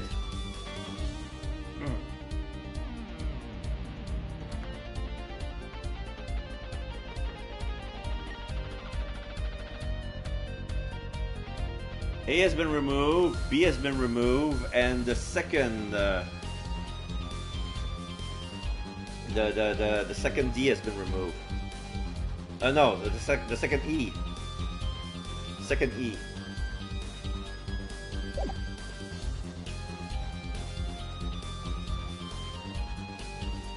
So, what was it that you were saying earlier? Something about intriguing result from an examination of the guitar? That's right, what was that all about? Well, you know how guitars have a round hole in the front? It is called the sound hole. Ah, so that's what it's called. Well, they found something attached to the wood just inside the hole. A broken device of some sort. A broken device? Yeah, this in fact. Well, it's another igniter. But this one has smoke stains on it. The examiner is busy with evidence for the case now, however.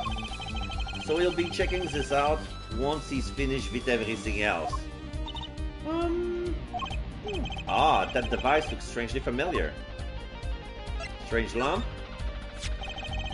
This was found in Mr. Latouse's bag. It's apparently a replica of something. A replica? It's a small lump about 1.5 inches long. We analyzed it, but there's not much to say other than it's a lump of plastic. Perhaps it was to be used in the identification of whatever it is a replica of. You mean whatever Mr. Latouse was after? That seems to be the most logical explanation.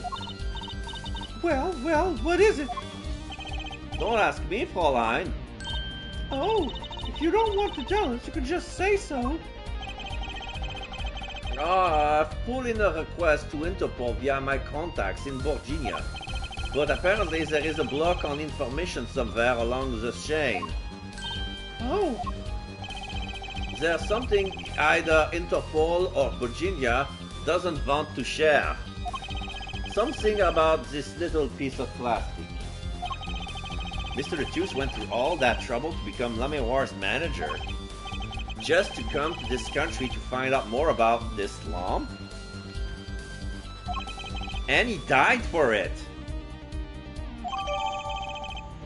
Replica added to the court record.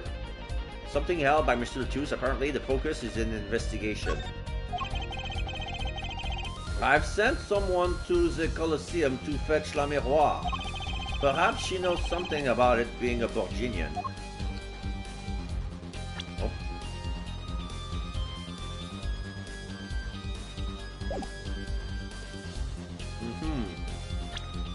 Let's check the lump.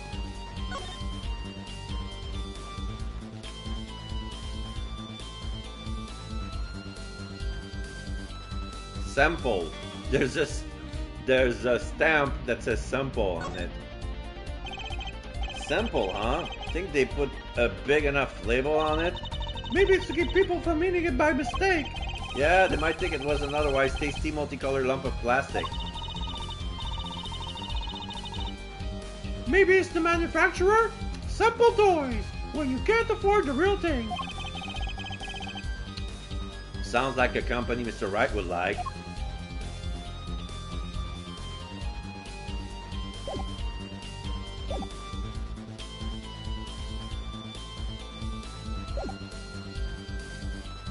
Okay. Let's see if we can go check la miroir. Sunshine Coliseum.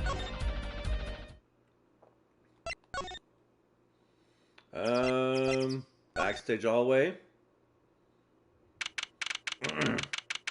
Yeah, something new. This place is deserted. Oh, la miroir is gone. I wonder where Lemmy went off to. I'm sure she's okay on her own. She seems resourceful. I guess, but I can't help worry about her a little. Okay, so not la miroir. Let's go to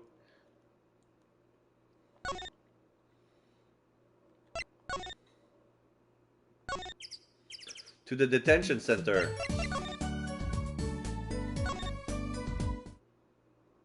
Oh, July 9, detention center, visitors room. Looks like Machi's in questioning. Ah, the police must have a Borgian interpreter. That's not fair. I wish we could talk to him. I guess we'll just have to come back later if we want to see him. I guess so. Alright. Let's go back to Gavin's office. Have I missed on anything?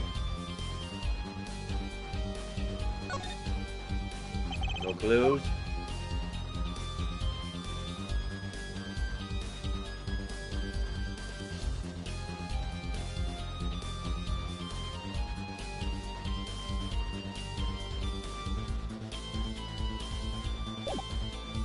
Nothing to examine, nothing to talk about. Can we present?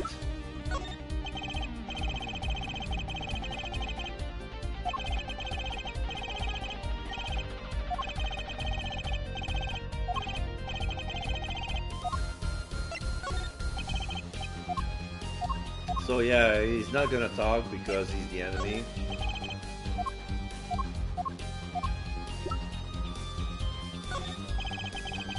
Has to be one of these. What is it, Apollo? That device that was found in your guitar. Take a look at this. Why, that looks like the same thing. What is it? It's an igniter. Another one? It was at the crime scene in Lamiroir's dressing room. Detective Sky found it actually. At the scene of the crime. What could that mean, I wonder? I believe that covers everything I'm at liberty to talk to you about. Oh. Thanks for dropping by, our forehead. Thanks. Why, you gave me so much information. That igniter, for instance. Oh, that. I've never met an attorney so forthcoming with the prosecution. It's a big help. Or perhaps you're just a tad naive, Guess I could have hid it, but somehow showing it felt like the right thing. I could say the same to you, Prosecutor Gavin. Yeah, he's not like the other prosecutor. Like, sometimes he's gonna toss up a bone to help us get to the truth. Thanks for the information about the strange lump of plastic. The one that Mr. Latius was investigating. Hey, that's right. I've been thinking, Your Forehead. We encounter many incidents in our lives, all of us. None of them simple. Especially not the ones where people are killing to song lyrics. That is why I try to at least remain simple inside. Wouldn't I like to keep a single goal to discover the truth?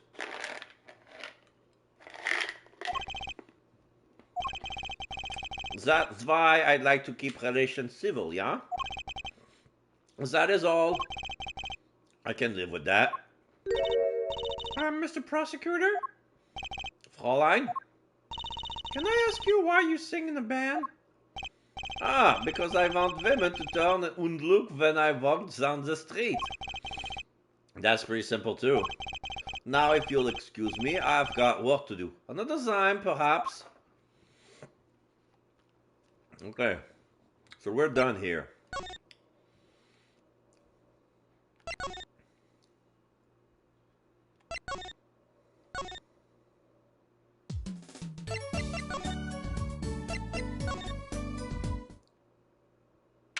Okay, so now we trigger the Sunshine Coliseum.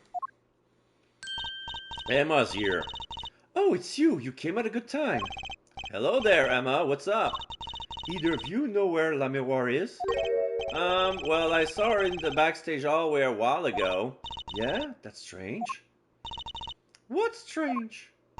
Well, I can't find her anywhere. I was supposed to bring her to the prosecutor's office. La Miroir's missing? It's hard to imagine her wandering off somewhere on her own. Being that she's blind and all. Yeah, we'll help you look for her. Great, thanks.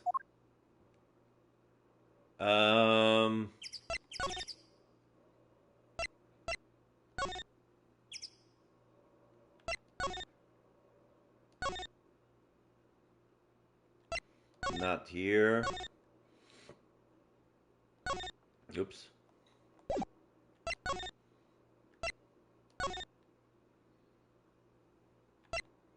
Not here. How about the stage? July 9th, 4:46 p.m. in the wings. Huh? The stage is pitch dark. The power breaker must be off for this section. Great. I'll go get someone. Oh, Yipes! It was really dark out there. dark. That's all that Miroir has when you think about it. What would it be like to live in a world of darkness? Hey, Apollo. Huh? What? Doesn't something about that stage seems different to you?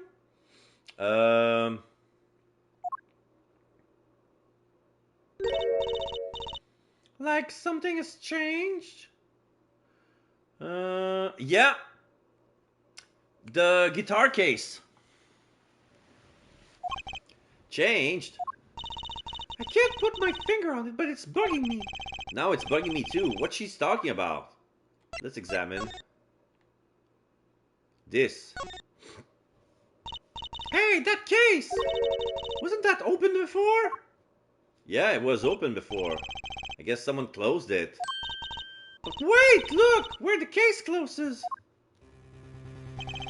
Something's sticking out. That doesn't look like an instrument. You don't think it's... Let's open it, Apollo! Wow! Apparently the guitar case is big enough to fit a body. Oh, it's not a guitar case, it's a contrabass case. Yeah, this is La Miroir. Somebody shoved La Miroir into this contrabass case for some reason. Eek! La Miroir! La Miroir! Emma! We have to get Emma! La Miroir was taken directly to the hospital. Emma ran around, barking orders, making phone calls. Trucy just clung to my arms and cried. And me, I was still in shock. 2 buddies in 2 days is too many. July 9th, 5:53 p.m., Hickfield Clinic, waiting room. Emma! How's La Miroir? Is she okay? Ah, you. We all owe you a big thanks, that's for sure.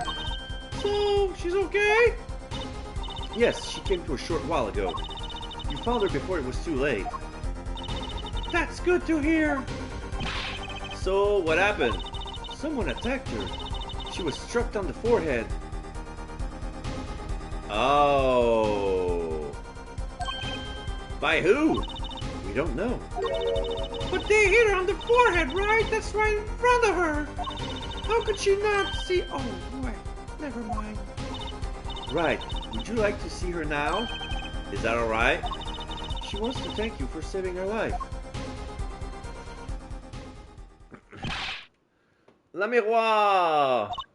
Ah, Mr. Attorney, you were the one who found me?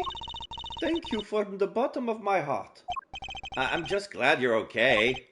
Tell me, what happened? What do you think? She got assaulted, probably by Darian.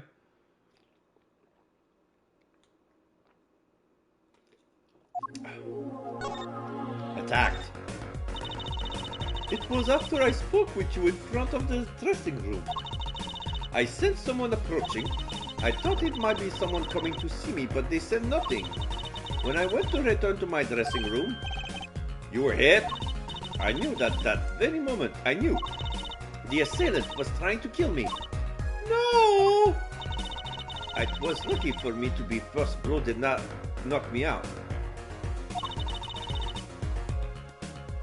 I turned and ran for the stage. Someone was chasing me. I could hear footsteps. Yet I reached the stage first. Why the stage? I had overheard maintenance people talking. The power to the stage area was off, they say, for electrical work. Ah! Okay, so she knew that the stage would have no power. Since she's used to see completely in the dark, she will be able to hide better, and whoever was be chasing her would have very much difficulty finding his way around. Darkness is my ally. There was a contrabass case near the stage. That is where I hid. So the assailant couldn't see you. Once in the case, I'm afraid I passed out. Of course, no oxygen, dummy. That sounds like a really close call. The assailant. Do you have any idea who might have been? Unfortunately, no. Whoever it was, they said not a word. Too bad. Yet when I consider that I was struck high on the forehead, I must conclude that whoever hit me was taller than I am. Good point. She's sharp. And you much taller than I am. You're about as tall as Apollo. So that means it was likely an adult and probably a man. Could it be him? But why would anyone attack you, Le Miroir? The detective asked me this too. And to her I gave the same answer I gave you. I do not know.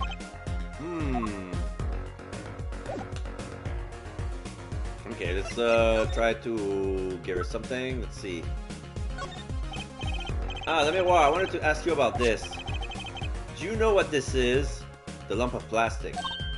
This is what? Mr. Latus was carrying it. It's a replica of the thing he was after. He was after. You know, in his secret identity, as an undercover agent. So that's what he was doing. You mean you know what? Yes, I know, of course. This must be a Borginian cocoon. Or rather, a convincing replica thereof. Why haven't I heard of a Borginian cocoon before? Why would he be carrying this around? Was it some kind of souvenir? Oh, I wonder. Sorry, not quite recovered from the attack. Okay.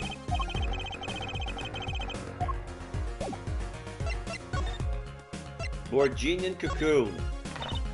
Well, they call it Borginian. It must only be found in Borginia. For certain, all in Borginia know of these. It's a cocoon, so do you get silk from it?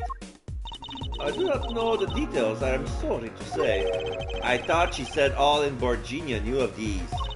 There is one fact I do know about the cocoon though. Something all in Borginia know. What's that? The cocoons, they are not to be taken out of the country. If someone does and is caught, they will be put to death. To death? Why? I do not know. Yet, if Interpol was involved, I'm sure there is good reason. But this is just a piece of plastic! He was carrying a replica, but looking for the real deal. That's my best guess. So that's what... Hello, you've done eating? What did you have for dinner? Alright, so here's what happened. We went to we finished with Gavin's office. We found out two things. I want to say chicken tenders with French fries. This is my guess. Oh no, never mind. Pizza, of course it's pizza.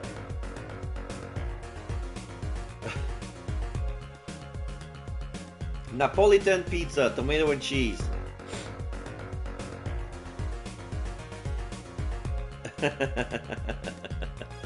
Yeah, of course it's pizza. Silly me. Okay, so we found out the Gavin's guitar. It's a guitar sent from Virginia, who was vacuum sealed, the same way they used to carry evidence overseas. So it's vacuum sealed to prevent deterioration and humidity. And they found out after the guitar was burned that there was an igniter inside of the guitar, similar to the one that we found in La Miroir sofa. I had that and some chocolate chip cookies for dessert that Mom made last weekend. They're so good. Ooh, homemade chocolate chip cookies. Nice. And we figured that the lump of plastic is actually a replica of a Borginian cocoon. Right now, we're talking to La Miroir as to what they're used for, but she got assaulted when we came back. So what happened was, we went to the stadium. The stage was dark. There was no power. As soon as the light came back, we noticed that the contrabass case that used to be open was closed, and there was some cloth, a piece of white clothing that was sticking out of it. So when we opened it, we found La Miroir shoved inside and unconscious. So now we're at the clinic. She's been treated. She's been fine, but apparently we got to her just in time because she was dying of asphyxiation, because she was trapped inside of a contrabass case with little to no air. She almost choked to death. So what happened was, she got assaulted, a hit to the forehead, and she deduced that it was from a man taller than her. So she tried to run away. She remembers something that the maintenance guy inside of the stage said, that they were doing some maintenance on the stage, so they had to turn off the power. So she went there. She went there to hide inside of the darkness. For her, it's nothing different. But for the assailant, like, you know, you can lose her. She was expecting him to lose her into the darkness. So she found the contrabass case and she hid inside for a while and waiting until the guy left. But the problem is she fainted while hiding. So she almost killed herself while trying to hide herself. But yeah, right now we're investigating the replica of the Borginian cocoon. Basically, it feels like it's something that must never leave the country. If Borginian cocoons are to be smuggled off of the country, the penalty is death sentence. So that would make sense why an Interpol agent would look undercover and investigate if there was, you know, a smuggling racket. People would smuggle Borginian cocoons, you know, and he would carry around him a plastic replica of the cocoon.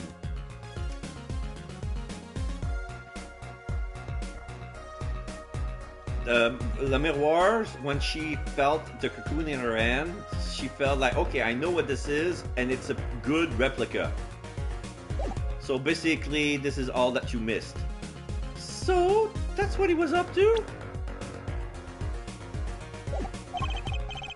Tracking down Borginian cocoon smuggling. Smuggling? It seems I was marked.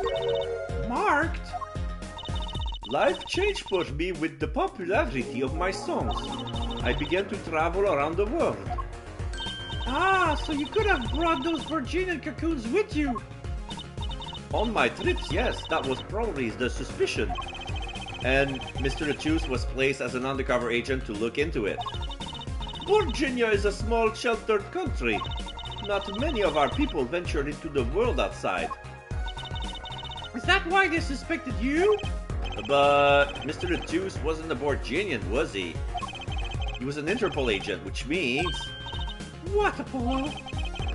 there must be some reason why Virginia doesn't want those cocoons getting out. Something scary enough to get Interpol involved. Ah, like what? How could such a tiny ball of thread cause such a commotion?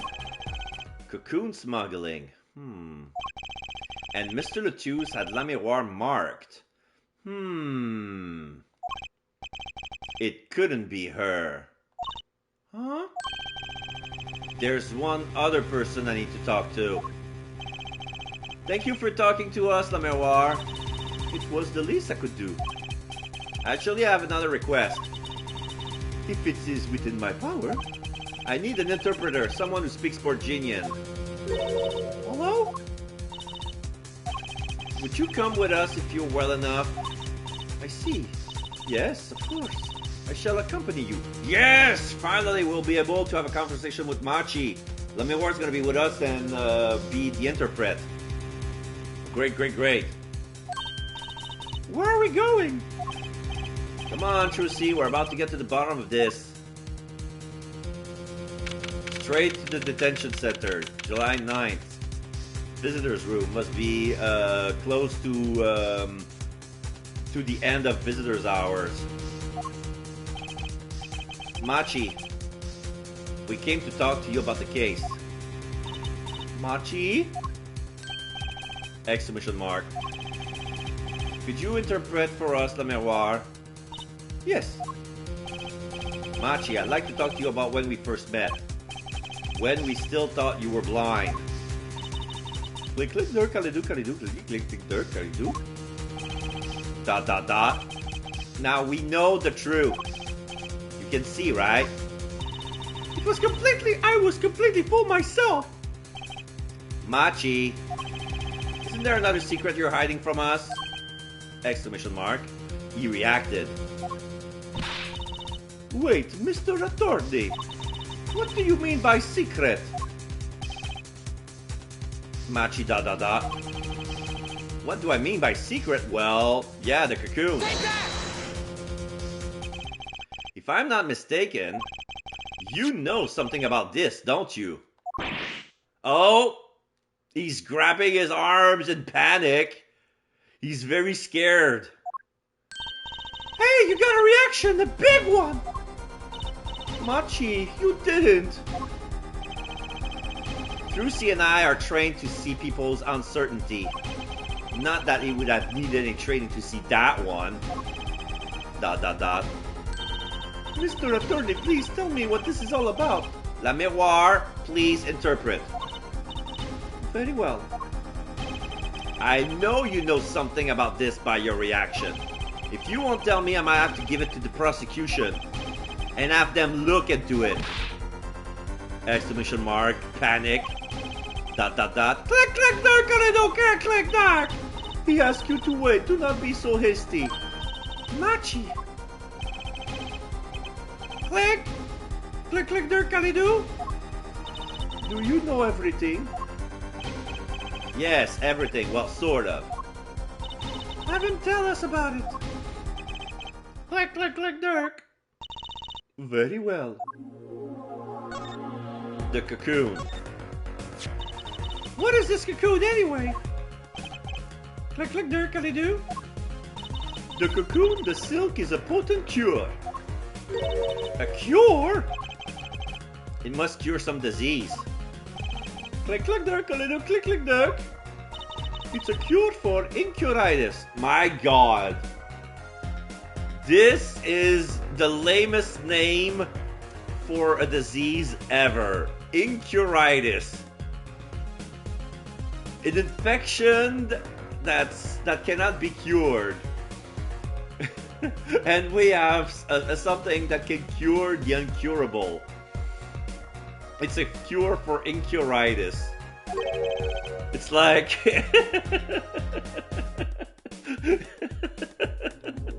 it's like bonitis. In Futurama, the 80s guy had bonitis and he went to the future to treat it. But I was so busy being an 80s guy, I forgot to cure my bonitis. My only regret was having bonitis. Oh my god, he's dead. Replica update in the court record. But if it's a cure, why keep it in Borginia like that?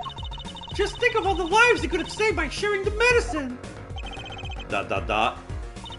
I do not understand the reasons myself. Okay, well, at least we know what it is, a cure. And Mr. Latus was after cocoon smugglers. Wait, was Machi... Machi, you weren't. He couldn't be a smuggler, he's so little. Well, you're only 15 and you're sort of a magician, aren't you? Well, that's true, I am sort of a magician. She said sort of. Oh, to have a copy of that security camera tape. Well, Machi, are you a smuggler? Click, click, dirk. Click, click, dirk. Click, click, dirk. Calidoo, click, click, dirk. ... He won't tell me. First he plays blind, now he plays dumb. I wonder. Do you think he brought a cocoon here to sell it to someone? If Machi really did bring one to the country, was he planning on making a deal for its sale? Click, click, click, there! I can't go home. Can't go home? Click, click, there, click, click, click, there, click, click, click, there! I can't go home to Borginia. I do not want to go home. The penalty for taking a cocoon from Borginia is death. That's right, it's punishable by death. About the case? What about the case? He wants to tell us about Mr. Latus's death. Click, click, there! This meeting is over! Yeah, Darian is here. Darian? What do you mean visiting hours aren't over yet? There's a call from Machi from the Virginian embassy. This meeting is over. Sorry. Just give us 5 more minutes. We can call them back after that. Sorry, no go. Come on, piano boy. We're leaving. Darian, wait! I never liked you. Either of you. Huh? Darn it, we were so close! He was about to tell us! Hey, Apollo! He didn't want us to hear what Machi had to say. Apollo? And there can only be one reason why. Why is everyone ignoring me? Oh, sorry. This is it. I know who I'm after now. It all happens tomorrow in court. To be continued. Alright, I think we're gonna finish the chapter tonight. One more save. And then it's gonna be the last day of the trial. Then we're gonna finish this trial. Continue on to the next chapter? Yes.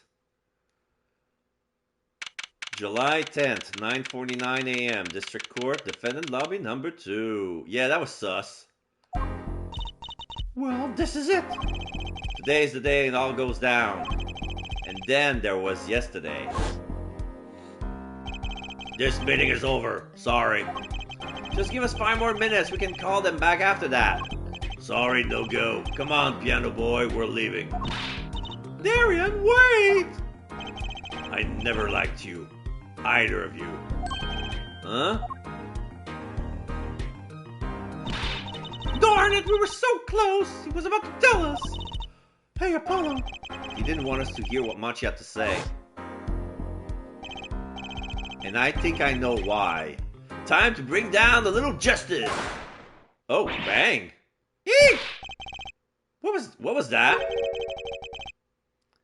He is heard but unseen, question mark. Who's that talking? Oh, wait, is that who I think it is? Yes! Valiant Gramarye, I exclaim as he walked in through the door normally. You aren't a witness there, are you, Uncle Valiant? A preposterous proposition. How could I stand to stand upon the stand? Why, my secret would be free from the plucking. I might even have to sign autographs. That is why I intend to remain hidden for the entire day. Oh, with vanishing magic. Indeed, I will jump upon the express train and express myself to the next town over. But before I go, a word of warning. Warning? What? A grand Gramarye glamour resides at the root of all that has happened. Do not forget this truth. A glamour? A spell, a sorcery, a great illusion. Miss Trucy, though it pains me to part so, I never need to get in line for a ticket. Farewell! And there he goes. He sure seems happy about that illusion thing. Oh, big illusions are the bread and butter of a magician. You can't pull off a show without one. The big illusion is always a spectacle to remember. Usually it involves cutting up things like people or elephant or the Eiffel Tower, anything really. So he was talking about what we saw at the concert. So yeah. What he was trying to say is that in order to solve the case, we have to figure out the secret behind his magic trick. But he won't tell us because of the oath of the magician. Trucy can't tell us because she doesn't know the secret herself, and even if she does, she'll be bound by that oath as well. So, and everybody who's been working on the show, La Miroir knew the secret, so she was sworn to secrecy. Probably Gavin didn't know because he wasn't involved in it. Like his role was just to take off the cloth and throw it, and the rest would, you know. So probably he only knew as he didn't know the whole trick, only the part that he was involved with. La Miroir's disappearing act. And Prosecutor Gavin's exploding guitar. I wonder what he meant by it being at the root of all that has happened. Well, it's about time. Shall we go? Excuse me, sir. Yes? The scheduled starting time for the trial has been changed. The trial will not be commencing until 10:30 a.m. Sorry for the inconvenience. So yeah, usually it starts at 10, so now it's gonna be 30 minutes late. Huh? Something happened? This is a first. It was by the judge's request, some urgent personal business. Oh. Probably about the... I was wondering why he had to mention, you know, the son of the Chief of Justice being sick. So this is probably related to that. So, okay, he's gonna be 30 minutes late. Great, I bet he stayed up too late last night watching courtroom dramas. Apparently he's visiting the hospital again. The hospital? I believe it was mentioned that the Chief Justice's son is unwell. Apparently his condition worsened considerably this morning. The Chief Justice's son? Oh, that's right. Remember yesterday morning the judge said he had to go visit him after the trial? There's an article about it in the newspaper. Oh, fuck! This is a coincidence. The Chief of Justice's son suffers from enchiritis. If you care about to read it to yourself. Newspaper article added to court record. Article about a Chief Justice's son who is inflicted with enchiritis. First case in the country. Enchiritis? Disease strikes closer to home than ever before. I'll let you read that article for us, Apollo. Just leave the TV guide page to me. Try not to lose the page with the funnies if you can. So yeah, they read the newspaper. She's reading the TV guide to see all her shows on TV, and he reads the cartoon sections. All right, July 10th, 10:30 a.m., District Court, courtroom number 3. Ahem. My apologies for the delay. Court is now in session for the trial of, how do you say his name again? Machitobai, our suspect fortissimo. Right. That thing. It's his trial in any case. The defense is prepared, Your Honor. The prosecution is ready to rock. Is something wrong, Your Honor? No, well, yes. It's just, I've been friends with the Chief Justice since we were students. It pains me to see him going through such a difficult time. Incuritis, was it? That article said there is no known cure.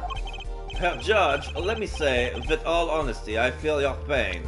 Does it say on the article? Let me read it. No, I cannot read. It's just the front page, the newspaper article and that. But now is not the time for tears. Sorry. Now is the time for law. Indeed. We left off at quite a juncture yesterday. I asked him to pull about that number. IPXX 314206. The agent registered under this number was roaming the deuce. Thanks for looking into that for us, Detective Crescent. It's a great help. Oh, no problem at all, Your Honor. I'll be heading out. Hold it! Wait! That voice just now. It was him! I am sure of it. It was him? That voice I heard, talking to Mr. Atus, when I heard the gunshots fired. It was him! It was Mr. Darien! No way! Quite a sensational ending. Who would have thought Darien would guest star in the season cliffhanger as a suspect? I asked the prosecution to look into this matter. Please tell the court your findings. Darien Crescent is a member of my band, the Governors. He is also a detective, making the current charges serious indeed. Yet, after investigation, I have found no cause to alter our cases or file new charges. And your reason is? Weren't you aware, Herr Forehead? He has an impeccable alibi. An alibi? Let us review the facts again, shall we? The concert held on the night of the shooting was in 3 sets. The Governors ripped up the stage during the first set. For the second set, our guests took center stage. The only performers appearing were myself, La Miroir, and Machi, along with a drummer and bassist for a total of 5. Okay, so the guy in the shadow was not Crescent, but a bassist. Okay. The shooting in the dressing room, however, took place during the third set. La Miroir and the defendant, Machitobai, had left the stage at that point. And the Governors were already rocking. This is when 2 shots rang out at the scene of the crime. Shots heard by Detective Emma Sky, mind you. And Apollo, you heard him too, right? Sure did. Furthermore, La Miroir herself witnessed the moment of the crime. Well, perhaps I should say she heard the moment of the crime. Then she claims to have heard Mr. Latouche and Detective Crescent talking. But that's impossible! Detective Crescent was... Precisely. Detective Crescent was on stage getting his groove on, no less. Voila! A perfect alibi! Does the defense have anything to add to this? It's true, when I heard those gunshots, he must have been on stage. Still, there's something here that doesn't quite add up. It appears the defense has no objections. I believe we can safely say that Derek Crescent's alibi has been acknowledged. which means that Le Miroir was sadly mistaken. Her testimony cannot be true. Very well, of course, if we disregard her testimony, then I see no evidence keeping us from declaring a verdict. If indeed there are no objections. Uh-oh, Apollo, if he declares a verdict now! But Prosecutor Gavin's case is airtight. Le Miroirs might have been lying to protect Machi. How can I rely on her testimony? Wait, what about yesterday in the detention center? Click there! About the case? What about the case? He wants to tell us about Mr. Latuse's death? Click there, click. This meeting is over. Darian! Machi was trying to tell us something, I know it. Maybe the best thing to do is to ask him under oath. Very well, the court finds that the defendant, what was his name again? Objection! Your Honor! No, that wasn't it. It was something like Marquise or... Mr. Justice? Your Honor, before you declare a verdict, I would like to call another witness. Exactly who else do you need to hear from? A witness who until now has not been given a chance to speak in this court. Because he doesn't speak English. You don't mean... I do. The defense called defendant Machi Tobai to the stand. What? But he doesn't speak English. We'll use an interpreter. Interpreter, I'm afraid you'll have to look elsewhere. I only speak a few phrases such as I love you and where is the toilet. The defense would like to request La Miroir as the interpreter. Le Miroir? But there's a possibility she's protecting the defendant. But she'll be interpreting for the defendant. Why would she lie? This is most unusual. Bravo, Her Forehead. Her judge, the prosecution agrees with the defense's request. If La Miroir lies, I'll be able to tell. Even my limited knowledge of the language should be enough for that. Well, if both prosecution and defense are for this, I see little cause for refusal. Finally, some progress. Bailiff, please show the defendant and La Miroir to the witness stand. Now we see them together. I suppose there is a first time for everything. Shall we proceed? Your name to begin with, if you would, La Miroir. Yes. He says Machi Tobai is the defendant. This is certainly a first for this courtroom. Occupation defendant. Not that we really needed an interpretation for that message in particular. So far, so good. Very well, Mr. Justice, if you would. Huh? If I would what, Your Honor? Would what? You called the defendant to the stand, did you not? What would you have him testify about? Oh, what do I want to testify about? I haven't thought of that far yet! Apollo! Aren't you going to ask him what he was about to tell us yesterday? How can I if I don't know what he was saying? Excuse me a moment, if I might speak. Yes, the Miroir? Just now, Machi said there is something about which he wishes to testify. Machi wants to testify about something? What could it be? What sort of testimony is he talking about? One moment, please. Click there, click. Ah, the suspense is killing me. Click there, click there. What? What? Click. There? Well, Le Miroir? According to Machi, he has proof of his innocence. What? This is a surprise. Yahoo! Victory, Apollo! We did it! This is sounding too good to believe, and I know what that usually means. Well, if that's true, then this is vital testimony. Le Miroir, Machi. Please, testify to the court. Click. Very well.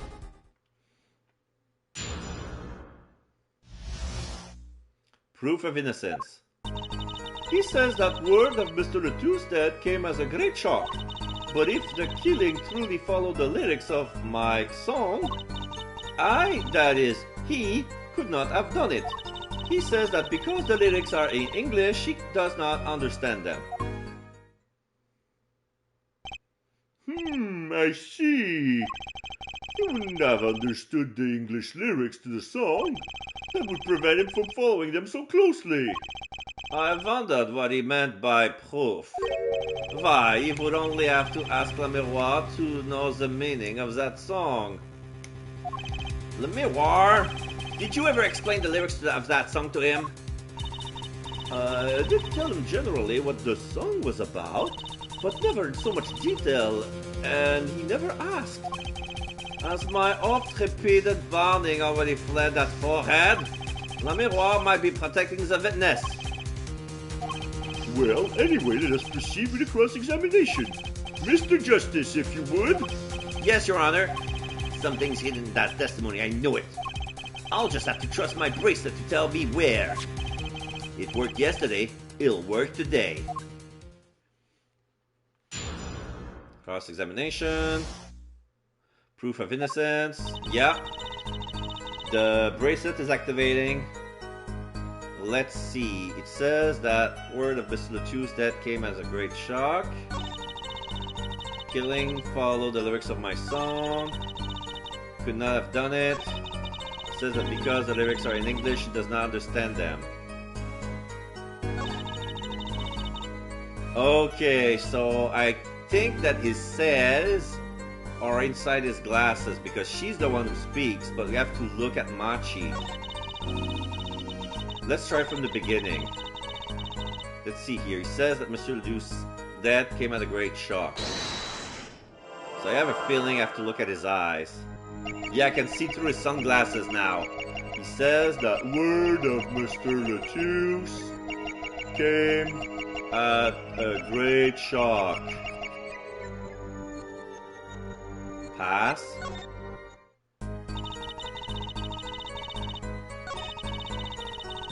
If the killing truly followed the lyrics of the song. If the killing truly followed the lyrics of my song. No reaction. I, that is, he could not have done it. I, that is, he could not have done it.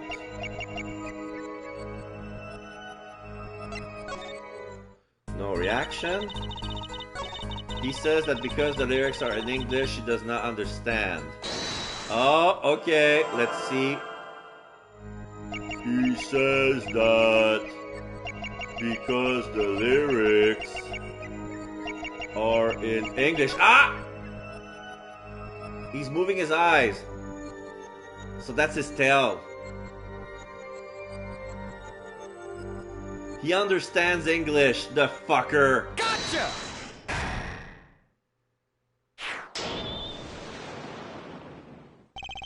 Machi. You can't fool my eyes! Exclamation mark. You glanced towards her the very moment Le Miroir said the word English. Why? Click, click, dirt. And don't bother interpreting that, he understands me. Huh? Machi, tell me the truth. You can't understand English, can't you? What are you saying? Of course he can't. Click, click, dirt, clicking, dirt, English. English, click, click, dirt, can I do, English, click, click. Must he continue the charade? Mr. Justice, Machi says this. I know the word English. Huh? Before coming to this country, he heard me speaking English. He learned the name for this language and that is all. What? Give me a break. Is that such an unusual word to understand? Do you not know Espanol, for instance? Well, yeah, but... I am sorry, but he truly does not understand your language. Well, then explain this! How does he know the crime followed the lyrics? Have you always been such a suspicious-minded lad? Well, yeah, I'm a defense attorney. Have you not paid attention? Click, click, there. Click, click, click, click, there.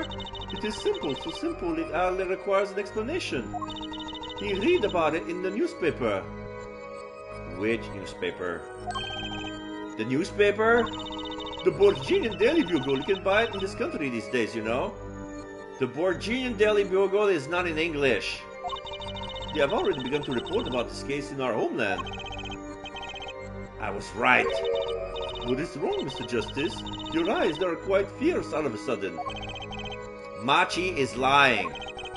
Maybe it's time to shoot and prove that he's lying. Yeah, the Borginian newspaper doesn't mention the lyrics of La Miroir's ballad. Take that! I have here a Borginian newspaper. The Borginian's Daily Bugle, as a matter of fact. Exclamation mark. Indeed, there is a feature article about the case. Could you read this for me, Machi? Exclamation mark. That's right. It doesn't mention the lyrics anywhere. What? What is this all about? I'm sorry, Machi.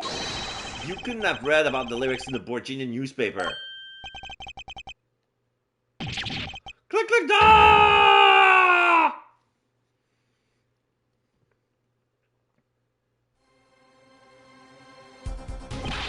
What does this mean? Machi, da da da. But I don't see how it is possible. Ah, I know. He must have heard the lyrics when the police were doing their questioning. Yes. No. Gag order.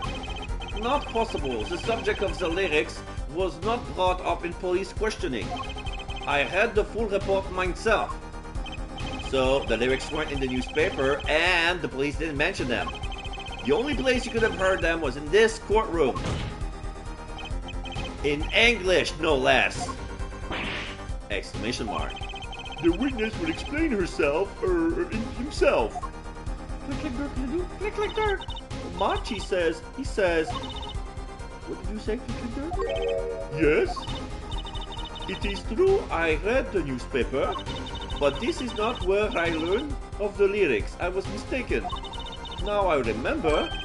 You remember. He says he heard of the lyrics from me. What? Gah. Is this true, La Miroir?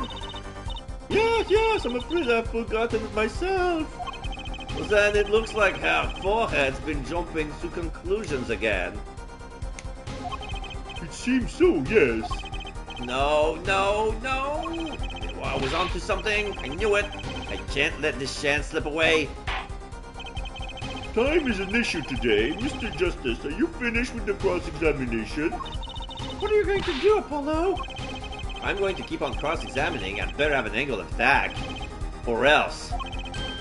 Exclamation mark. My bracelet's still reacting. Your Honor, please allow me to continue. If you must, you must. Very well, witness. I understand. It was I who explained that crime followed the song?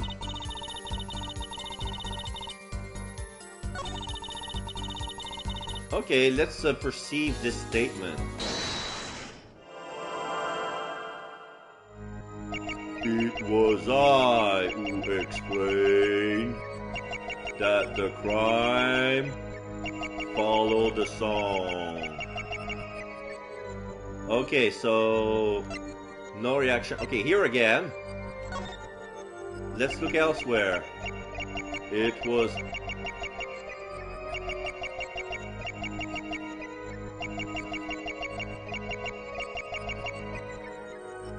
Oh, she's lying. Yeah, she's swallowing. Gotcha!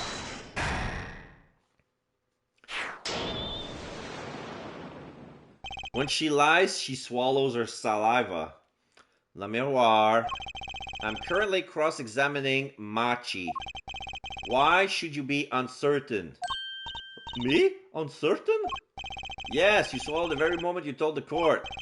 It was I who explained. I see there is little point in trying to hide anything from you. Yes, thank you very much. La Miroir, are you indeed protecting someone? But that is not a question with a simple answer. To tell the truth, I do not believe it myself. Then allow me to answer for you. La Miroir, you're protecting Machi. Take that! That's why you lied and told us that you had explained how the crime followed the song. ... I don't fault you for trying to help, but this is not the way. No, this is the way, Mandalorian. Machi, I believe you didn't do it, really. I trust you. But you've lied to us twice. And now you have Le Miroir lying on your behalf. Machi ... If this is going to work, you have to trust me too. Exclamation mark. You two lies cover a simple truth. You understand English? You have to. Exclamation mark.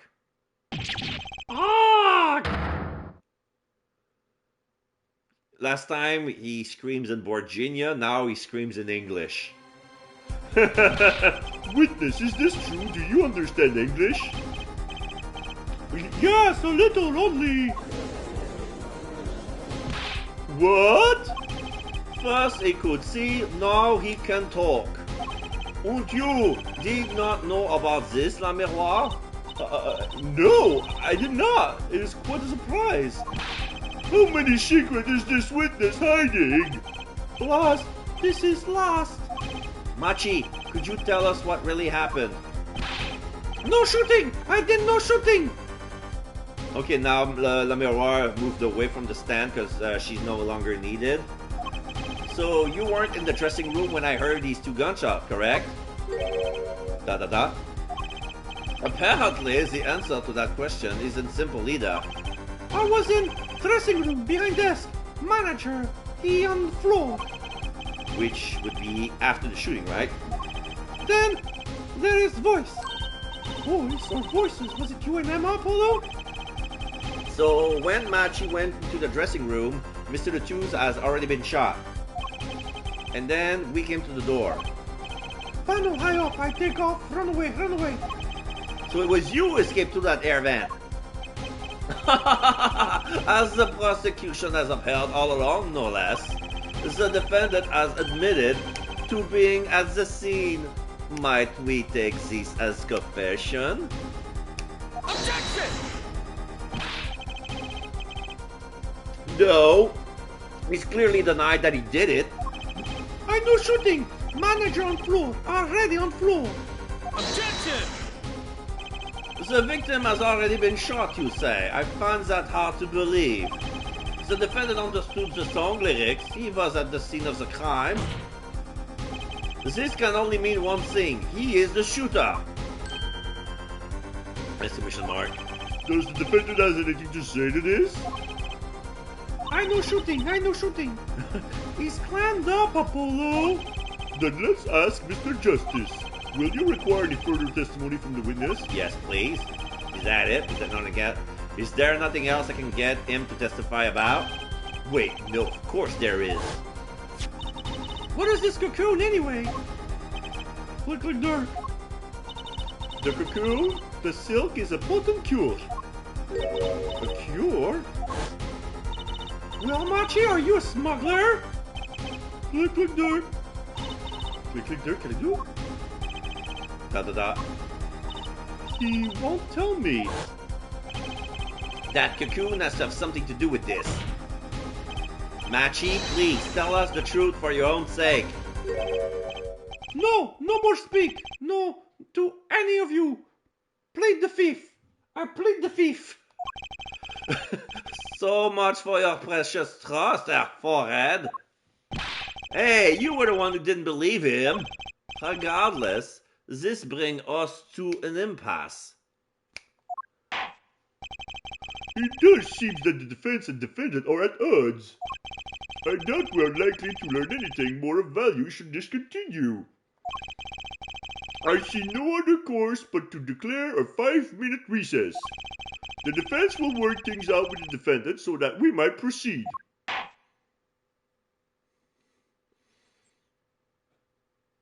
July 10th, 11:23 a.m. District Court, Defendant Lobby number 2. Apollo Eustace. That's justice. Better learn how to say it if you ever want to get some. Believe I no shooting. Machi claims Mr. Latouche was already down on the ground when he entered the room. Maybe it was a trap and he walked right into it. Suddenly, I heard revolver, close, very close. Then I heard voice. You heard gunshots? Yes, it's true. I heard revolver. Only sound. Wait, you're saying you went into the dressing room and found Mr. Lettuce already dead, and then you heard shots? If that's true... So, you were at the scene of the crime when you heard those shots? And you escaped through the air vent. I know. Huh? What do you know? I know if opening vent, I can leave stage and backstage. So the vents went to both the stage and the backstage area? Is that what he means? Hey, he's right! Look, Apollo! Yeah, we can see if we use the schematics of the air vent, it goes through both dressing rooms and underneath the stage. And it go backstage. Huh. Well, yeah. How did you know it was connected like that? Wait, I bet his father was the architect that designed the hall or something. I heard this from Magician. Magician? Don't look at me! A magician, huh? Well, at least we're clear on one thing. Machi didn't shoot Mr. Lettuce. Yeah, but what does that leave us with? We're supposed to say he went into the room to find the body and then he heard the shots? That's what's going to go over well in court. Not! Apollo, you're his defense. You're supposed to believe whatever he says, even lies. That's not what a defense attorney is, but whatever. That's what Daddy always tells me. I'll just pretend you misheard him. Every time. So, what do we do? You're sure you won't testify, Machi? I'm not talking! No! Well, it was worth a shot.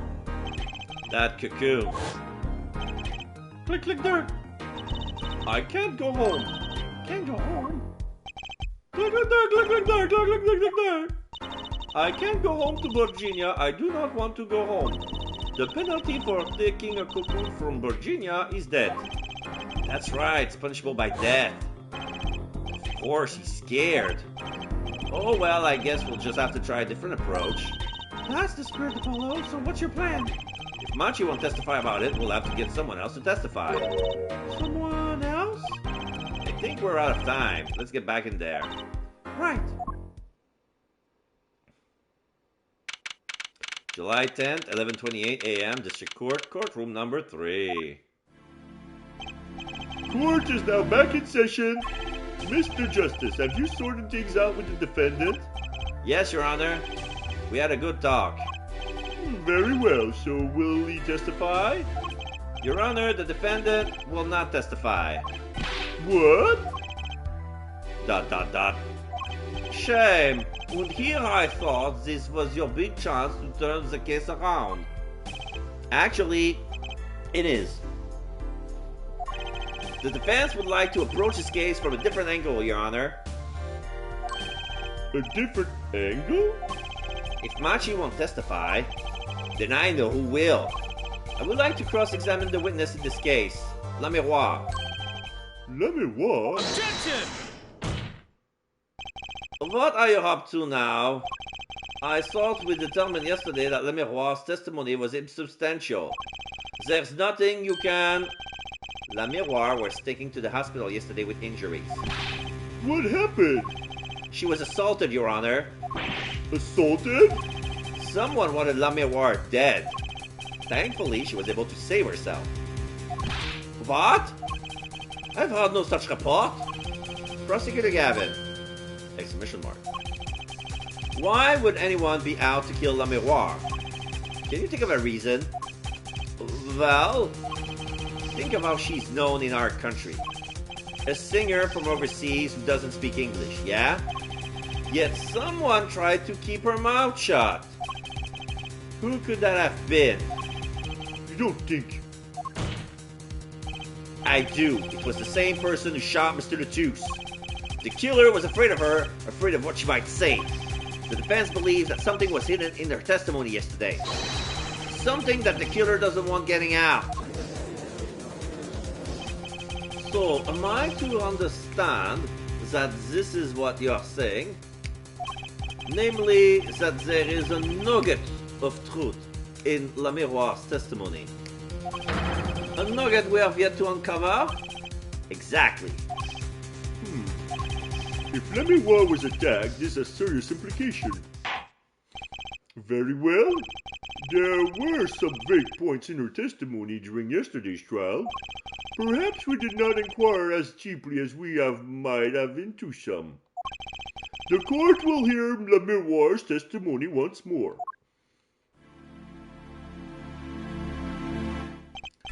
La Miroir, I must apologize. We must ask you to stand again and speak. You need not to apologize. I know that Machi is innocent, and I will do all that I can until the court realizes this. Let's review your testimony from yesterday.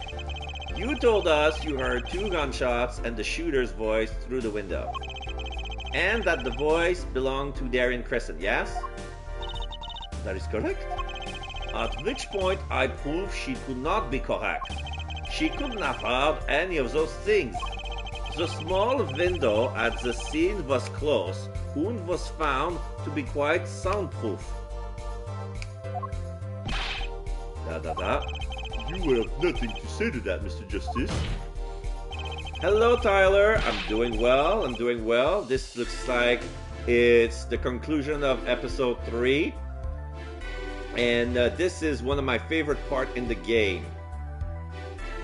So, yeah, I'm doing great. What was I gonna say? Like, I got my snack ready, I got my brownies. I feel a bit of peckish, but I don't feel like another piece of brownie. I'm gonna wait it out a bit. And as soon as this this episode is over, I'm gonna end the stream. I've been doing this for quite some time. I don't know exactly what, but I do know there's something there. There is, it seems, much you do not know. And yet it is my duty to hear him out. Perhaps the witness would be so kind as to testify once more to the court? Of course, Your Honor. As I'm watching this, I'm currently working on a Lego helicopter that I invented. Oh, interesting. Interesting. Witness testimony. What I heard. I was on my way from the stage to the backstage exit. That's when I heard them, Mr. Latouche and the detective. I heard the faint sound of a gunshot and stopped. Then I heard another gunshot. There was the smell of gunpowder. I knew I must tell someone, but I was in a hurry, so I kept moving past the small window. Oh! When she said small window is from the point of view that she was crawling inside of the air vent. She cannot tell the difference. It's a small window plus the word in English. She wasn't sure about that. Pretty much the same as yesterday's testimony. I'm sorry. I am not used to speaking much in this language. Perhaps my descriptions are lacking in some way. Yet everything I have said here is the truth. Then it is my distinct displeasure to say this. What you have said to have happened is impossible. Do I have to repeat myself? Le Miroir was attacked because of this testimony. Exclamation mark. Juicy ... What? Juicy? Apollo, you know, for a moment there, you were pretty cool. Maybe I do better when I don't try to think ahead. Very well, Mr. Justice. Perhaps you can coolly cross-examine the witness? Right, cross-examination. What I heard. Okay, the bracelet is silent. I was on my way from the stage to the backstage exit. Hold it! Is something wrong? I know I said hold it, but she's saying the same thing she said before. Mr. Justice? Sorry, it's nothing. Please continue with your testimony. Now I know what they mean about the reckless youth these days. The one in red over there is a shining exemplar, Judge. You're the last person who should be pointing fingers, Mr. Rockstar. That's when I heard them, Mr. Latouche and the detective. Hold it! Darren Crescent. I did not know his name at the time, but yes, it was him, the one who took the stand yesterday. How many times do I need to remind you that's impossible? There is no way you could have heard him. Because the window was at the scene was closed? Is that why? Of course! Apollo, if we keep asking the same questions as yesterday, we won't get anywhere. She's right. Maybe there's a different angle I can try. What were they talking about? Did you hear anything else or no need? Lemoir, do you by any chance remember what they were saying to each other? If so, please tell us. I have given it much reflection, but I was afraid of this. She doesn't remember. I only heard one phrase clearly. A whole phrase? You remember some things that was said? Why didn't you say anything yesterday? Though my memory is clear, I was afraid to speak. You see, I do not understand what was said. This could be it. The clue I've been waiting for. Yeah, she heard something, but she didn't understand, so she's gonna repeat from memory like a parrot. Well, what did he say? It was the other man speaking, not Mr. Latouche. The shooter, then, Darren Crescent. Well, what did he say? It's over. Press the switch now. Switch? And the shooter said this to the victim, Mr. Latouche? I thought it quite strange myself afterward. It is a mystery. What could it possibly mean? Mr. Justice, care to shed some light on this? I mean, sure, I'd be delighted. It's very vital. Maybe we could add that to the testimony. Maybe, Apollo. Press the switch now. Okay, we're gonna present the switch. Objection!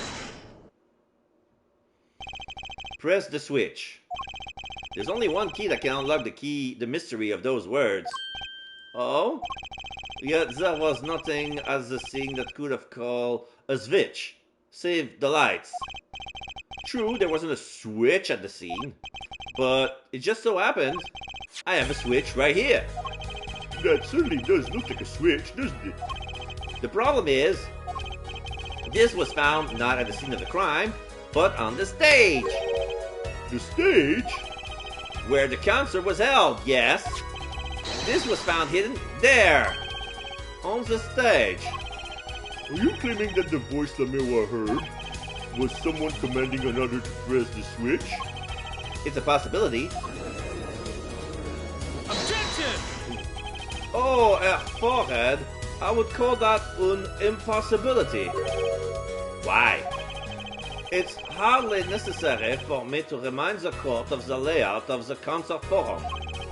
The stage is quite far from Lemoir's dressing room. Not to mention that the governors were in the middle of a concert on said stage. We aren't known for being a quiet band. You could shout all you wanted and not be heard. The detective's voice was loud, but certainly not a shout. So too have Herr Forehead's cries of possibility fallen far short of being heard. Sorry, but he wouldn't have needed to shout. Excuse me?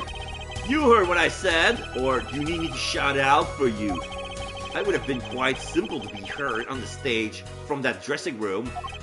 Oh wait, you like evidence, don't you? Well, how about this? Using this, it would be easy to get a message to someone on stage from the dressing room. The headset. Take that! Prosecutor Gavin, perhaps you're familiar with this?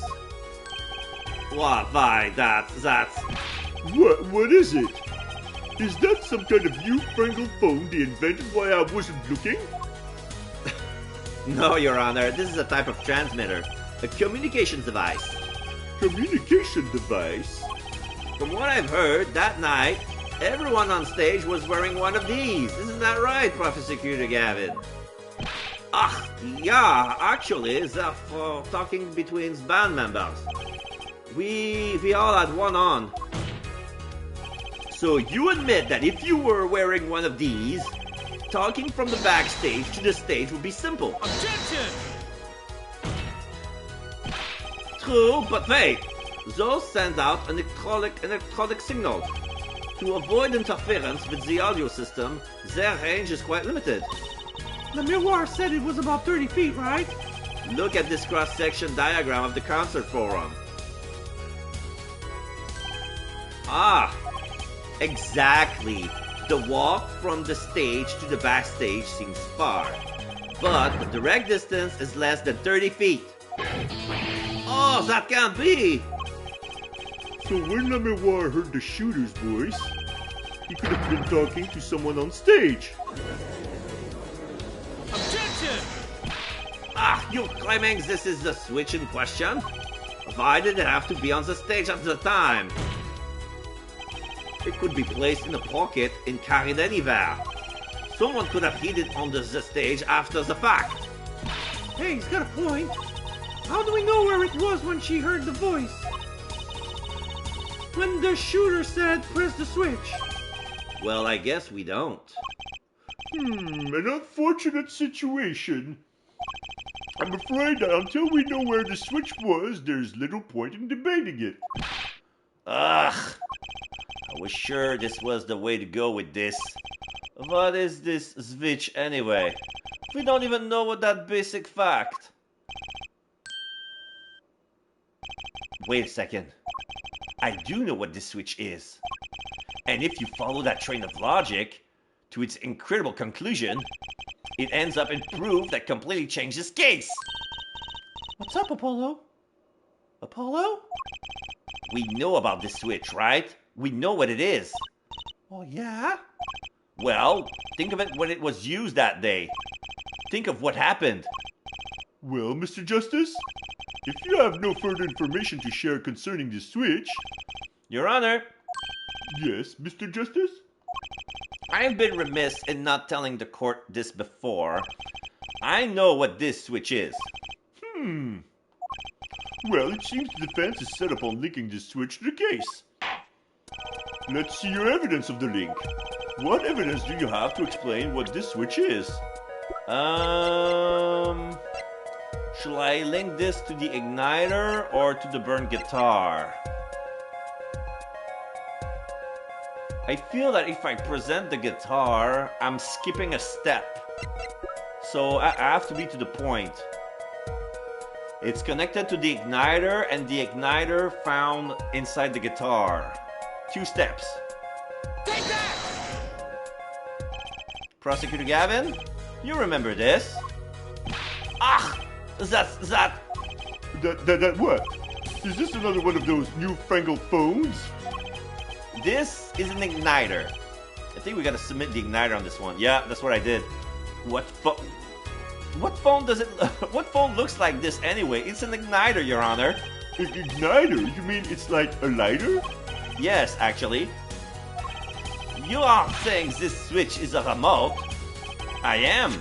This is a remote trigger for an igniter. What? Look, I'll show you. Ooh, well, yo, Mr. Justice, you will cease and desist from burning down this courtroom. Sorry, that was a bit more fire than I expected. If my whiskers have caught on fire... Prosecutor Gavin, let me repeat myself. This switch is a remote igniter trigger. Doesn't that suggest something to you? You're talking about what happened to me, aren't you? Ah, exactly. That night at the concert, there was one unusual burst of flames. When your guitar caught fire in the middle of your performance. Wasn't that part of the stage show, though? Prosecutor Gavin was entirely unaware such a thing has been planned. And the guitar that burned was a valuable keepsake. That's right, he got it in the Borginio from Le Miroir. He said the sound was amazing before it burned, of course. Now it's just kind of smokes. The better the guitar, the brighter it burns. Her forehead. Yeah? Don't tell me you're trying to tie these two things together. Those being the shooter's voice heard by La Miroir. And the guitar suddenly catching on fire? I am. It's really simple when you think about it. Mr. Lettuce and the shooter were at the crime scene. The shooter was wearing a headset. He ordered someone on stage to press the switch. The switch was pressed and the guitar caught on fire. Well, that does seem to make sense. Though something about it is bugging me. I can't quite put my finger on it. Really? It seems pretty simple to me. Objection! Her forehead, don't destroy what little respect I have for you. I was expecting some things a little more sensible. I guess I was wrong. What's this all about, Prosecutor Gavin? His simple story simply makes no sense. Think, that night, my guitar caught fire, yes? The cause may have been this indeed. However, the guitar caught fire during the second set. That's right, of course. Sorry. The guitar caught fire during La Miroir's song. Indeed, yet the shooting happened during the third set. The two are utterly unrelated. Yes, that must have been what was bugging me. The whole premise for this is faulty. See? His story makes no sense. Objection! Are you sure about that? Exclamation mark. What exactly do you mean, Mr. Justice? Maybe it's not the premise for my explanation of the switch that's at fault. Maybe it's our premise for the entire case so far. What premise is this specifically? I'm glad you asked. I'm saying that maybe the killing didn't take place during the third act. Objection! What's this? But Detective Emma Sky heard shots and found the body. All of this happened in the third act. Objection!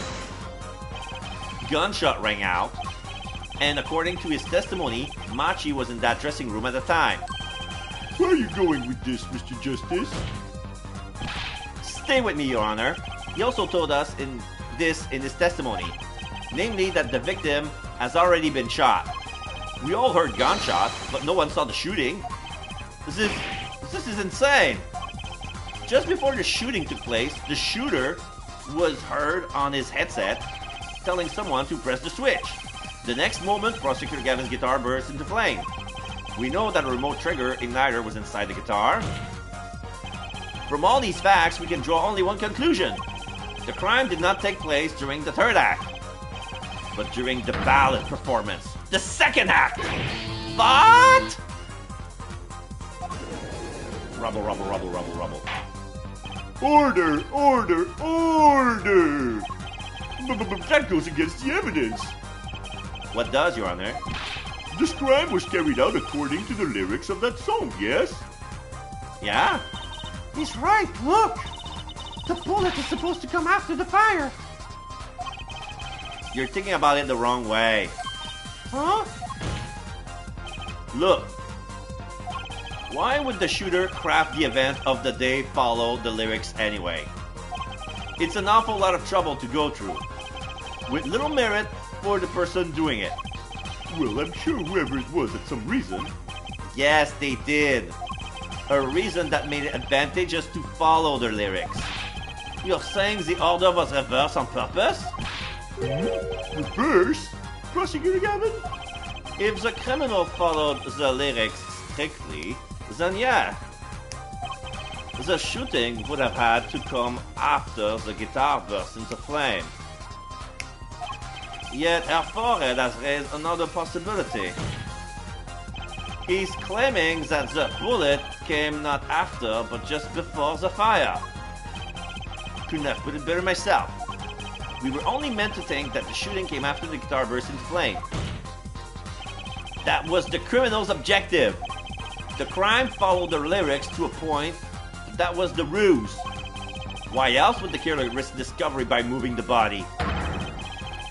That was the final touch to make us think he would follow the lyrics the whole way. Order, order, order! That would explain his most unusual situation. It does. The killer changed the order of events to create himself an alibi. In other words, the killer was someone who has an alibi for the third set, but not the second. Objection! I was hoping it wouldn't come to this, but sadly it has. Let me tell you why your little fairy tale makes no sense at all. Oh, it sounds good, I'll give you that. You've given us a reason why the killer brought us following the lyrics of my song. But I question your logic, for it's flawed from the very beginning. Flawed? Yeah, one contradiction, Herr Forehead. One I've pointed out several times, no less. At the time of the crime, the small window was at the scene was closed. How could la Miroir have heard a voice through it? Oh, I know that you would like to divert our attention from this critical fact. But you're basing your entire line of reasoning on a false premise. Right. La Miroir testimony is my entire case. That voice she heard, the shooter's voice. What if she couldn't hear it, Apollo? Look, what do we have? A man saying press the switch. And near the crime scene we have a switch, which acts as a remote trigger for an igniter. And last but not least, Prosecutor Gavin's flaming guitar. It can't all be coincidence, but how do I make it work? I see a more direct line of questioning is required. When the crime scene was investigated, immediately after the crime, that window was closed. Care to tell us how la Miroir heard the voice? A key point to be sure. Mr. Justice, can you explain this to the court? Okay, Justice, we got one thing to prove, and one thing only. La Miroir heard a voice, and she heard it during the second set. Think, how was La Miroir able to hear the voice? The window was open, she has divine hearing, or she was somewhere else? She was somewhere else. When we investigated the scene, the window was closed. The shooter had no reason to close it, that it had been open either. Meaning, it was impossible to hear the voice through that window. Ah, it's good to hear you making sense again. For a moment I was afraid you might be a Bourguignon too. As I was saying, La Miroir could not hear the voice through that window.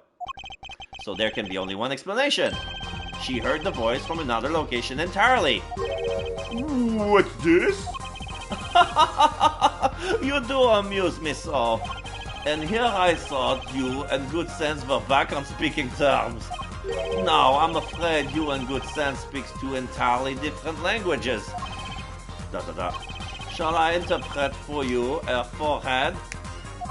La Miroir clearly stated she heard the voice through that small window. And there is one small window at the scene. Are you sure? Exclamation mark. Think about it. Isn't there another small window at the scene? There is? Oh, I know that look. He wants us to ask him. Very well, you claim La Miroir heard the voice from another location. Mr. Justice, show us where this location was. La Miroir heard the voice from here. The air vent. Take that! This is where La Miroir heard that voice from. But that's no small window. That's the air vent. From a blind perspective, it's just a square with an opening. Well, what did she tell us? She said she's a Bourguignon, unfamiliar with our language. It's not a stretch to imagine she called this air vent a small window. Objection! Now you've done it. You've gone beyond ridiculous and into ludicrous.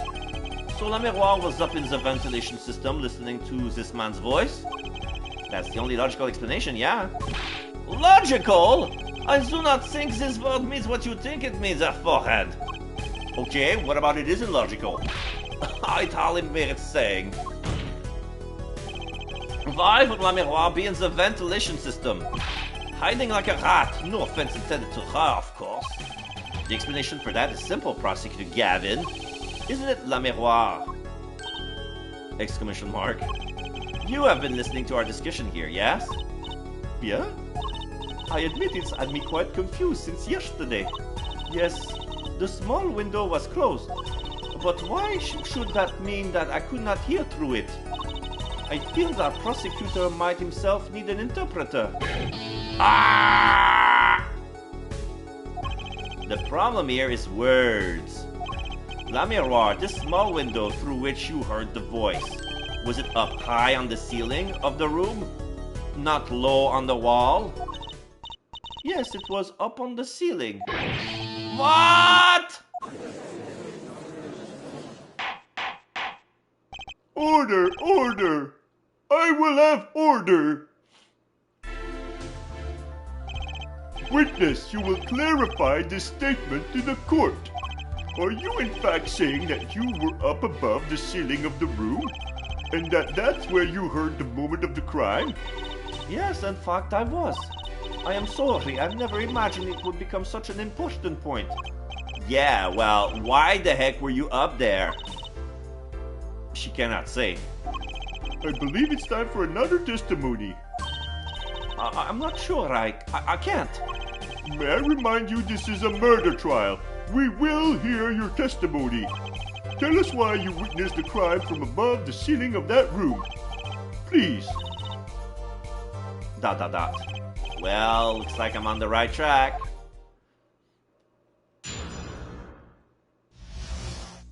Above the ceiling. Yes, I was above the ceiling when I heard the voice. Now we see a picture of her.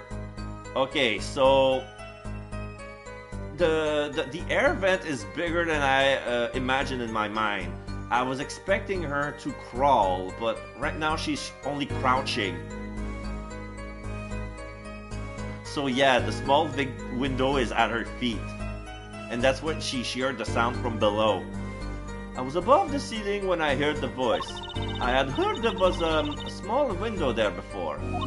It was in the middle of my performance. I had no time to report what I have heard. As to why I was there, I cannot say. I am bound to secrecy on this matter. Bound to secrecy? In my line of work, one has many obligations to uphold. But you said you were in the middle of your performance. So did this happen during the second set? I did not witness the crime, you must understand. Oh, I only know what I heard.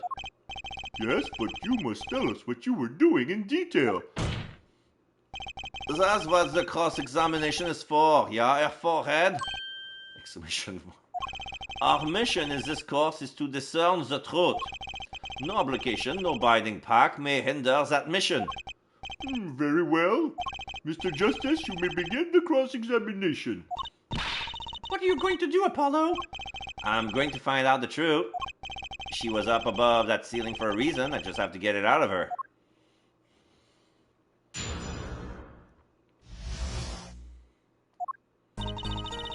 Okay, the bracelet is not responding. Yes, I was above the ceiling when I heard the voice. Hold it! Above the ceiling? Could you be more specific? I cannot. Because you're bound to secrecy? Yes. To tell the truth, I was not supposed to even say I was above the ceiling. I dare not say more. Does that sound like I'll be able to coax it out of her by just asking? I had heard there was a small window there before. Hold it! By small window, you mean the air vent. I only remembered I needed to be careful of where I put my hands and feet. I cannot see the light coming through the window, of course, because you're blind. The air vent grate could trip you up, certainly. Yeah. Yeah, she could misstep and step into the grate that blocks the air vent. She could have tripped. She would have fallen, and the stepladder was nowhere near underneath. She was leaning against the wall. She could have hurt herself. She would have fallen into... she would fall into her own dressing room. That would have sucked. So I was walking very carefully when I heard the gunshots. startled, I crouched and listened. That is when I heard his voice come from the room. Darian's voice. I knew something terrible had happened, yet it was in the middle of my performance. I had no time to report what I heard. Hold it! So without a word, you just let the third set start. After the curtain closed for the second set, there was still much to do. You could have prevented this whole misunderstanding if you only had told us sooner. Yes, perhaps I could have. I see little point in badgering the witness. What's done is done. The mind works differently when one is in the middle of a performance. Why, I'd lost my voice in the middle of a show and kept on singing completely on the valve. Singing without a voice? If only all contradictions were so obvious. If only I could get Lamiroir to talk. Pressuring her like this doesn't seem to be getting me anywhere. As to why I was there, I cannot say. You heard the gunshot during the second set during your performance, yes? You're quite sure? Yes. Why would I lie about the time? Why didn't you tell us this yesterday? No one asked me. I thought you all knew. I told you Machi was not the killer. I told you this many times. Yes, you did. But you never told us why. I am sorry. I was not able to speak of it. Unable or unwilling. She's not talking, Apollo. What do we do? We'll just have to prove it ourselves. As long as she's bound by this pact of silence, she won't talk. But if I can prove why she was up there, she'll have to admit it. But how are you going to do that? She was singing on the stage, Apollo. She couldn't have been up above the ceiling too. Yes, she could. I've got a theory as to why, too. And maybe I've got the evidence to prove it. I am bound to secrecy on the matter. Okay, so what's gonna be the evidence that prove that,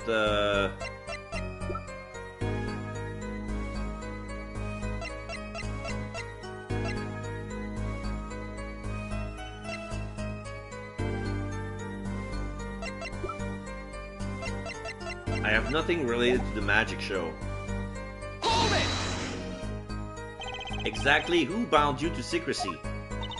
I'm not sure I'm allowed to say who it was. No, I think perhaps that is alright. It's just a name after all. It was Valiant Gramarye. Perhaps you know him? Valiant Gramarye? What? You mean Uncle Valiant? What? Valiant Gramarye? Well, who's Valiant Gramarye? A grand magician, the one responsible for the illusion performed during our concert. ... Yeah, Clavier's sweating. Interesting reaction, Prosecutor Gavin. Lamiroir was bound to secrecy. It's going to take some arguing proof to make her talk. I think I know why she was up there, but how do I prove it? Okay, so now it loops.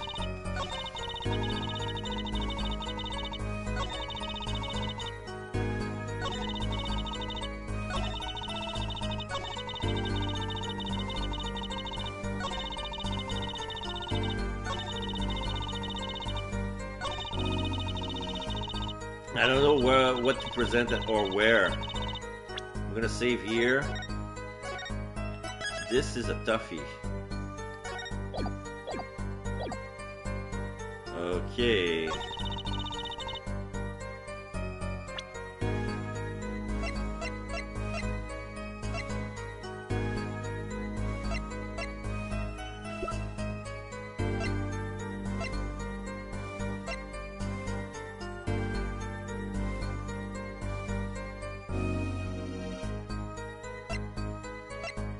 I'm gonna try the videotape.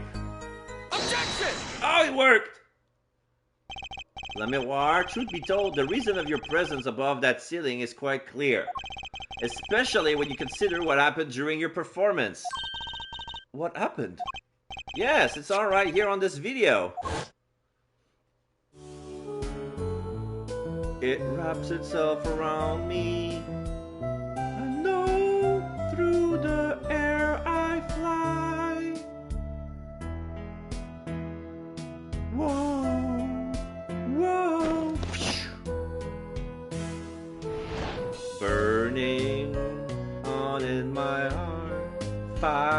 fire.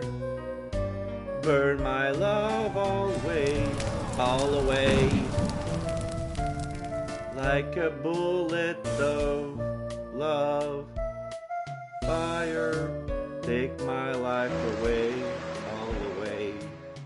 Guitar, guitar. Up together to the sky.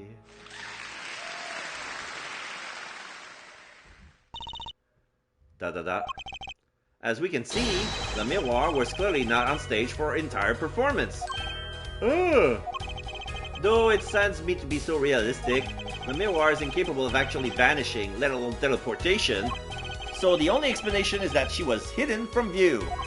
And during that time, she moved to the back of the forum. Apollo! What, Trucy? It's not nice to reveal the magician's secret, and it's against the rules. Well, excuse me, princess. I'm a lawyer, I'm not supposed to be nice. This is all very fascinating. But how is this possible? There is only 20 seconds between when she disappears and reappears. She couldn't have moved that fast. Clavia da da da. Is something wrong, Prosecutor Gavin? This was his concert, his show. He knows how the illusion was performed. Uh-huh. He's just realizing his own oversight. Let's look at the cross-section diagram again. Here we can trace a route through the ceiling. It goes from the stage through the backstage to the rear of the forum. Uh-huh. Recall the miroir testimony from yesterday. I was on my way from the stage to the backstage exit. There was something like a little window there. That's how I saw it. She went from the stage to the backstage exit. A perfect description of this route above the ceiling. The miroir knew of this because of her part in the illusion. But she wasn't the only one who knew. What? Just now in the lobby, Machi told me something. I know if I open vent, I can leave stage and backstage. He says that? Oh, were you not informed, Prosecutor Gavin? Oh yeah, that's right. You were not in the lobby when it happened. I'm about to sneeze. Okay. Okay, false alarm. I know about the vanishing arc, of course. Yet I had no idea of the route that would be used. Why didn't that magician tell me? Magician only reveals details on their act on a need-to-know basis. They're the bread and butter of a magician's life, you know. Which is why he bound Le Miroir to secrecy. Well, Le Miroir? I am impressed, Monsieur Attorney. Machi was right about you. So, what does this mean? Are you saying you used this route above the ceiling? I did. Well, that's that, but I'm still a little confused. Why is that, Your Honor? As I said before, only 20 seconds. There was a very little time between when she disappeared and when she reappeared. 20-second tops. How could she do it so fast? Especially if she stopped.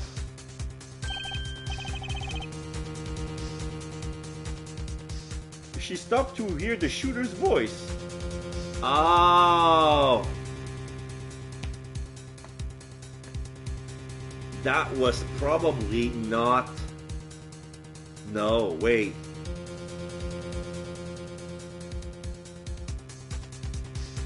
There was a switch. There was a switch.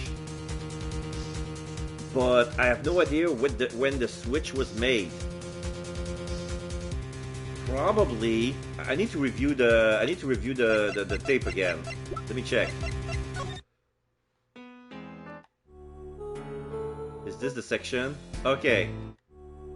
This is the section that I want.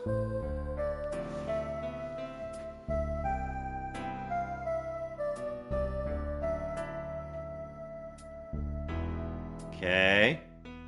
Because she's well hidden with her cloak and veil.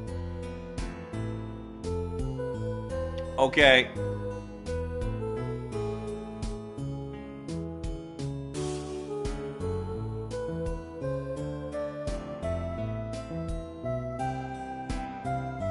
Okay, here we see it's clearly her.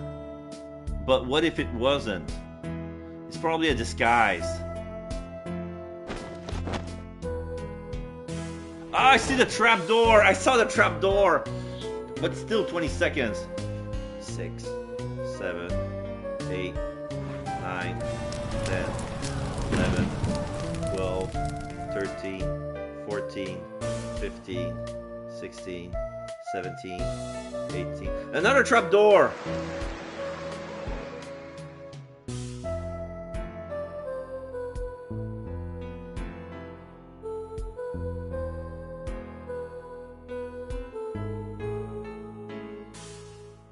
Okay.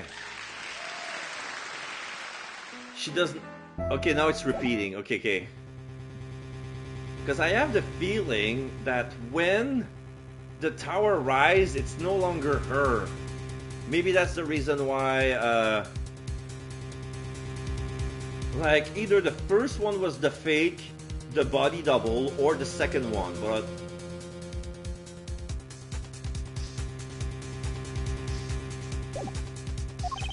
Can the witness explain this to the court?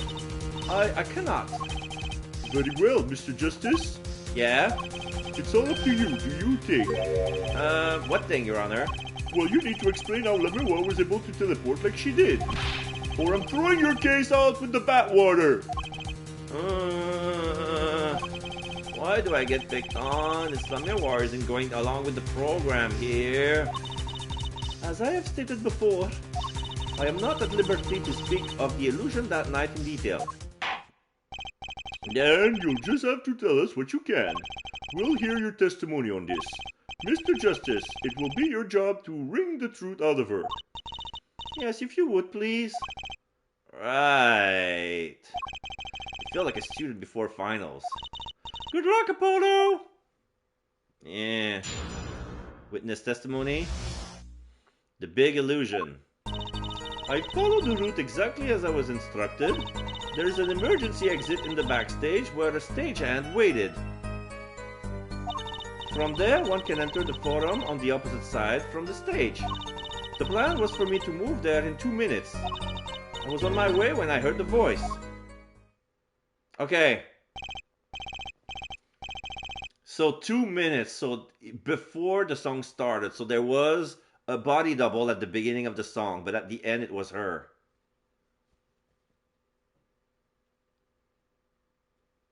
So... Oh, okay. 2 minutes, you say, the mystery deepens. I suppose it was too much to hope that the judge would come up with something. As does my curiosity. Take it away, Mr. Justice. Right, Your Honor. All I have to do is find the contradiction between what La Miroir is saying and what we can see plainly in the video. I figured it out already. I'm a magician after all. Well, tell me. Nuh-uh. Not a chance. I can't reveal another magician's secret. Come on. Hey, you're supposed to be on my side here.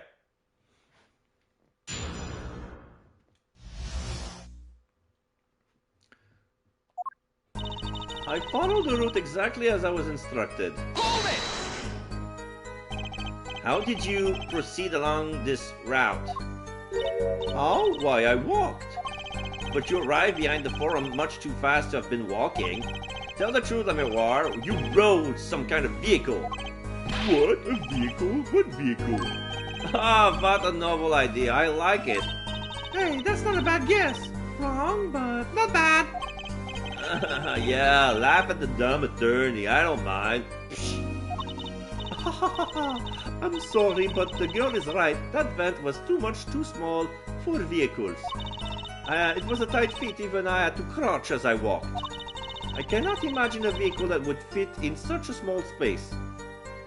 Vehicle. Alright, if it wasn't a vehicle, what was it then? You had me going for a while there, Mr. Justice. Too bad. Ready for the next part? Why do I feel like I'm on some kind of quiz show? There is an emergency exit in the backstage where stagehand waited. Hold it! Did everyone on the concert staff know about the trick? Not all, only a few that were needed to help. See, like I said, it's on a need-to-know basis. So, not many people knew about the trick. What were these stagehands required to do? One needed to open the emergency exit. The door to the stairs is locked, but once through there... From there, one can enter the forum on the opposite side from the stage. Hold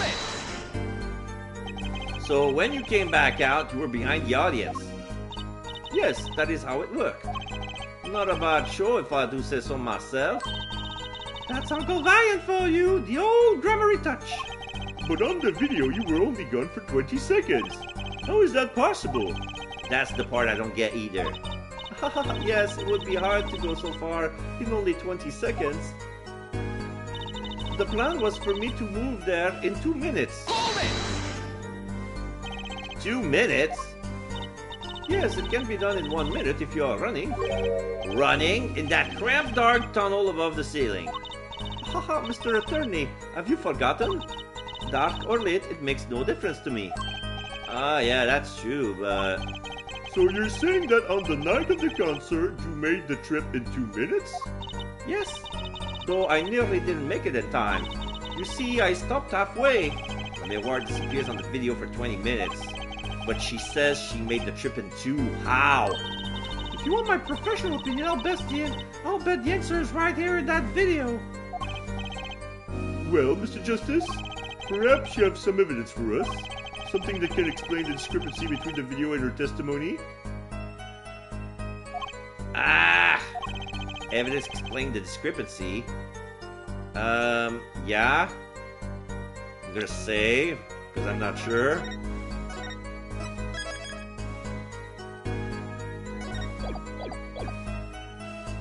Oh, I can check the evidence as well.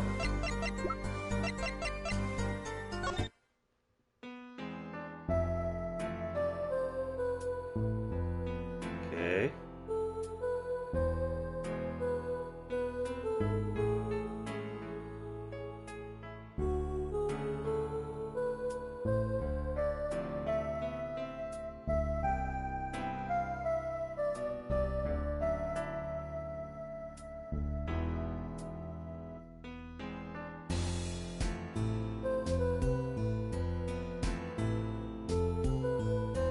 Wait.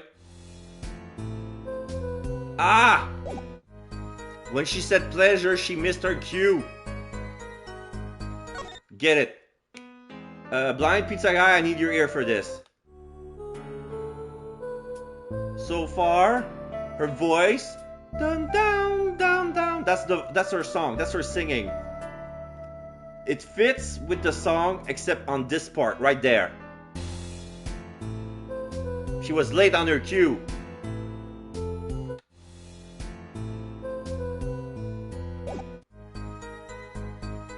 Okay, we got her. Present evidence. There's one piece of evidence that explains the discrepancy between video and testimony. Well, it's shorter than it's supposed to be, but it came in late. Take that! Aha, so it is. The magical key to unlocking its illusion's dark secret. Tell us how it works, quickly. I can't bear the suspense. I was kind of hoping someone else would jump in at this point. Well, you see... Objection! Herr Judge, I do hate to spoil the mood, but I haven't the faintest idea what he's talking about, and neither does he. I'm a little confused too there, Apollo. Right, by which I conclude that I was wrong. Better luck next time, Pollywog. Mr. Justice, I'm holding you responsible for spoiling my mood. Oh no, I got it wrong? Was that a tear I just saw in the judge's eye? Alright, nothing to do but rethink this through. The key's in the video somewhere, I'm sure of it. What?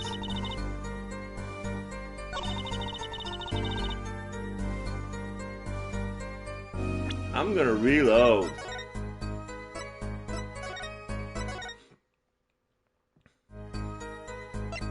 I'm gonna present the evidence. I'm gonna present something else.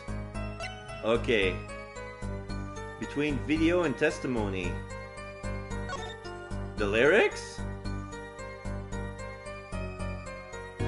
Oh, wait. Let me hear that song again.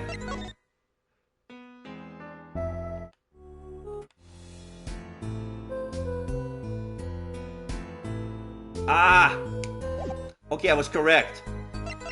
I presented the wrong evidence. It's the lyric sheet. The lyrics are pleasure, pleasure, but on the video, she only had time to say one pleasure. Take that! Uh-huh! So this is it? The magical key to unlocking this illusion dark secret. Tell us how it works, quickly, I can't bear the suspense. Oh no. But not a missing note, she only said, yeah, she missed her cue, she only had time to say one pleasure, she couldn't say pleasure, pleasure. Objection! Oh, don't tell me that wasn't it. Oh, come on, that was perfect. Oh, no. Ah, come on. Ah, I have to reload.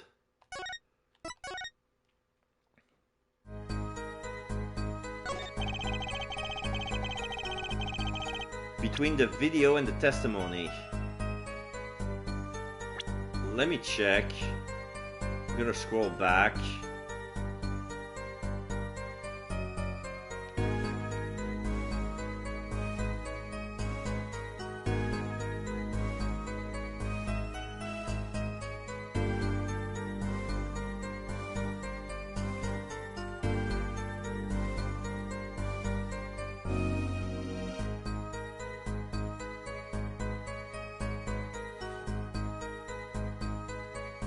Okay, so we're trying to prove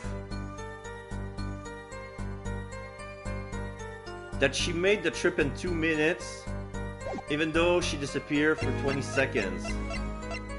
The brooch? Take that! Oh, it was the brooch. Le miroir, do you happen to remember this brooch? Uh-huh, the brooch! We saw that yesterday, did we not? It was found at the scene, Your Honor. Won't you bring this up now? Why? I thought we had already determined when that was dropped. So did I, but we hadn't. Exclamation mark. Take another look at this video.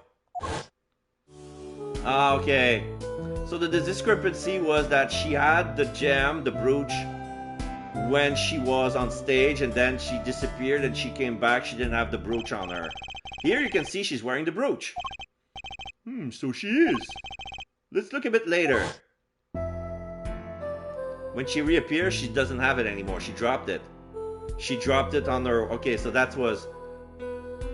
Okay, my contradiction was fair, but it was useless because they wanted to prove something else. What? The brooch is gone! What? Yes. The brooch disappeared in the short space of 20 seconds. And it takes a full minute to run from the stage to the backstage.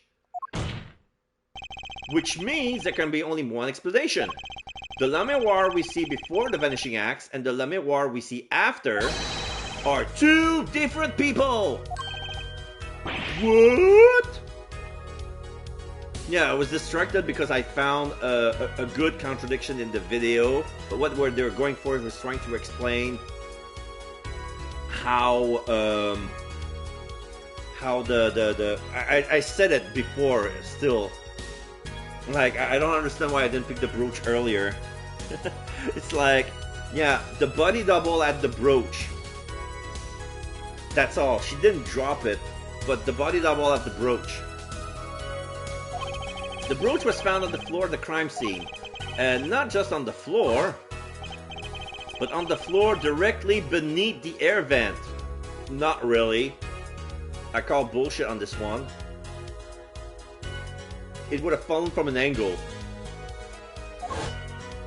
Le Miroir, tell me, did you drop the brooch on your way from the stage to the backstage? At the very moment you witnessed the crime? Yes, I think I did. Order! It was pretty good contradiction, not gonna lie. I felt like you were really on something. Yeah. Prosecutor Gavin. From your expression, I gather you had no idea this was the case, Herr Judge. I, of course, knew about it. What? Don't get me wrong, I wasn't hiding it. It just never occurred to me that the switch and the shooting took place at the same time. So, I was right? There was a switch? There was. Just before the stage tower rose, La Miroir was replaced. I could tell because La Miroir had a mustache. While we were on the subject, just who was this replacement La Miroir? Why, the man behind the illusion, Valiant Gramarye. It was Gramarye?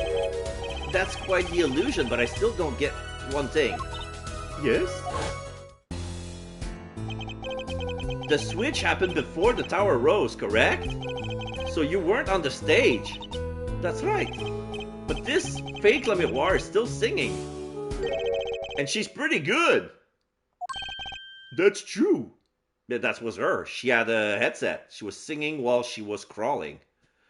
And the fake was just lip syncing. Come on, Apollo, that's an easy one. They were just playing a recording. Shut up! I can prove that this was not a recording. The Governors are some kind of air guitar band, Fräulein. Oh, you mean I'm wrong? When we play a show live, we play live. No recordings. Perhaps you couldn't explain, La Miroir? Very well. Another testimony? Yeah, do tell and hand it to your testimony, please. I have to keep singing while I move. Yes, I have to keep singing while I move. Hold it! You were singing? Well, yeah. Mr. Gavin expressed a dislike for recordings. So I used this, the headset. Wait, so you were singing the whole time? Even when you were crawling above the ceiling towards the backstage? Why should it matter what I sing, where everywhere I go is the same darkness? But if you were singing while you were walking... That's right, wouldn't the shooting victim have heard? She was singing right over their head after all. No, the speakers were at full volume. That's right. Are you sure? Even Gavin knows. You have to be pretty hard of hearing to miss someone singing in the ceiling. Once again, we come back to the state of the scene of the crime. What state? Ah, I know what he means! That old speaker, Apollo! The speaker? That speaker was blaring at the time of the murder. Ah, that's for monitoring the stage from this room. Monitoring? Yeah, it pipes the real-time feed from the stage microphones. See? So, regardless of where she sings, the volume will come from the speaker at full volume. Like her performance will hide herself in plain sight. You're not gonna listen from the audience because as far as you know, it's still coming through. Exactly, you get it, pizza guy. It's coming through the speakers. Useful for knowing when your set is coming up. Satisfied? That dressing room was fitted with a large speaker playing a direct theme from the stage. At my request, actually. So, La Miroir singing in the ceiling sounded just like La Miroir singing over the speaker. Ingenious! Her voice was hidden by her own voice. La Miroir? I have just remembered something. Do tell. When I heard the noise, the gunshot, yes, it startled me, so I stopped singing. Yeah, you said pleasure instead of pleasure. So the first pleasure is the moment when the gunshot happened. Because you were startled, of course. Like, you're singing live, you crawl, and then you hear a gunshot. You're gonna interrupt your stage, like you're gonna miss something. I forgot the words I was supposed to sing. The song stopped. Thankfully, it was the very beginning of the second verse. Yeah, so not many would notice. Yeah, pleasure instead of pleasure. Forehead, that mixing board I lent you, where is it? The mixing? That machine, Apollo, the one that breaks music into tracks. Oh, this! Yeah, I completely forgot about it. Yeah, let's play with the mixing board. Alright, let's take a listen. Now we have the guitar serenade.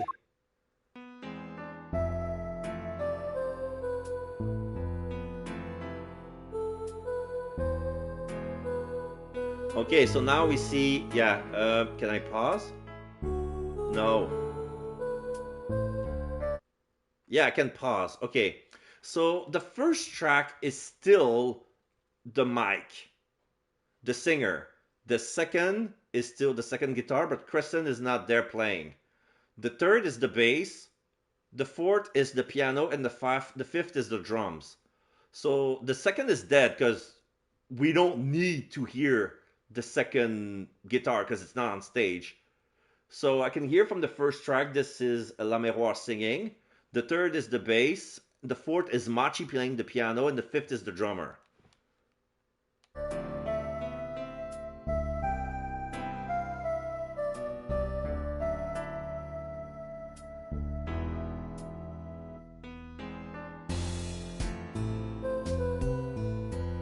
Oh, the second guitar is playing now on that track. Okay. The song does stop there. It does? I must have missed it. Look at the lyric sheet at the top of the second verse. See where it says pleasure, pleasure? Now listen again.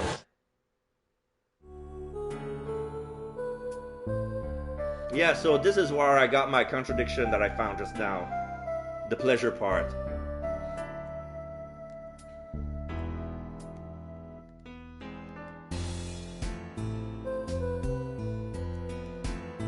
Okay, so the second guitar picks on the second verse, on the second segment. This is evidence indeed. I believe we're guilty of making a terrible mistake. The crime didn't happen during the third set. It happened during the second, during La Miroir's ballad. If that is true, then no one on stage during the second set could have been the shooter. Which means that Darian Crescent could have done it. He wasn't on stage for the second set.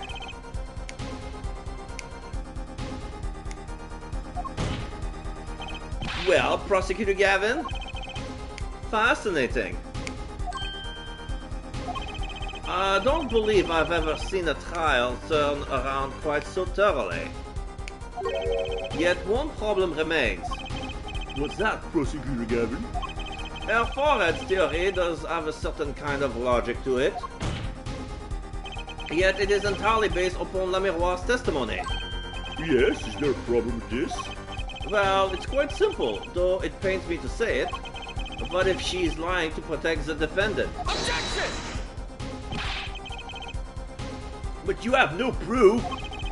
All I'm saying is that the truth is as yet unclear. Until we hear directly from the man himself. The man? You don't mean... Yeah. Though he is a friend and member, Darian Crescent must take the stand. I see no other way. No other way. As someone with a new perspective on the case... As a suspect, to be frank.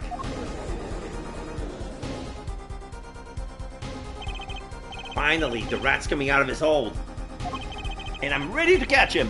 Darian Crescent, get ready for justice. Okay, this is as good as a time as any to pause for a brief recess. The prosecution will summon the witness. Have him here and ready by the time we begin. I'm the last man who needs to be reminded of what his duties are. Very well, court is adjourned for a 15-minute recess. To be continued. Okay, I have 1 hour left. I can do it. I can finish the case in 1 hour. Do you want to save? Alright, I will save.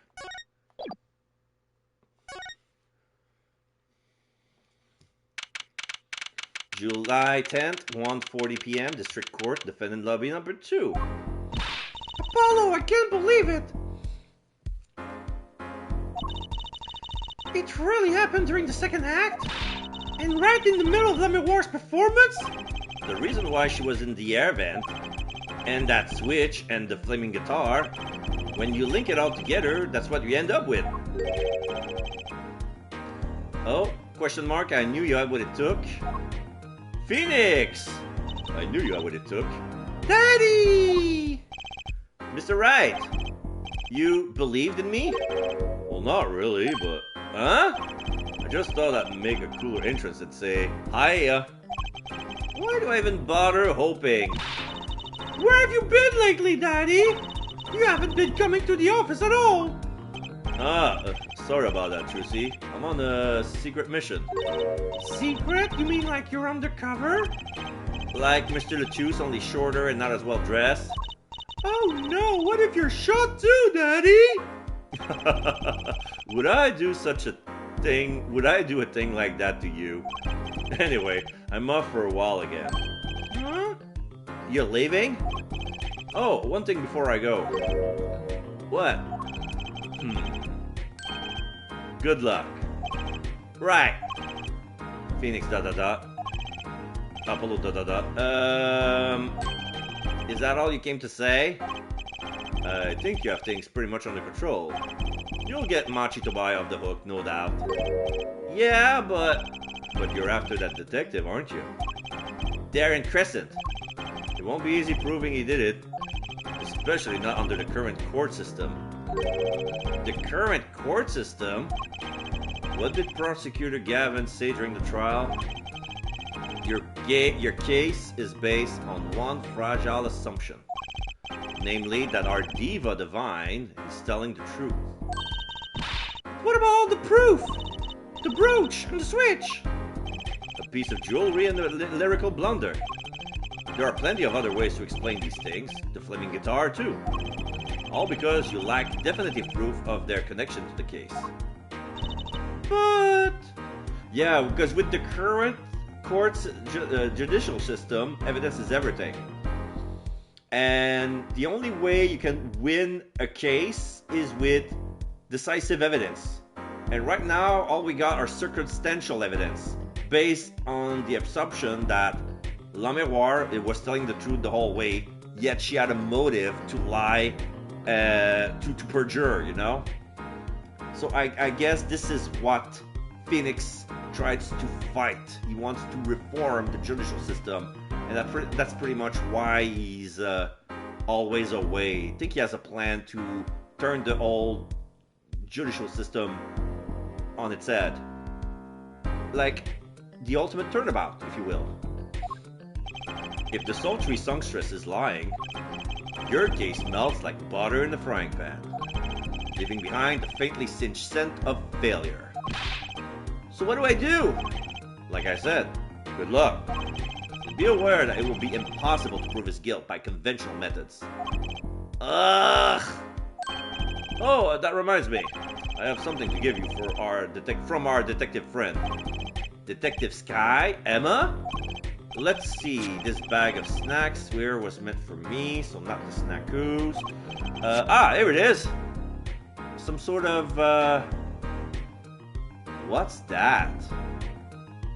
Oh shit, is that a firecracker? Oh, that's the gunshot. Yeah, here it is. What are those, Daddy? They don't look very good snacking materials. No, they were found at the scene. Analysis of the fragment revealed traces of gunpowder. Gunpowder? Probably a firecracker or something similar, like the one kids are into these days.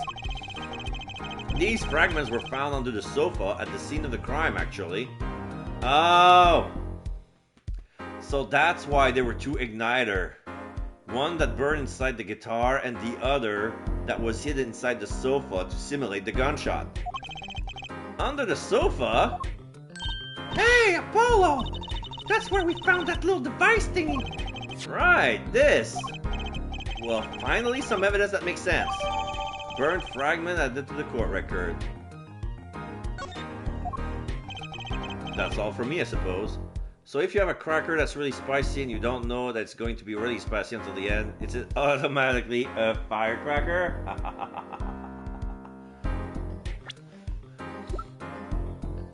Okay, let's examine the debris.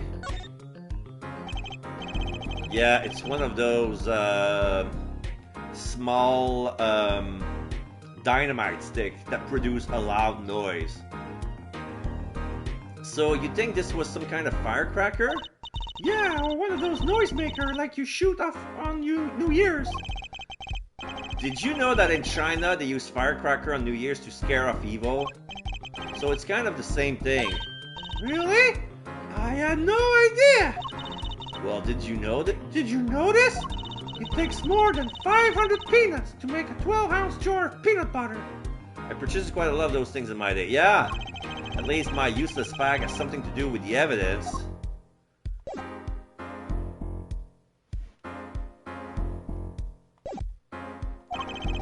See you after the verdict, maybe. Right. Every man has an igniter inside of him. Excuse me? Find Darian Crescent's igniter and set it off. And he walked out of the door just like that. Just like a magician normally. What does he want us to do? I think I know what he does. So, fun fact, I have the keyboard that I'm using to do the song for this game. Oh! Nice! No conventional methods? What does that mean? I guess we just have to take his advice and hope it makes sense when the time comes. I guess. We're almost at the finish line. Hang in there, Trucy. July 10th, 1:55 p.m. District Court, courtroom number 3. Rubble. Court is now back in session. Prosecutor Gavin, where is Detective Crescent? A Korg Triton LE. I've used that keyboard for many things. Nice! In the witness lounge, ready to be called at any time. Very well. Might I add, I don't believe any of this. Darian, was the first detective I ever worked with. We stopped working together when he moved to Criminal Affairs Division 3. But his guitar playing, it fires my imagination. That's nice, but it has nothing to do with the matter at hand. Correct? Oh, I know, Her Forehead. Very well. Call the final witness to the stand. Detective Darian Crescent. Name and occupation, please. Darian Crescent, Detective, Criminal Affairs Division 3. That's the International Affairs Division for those of you who didn't know. And I'm a guitarist for the Gaviners. Maybe you've heard of us? Do you fully understand the circumstances under which you stand before us today? Yeah, I understand, Your Honor. What I don't understand is how you let this happen, partner.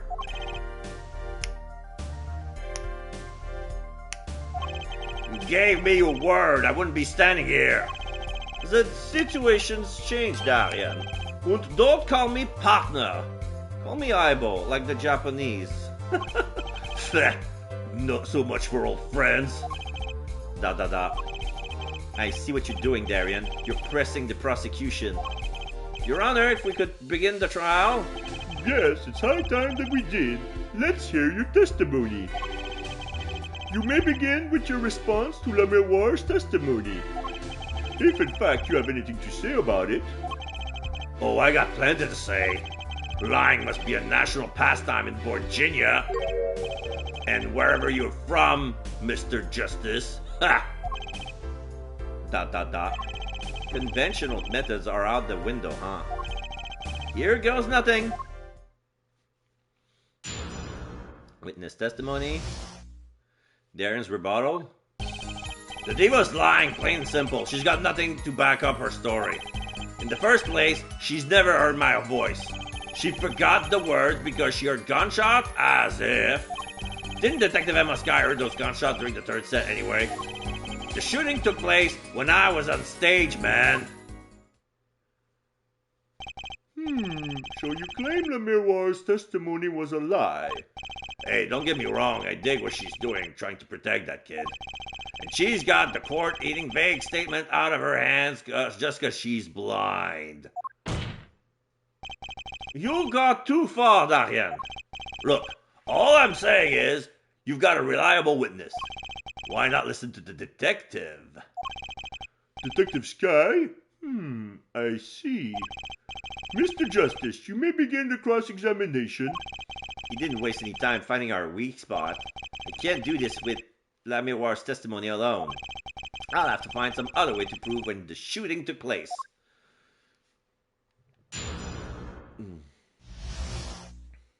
Darren's rebuttal? The diva's lying, plain and simple. She's got nothing to back up her story. Hold it!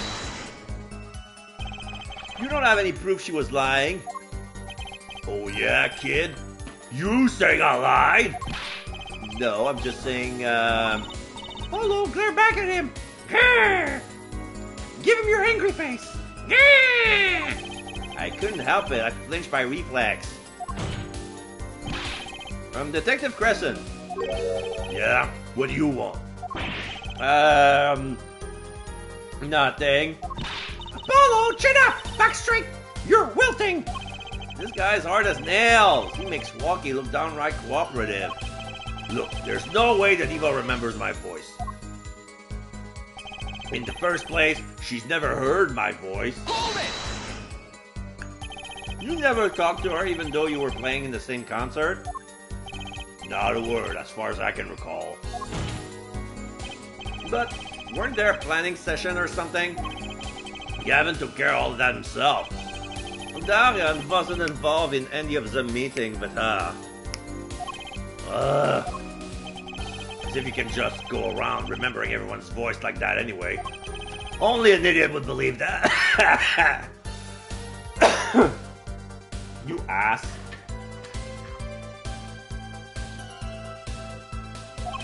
La Miroir's eating is very sensitive. She could remember him if she heard him, I'm sure of it. I just can't prove it. And I need proof. If only there was scientific research that could prove that blind people, when they lose one of their sides, all the other senses are accentuated. Yes, no idea. Yeah, yes, no idea what it's like to be blind. Absolutely no idea. She forgot because she heard gunshot, as if. Hold it! Oh, we know she missed the words. The mixing board proved it.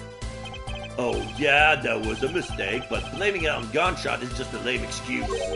What do you mean? The mixing board proves what? It proves that there was a mistake in the song, a miscue. So she just flubbed it up big time, that's all. She spins this story about a gunshot to protect the kid and cover from her own goof. On Twitch, for example, there's the only part that we see of a person is their voice. When it comes to a voice channel, true. But there is a way to use Discord for video channel. Just nobody used them because it lags. Man, I'll have to hand it to her if she wasn't sticking it to me at the same time. Darian, watch what you say. La Miroir is an artist.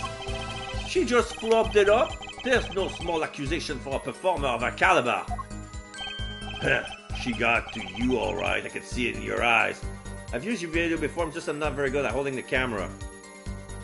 Oh, yeah, well, usually you use the cell phone as the camera, but sometimes you have no idea how to point it to get your face.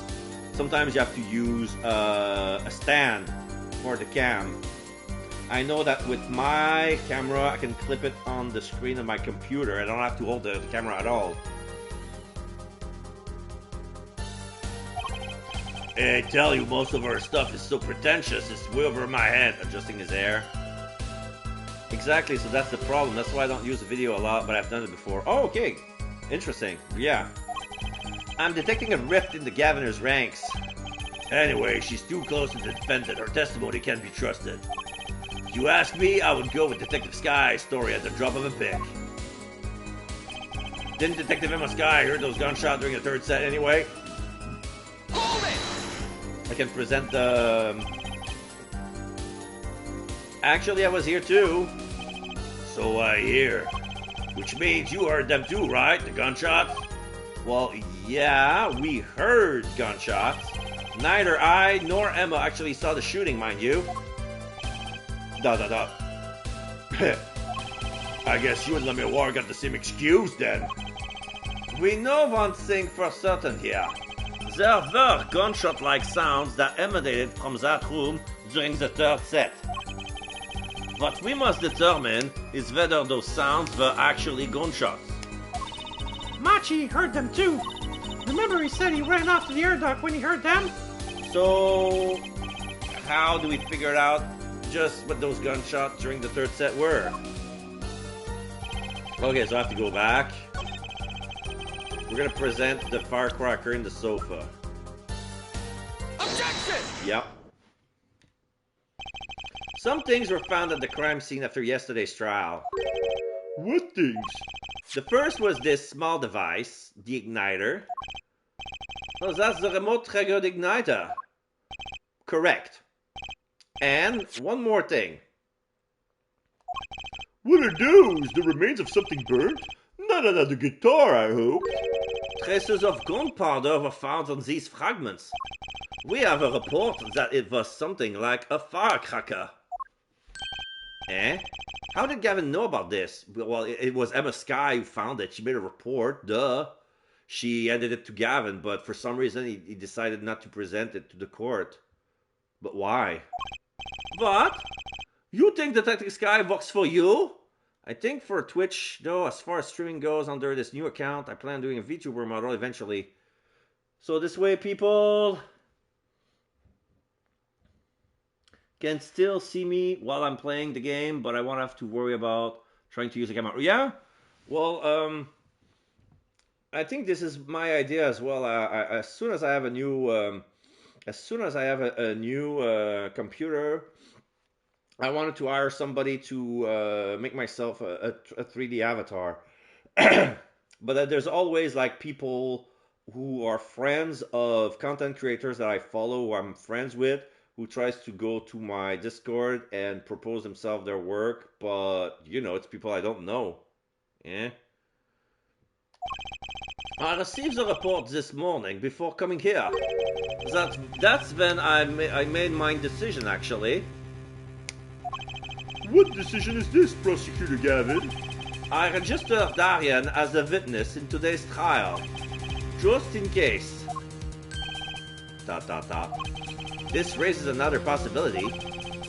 Those gunshot-like sounds during the third set, we usually call those solicitor bots, and that's a problem in a lot of Discord servers, including mine.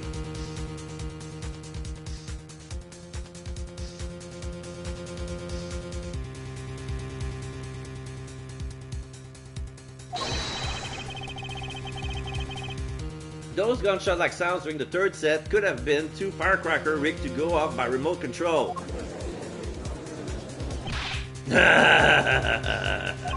You got an active imagination, don't you? But you shouldn't say every little thing you think. Your explanation there seems a bit too convenient to me. How so? So you're saying these firecrackers just happened to go off? Right when two witnesses came walking by? ... exclamation mark. That's right. Darren was out on stage when it happened, Apollo. How would he know someone was backstage right then? If a firecracker goes off in the forest and there's no one there to hear, you get my drift? Why go through the trouble, man? Hey!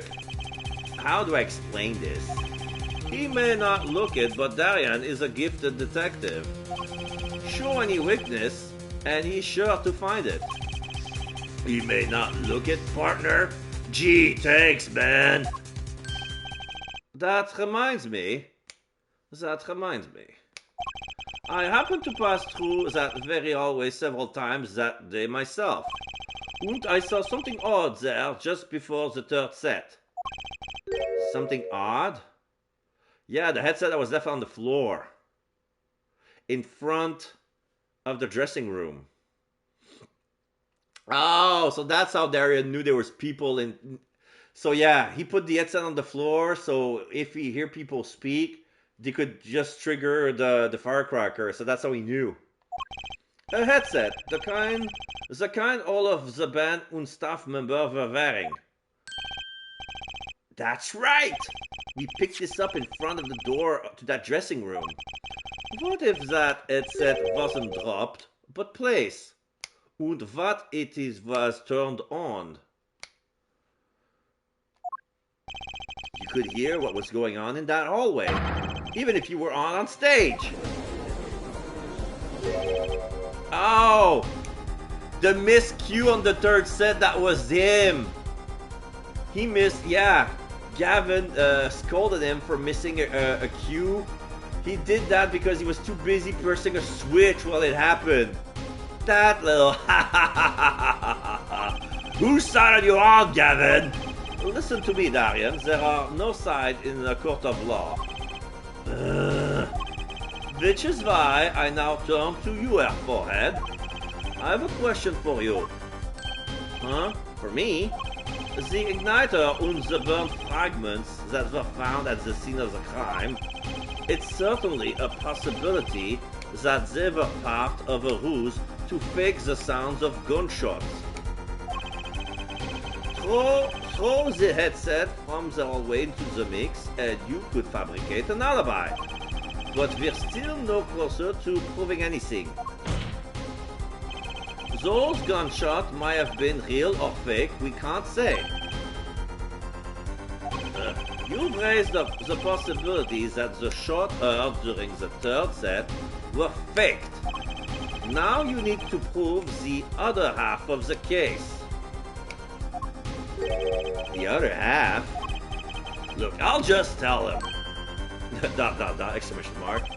He wants you to prove the thing went down in the second act, while our little piano player was on stage. That right, Gavin? Indeed, if you can't prove that, then to continue this cross-examination would be pointless. Well, Mr. Justice, can you prove the crime took place during the second set? Yeah, I think. You better know, Apollo, otherwise we're through. It can be proven. You make it sound like someone else is going to come along and do it for you. Let's continue with the cross-examination then, shall we? Witness your testimony, if you would. This isn't going to be easy. I need some decisive proof and fast. You ready, kid? 'Cause I am. The shooting took place during the second set. If you're so sure, let's see your proof. Okay, I would need the board, the mixing board. Okay, so this is the Guitar Serenade.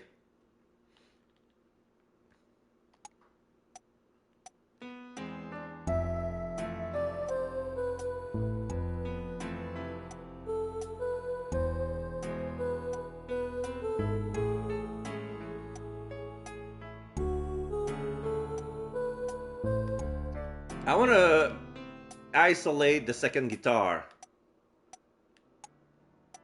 just for the heck of it.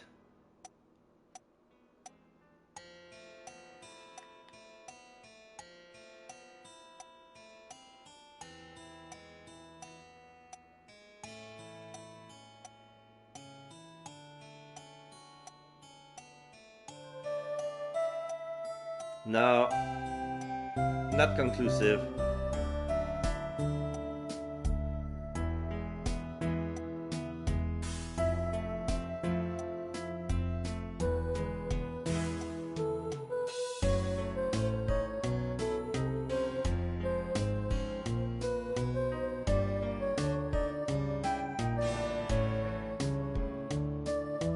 Huh?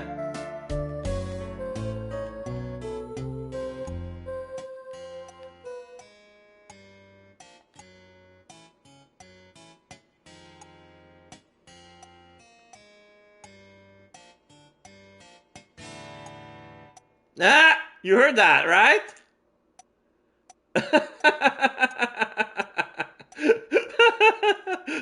And then it stopped. It stopped.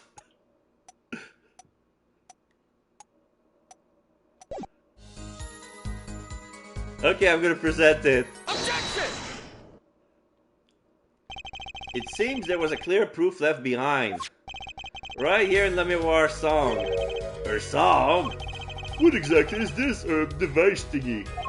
A new variety of gramophone, perhaps? Come on, we just used this. Don't get me started on gramophone. This device was used to record the performance part by part. Part? You move the sliders to adjust the volume. Each instrument is adjustable separately, La Miroir's voice included. Oh-ho! But what does this prove? According to La Miroir's testimony, at the moment of the shooting, she forgot the words of the song. Ah, you intend to examine the recording at that moment, yeah? We might even hear those gunshots. Exactly. Ah, ridiculous. He's sweating, but he still has tried to adjust his hairdo that's limping. How are you supposed to hear gunshots back in that dressing room out on stage? Have you forgotten, Darian? We were all wearing these headsets. Oh. We were all deeply involved in our performance. But La Miroir headset would have picked up what she heard all the same. Ah, okay, so if we isolate her performance, we could hear the gunshot in her, I'm gonna read it again. So I picked the right evidence, but the wrong part of the song. So I'm gonna isolate La Miroir.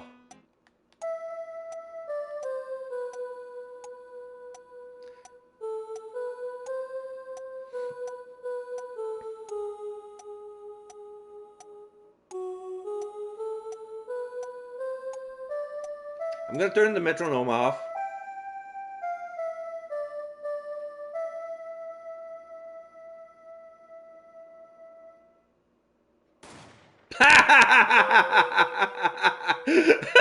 You could hear it very well. Wow, it was hidden. There was a gunshot hidden in plain sight. Or plain hearing. Pass!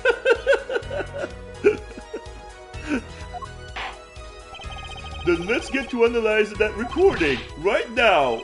La Miroir stopped singing when she heard the shots fired. Yeah, but yeah, it's a gunshot. Of course it's pretty loud. Find that spotlight. Find the gunshot. Yeah, it's the second part. Locate the gunshot. Here. Take that! Your Honor, listen closely to this part. This is the track with La Miroir's vocals.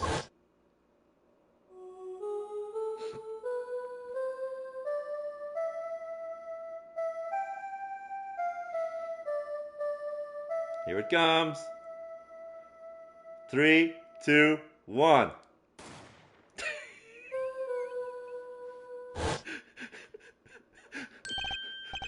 I did hear something faintly there, yes. Why, it sounded like a gunshot. What?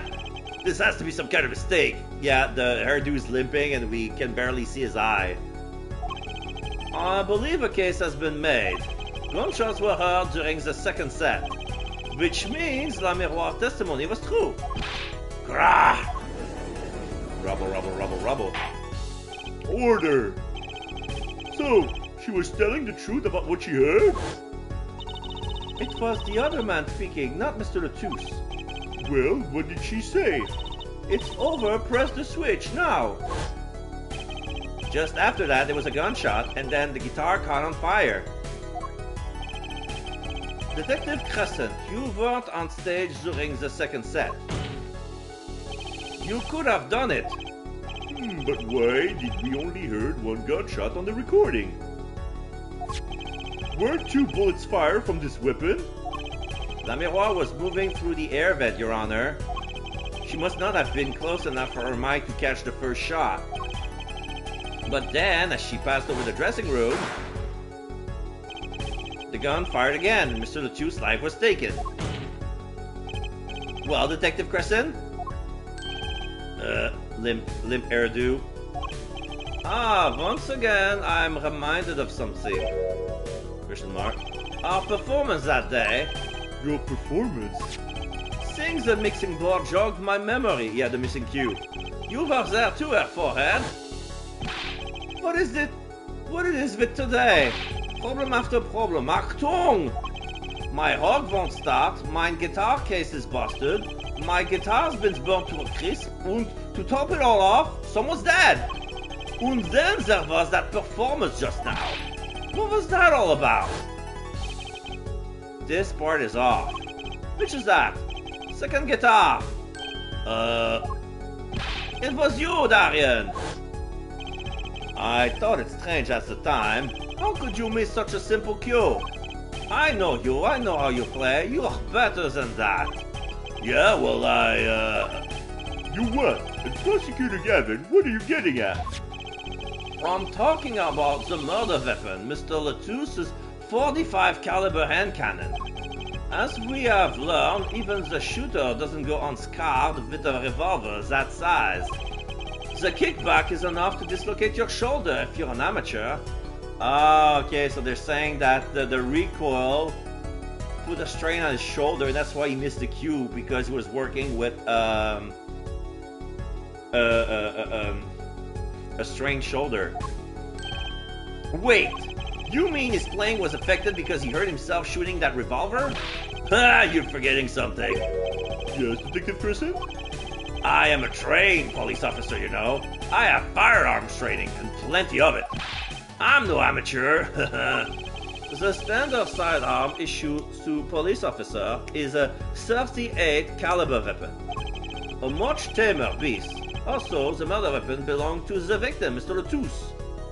Makes sense because the strong that he does is plenty demanding that would throw your shoulder. Yeah. Which suggests there was a struggle between killer and victim. So the killer might not have been holding the revolver correctly when he fired. Is that what you mean? The thought that occurred to me, yes.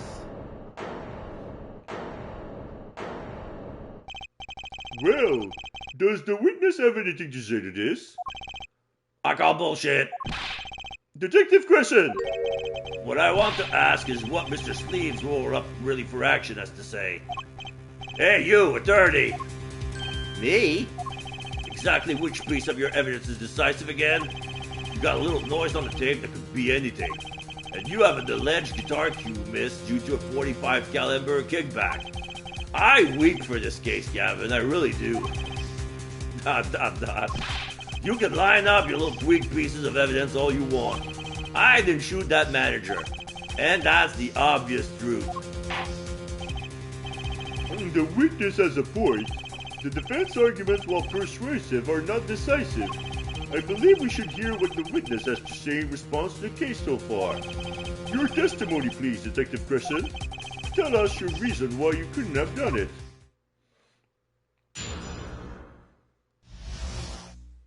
Proof of innocence? Come on, why would I even want to kill that manager? You want a reason? Easy. I got no motive, man. This was that diva's first trip to this country, right? How could I possibly know her manager? If I didn't know him, why would I want to kill him? Oh, you know, because you worked in the international affair. So the only reason you would erase the serial number, the number of agents, because you know it was an Interpol agent ID, so that's why you wiped it off. In fact, having that knowledge is the only reason why the murderer would wipe it off. A simple reason indeed. Prosecutor Gavin, is it the case that Mr. Latousse had not been to our country before? According to our records, yeah, not even once. I see. Very well. Mr. Justice, you may begin the cross-examination. Great, now I need to find a motive. I have the motive, I need to know exactly where to put it though. Come on, why would I even want to kill that manager? Let's save here.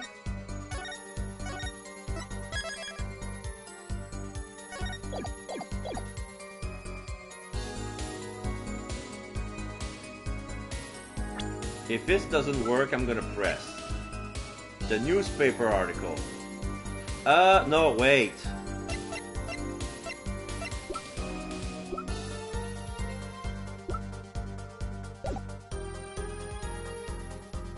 It will be the photo, right? No, I'm gonna press everything. I don't have enough information. It's too risky. Hold Her manager, sure, but Mr. Latouche was. Oh, right, sorry, an Interpol agent, wasn't he? I just have trouble picturing that big lunk as an undercover cop, you dig? And not a very good one, seeing as how he got wasted.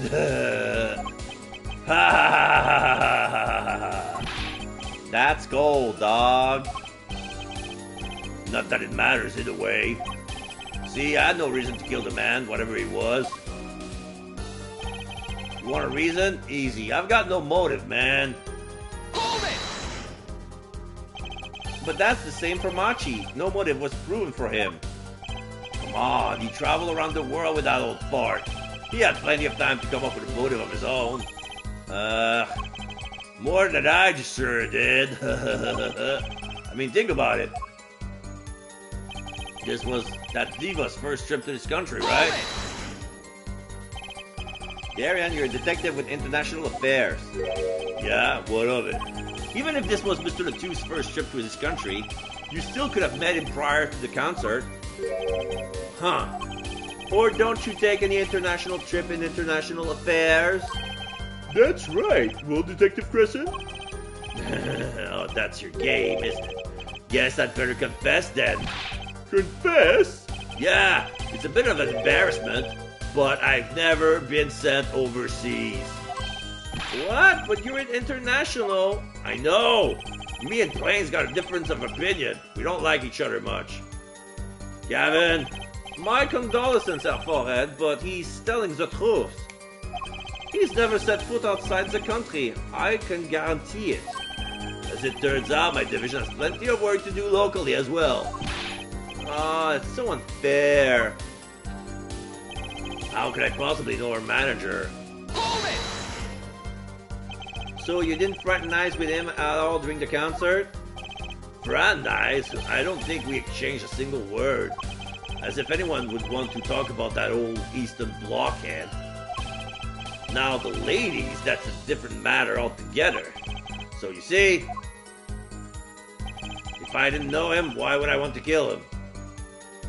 Hold it! You sure about that? What? What? Wipe that look off your face before I do it to you. Listen, you try throwing out one of your wild accusations, I'll throw it back at you so hard you'll forget who you're accusing of what. Forehead, perhaps it's best if you let your evidence do the talking, yeah? Man, what evidence? That's what I want to know. So he's using his motive question as ammunition, huh? Well, I've got ammunition too. Evidence. Okay, so there's a hint here that this is the 5th. So I gotta use evidence on the 5th. So this is where I need to present evidence. So... the cocoon?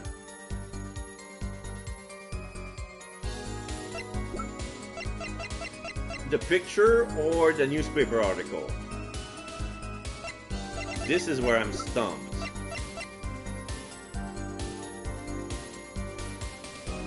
There's nothing connecting the newspaper article to Latouche.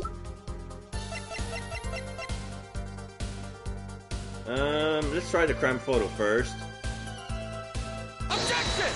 No. So it's gotta be the cocoon. Faulty.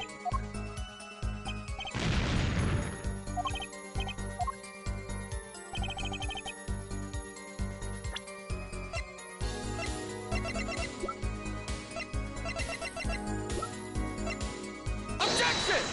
Ah, it was the cocoon. Your Honor, take a look at this. What's that? Looks like candy. Don't put it in your mouth, it's not a jelly bean. It's not. Don't lick it, please. Detective Crescent, ever seen this? Looks like a piece of candy. Shaking his head. What it is evidence. Don't lick it before you try it. Specifically, this is a replica of a cocoon. It was found among the victim's belongings. A cocoon? Never seen one. That color? It is a variety only found in the Republic of Virginia. Nowhere else. Alright, but what is this cocoon replica doing in my courtroom? Surely this has nothing to do with a motive for killing Mr. Lettuce, does it? It does. Wait, I think it does. You don't sound so confident, man. A cocoon? Is it one of those silky cocoon? The kind that you can make, well, silk out of? Not this one. This cocoon makes a powerful curative. A curative? For what? Apparently, it is most efficacious at treating a disease thought incurable. It is the only medicine of its kind. However, it is illegal to take one of these healing cocoons out of Virginia. Whatever for? If it's such a miracle cure, why not share it with the world? Yeah, that's what I've been wondering. We look into the matter at some length. Apparently, it isn't difficult at all to manufacture the remedy from the cocoon. Yet, if you change the process only slightly, you can easily make a large quantity of something else entirely. Poison? Yeah, a deadly poison, in fact. What? There was an incident several years ago where some of these got out of the black market. It caused quite the commotion in the global community, though the media was kept largely unaware. Intriguing. All this has led to a strict ban on the cocoon's export. One rigidly enforced by Interpol, among others. Interpol? Right. The victim, Roman Lettuce, was an Interpol agent. Detective Crescent, you insist on referring to him as a manager, but that is misleading. Roman Lettuce wasn't killed as a manager. He was killed as an undercover agent. So was trying to smuggle this gumball into the country? That's what you've been trying to say? I'm saying that that could well be a motive for murder. Oh, so I was going to sell it on the black market and make myself a pretty penny? Ridiculous, totally unthinkable. Unthinkable, you say? Why? Perhaps it's time for another testimony about the smuggling of cocoon business.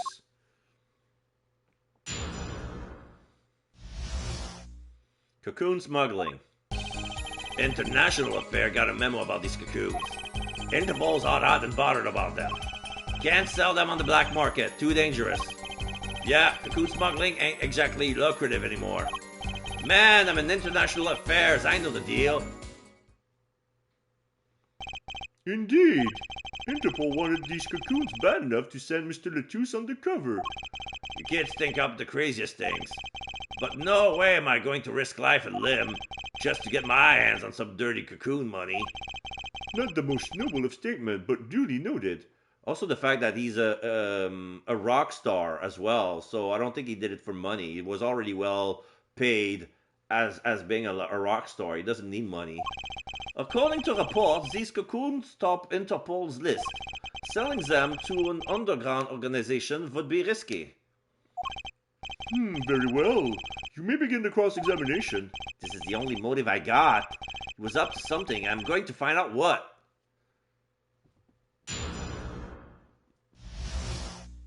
Cocoon smuggling. International affair got a memo about this cocoon. That memo, that's how you knew about the cocoons. Oh, nice one, nice one. I'm running scared now. You have to know about the cocoons to plan this. Just how well known are these cocoons? I'm embarrassed to admit it, but I never heard of them. Well, the Miroir knew about them, though not their use. My reports indicate that there are ongoing efforts to control information about the cocoons. Most people only know they're illegal to export, and that's all. Then I've nothing to be embarrassed about after all. Hey! You'd say people like me who know about them are a minority, yeah. But that includes everyone in international affairs, man. Anyone in Interpol, for that matter, yeah. Interpol is hot and bothered about them. So there are other Interpol agents like Mr. Lettuce? All over the world, likely, deep undercover, most of them. That's why these cocoons are too hot for the black market. You don't want Interpol sniffing through your wares. Most came to the conclusion that you can't sell them on the black market, it's too dangerous.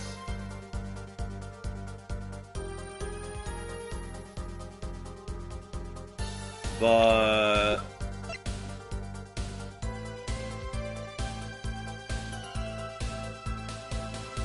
what about selling it to the Chief of Justice to cure the sun? Hold it! Dangerous? Yeah, Interpol finds you, they arrest you on the spot. Or other marketeer who might think you're a part of Stig and take you out himself. Times have changed. Cocoon smuggling ain't exactly lucrative. Hold it! But wouldn't scarcity drive up prices? Yeah, and attention. Every gangster and his brother would want a piece of that action. They turn your forehead to sweet sheesh before you could say objection. Maybe we could get them to cut his hair too. Who's on trial here again? Man, you so obviously know nothing about the market. And that's a bad thing? Don't even try to mess with me about this stuff. Man, I'm an international affair, I know the deal. Hold it! Which is why you know how to find a loophole in the system. Hey, you can say what you want about me, but back off of international affairs. There ain't no loophole, okay? What do you think we are, Boy Scouts? That wasn't what I was trying to, Down, Darian. It's as you say. There are no loopholes, at least in the case of these cocoons. International affairs, Interpol, und Virgin Custom are all watching. See? We know what we're doing. Not like some yipping little doggies that lap up every word that Diva says. Exclamation. Why, I oughta? Oughta what? You want some of this? Chill, both of you. Let's do this cool, yeah? Yes, Cool. I want this guy's head on a stick. The replicas to be the key to this motive. There's gotta be a way to find out what he was up to. So there's no contradiction, but I'm gonna support that you can't sell them on the black market, but you can sell it to the police officer. The Chief of Justice. Objection! Yeah. Why not choose a less dangerous buyer then? I would. How clueless are you? Everyone in the market's dangerous. The second they found out I was a cop, I could kiss my keister goodbye. Why sell to a black market buyer? How about someone like this? That article! That's about the Chief Justice's... A deadly poison can be extracted from the cocoon, but so can a cure. And not a cure for just any disease. A cure for incuritis. Incuritis? I've heard of that somewhere. Come on, you just got out of there. You went to visit a victim of the disease this morning, Your Honor. Why, that's the disease the Chief Justice's son has. You aren't saying... Our witness is a detective. He would have contact with the Chief Justice. You are saying the Chief Justice would never deal in contraband? Not even to save his own son's life. But even if the deal went through, why it would be an international scandal? That's Detective Crescent's insurance. If word ever got out, the one with his neck on the line would be the Chief Justice. Detective Crescent, is this true? First, I'm a murderer, now I'm a smuggler. How many crimes are you trying to pin on me anyway? Distasteful as it is to think about it, if the Chief Justice were the buyer, why a seller couldn't hope for a better deal. A very cowardly seller. Don't let sleeves over there trick you. So I made a deal with the Chief Justice. Where's your proof? Well...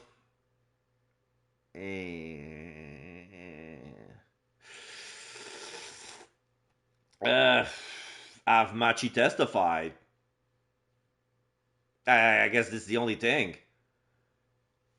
Like, Darian managed to shut him up during visiting hours at the detention center, but now that he's under oath, nothing can stop him from talking. He's going to be protected by the law. Oh yeah? You're forgetting one other important thing. Do tell. Interpol isn't the only ones out there watching this. Virgin Custom barely sleeps. They're so worried about Cocoon's getting out. So we were informed. Let's continue with the cross-examination. Virginian custom is very thorough. Everything and everyone gets checked. Okay, so this is a new one. Hold it! Just how strict is this customs check? Way strict. They keep planes on the ground for hours. I do recall it being a bit extreme. They were even confiscating gumdrops and marshmallows. Yes, it would be hard to distinguish them. That's right, Gavin was in Virginia, wasn't he? Oh, okay, I think I understand now. I understand how the cocoon was smuggled. Machi tempered with the guitar back in Virginia.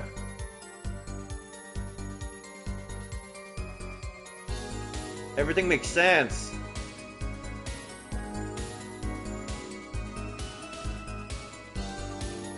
So it was a string of coincidences. Like, you think that the mastermind behind the whole crime would, you know, shoot the guy while doing the magic trick. But what doesn't make sense is the guitar burning. Like, why would there be an igniter inside of Gavin's guitar?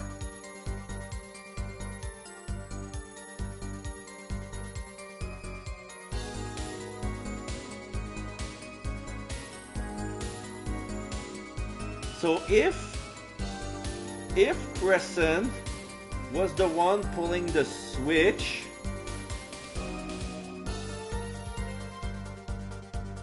oh no, okay.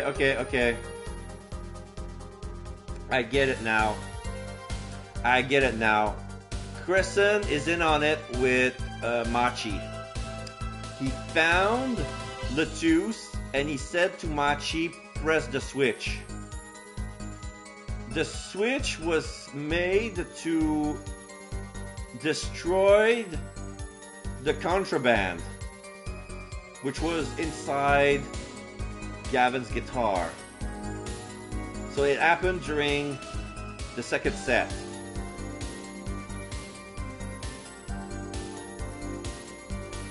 And it was after the guy was killed.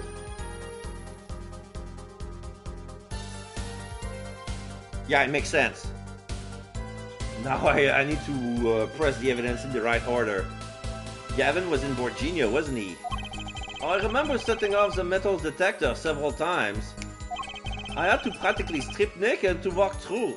Yeah, because of his jewelry. Here's a travel tip for you, Gavin. Leave the bling at home, you glimmerous fop.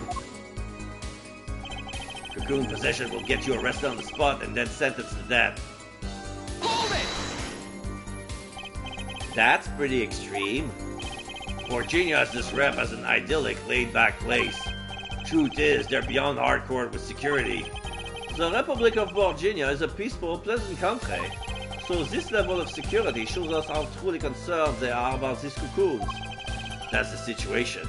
Kinda sad about it being Mochi though.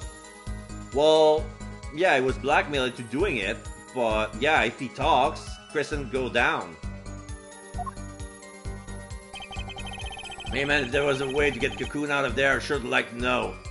Oh. The burned guitar.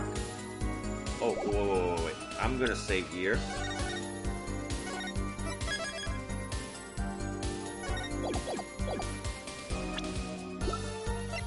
Objection! Yeah, that was it. Actually, there is one way. What? One way to get something out of the country, no checks. What is it? You become a prosecutor. A prosecutor? Ah! He figured it out. I don't believe it. Believe it, Prosecutor Gavin. What was it that you told me yesterday at your office? It was a beautiful instrument. It was played lovingly for many years. A guitar befitting a woman like La Miroir. How did it end up here? I mentioned how much I enjoyed playing it that night, and she made a present of it. So this guitar is from Virginia? That it is. We couldn't carry it under the plane, changing the air pressure and humidity ruins the wood. So we vacuum packed it in La Miroir studio. I use a special shipping services available to me for transporting evidence. They brought it right up to my office for me, so it didn't pass custom. Pristine and untouched. Did I get that right, Prosecutor Gavin? Untouched? Right. The guitar was wrapped in several sheets and vacuum packed in Virginia. The pack was untouched until the day of the concert. Are you saying that guitar was...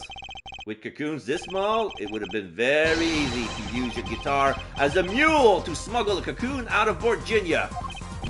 What? Which reminds me, Prosecutor Gavin, you lost your keys that day. And who has it? Lettuce. He wanted to inspect the guitar, because he knew probably about the special treatment. He didn't went to custom. That guitar had some work done on it recently, right? Work? Good memory, forehead. Well, you know, guitar have a round hole in the front. It is called the sound hole. Well, they found something attached to the wood just inside the hole. A broken device of some sort. A broken device? Yeah, this in fact. An igniter? Exactly. Consider this, if you will. What if that igniter wasn't the only thing that was attached inside your guitar? You mean? He means this, of course. There was a way to get a cocoon out of the country. They could use Picky Prosecutor Gavin privileged guitar as a mule. Exclamation mark. And who better to do that than someone with access? Like a member of the band? York!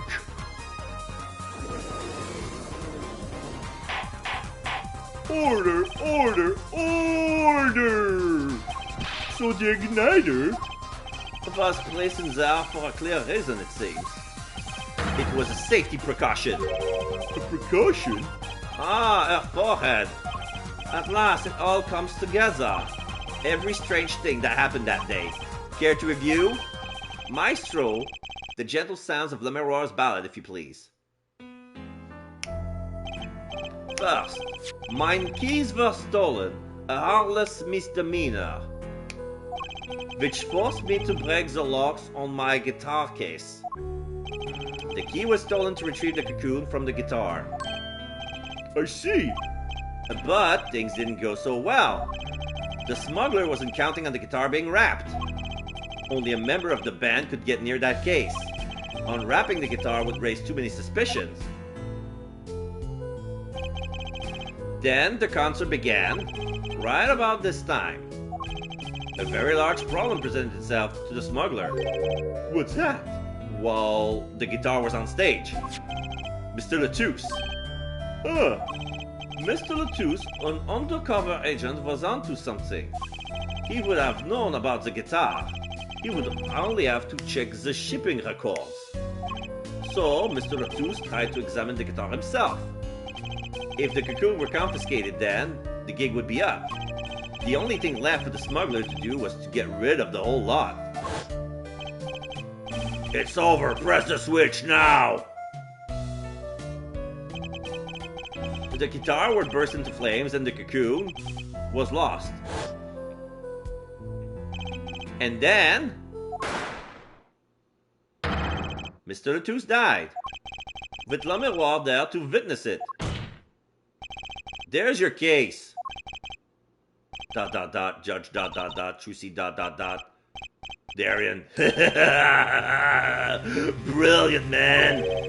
Detective Crescent. I gotta know, you make all that up on the fly? For a made-up story, it makes a great deal of sense, Darian. The Republic of Virginia? Sorry, man, but I haven't even been there.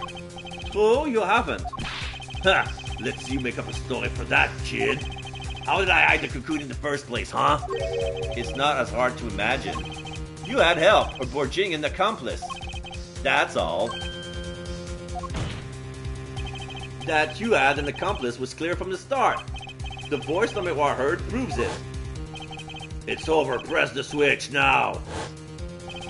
You made this transmission from backstage, while your co-conspirator was on stage.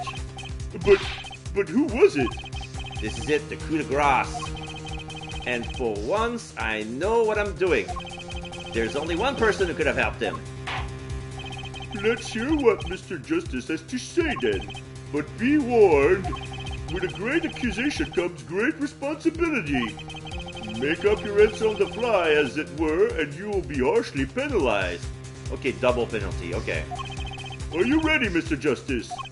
Who was the smuggler's accomplice? It was Machitobai. Take that! There is only one person who meets all the requirements of the accomplice. And that person is the defendant, Machitobai. But Mr. Justice, he's your client. A defense attorney accusing his client? That's a new one.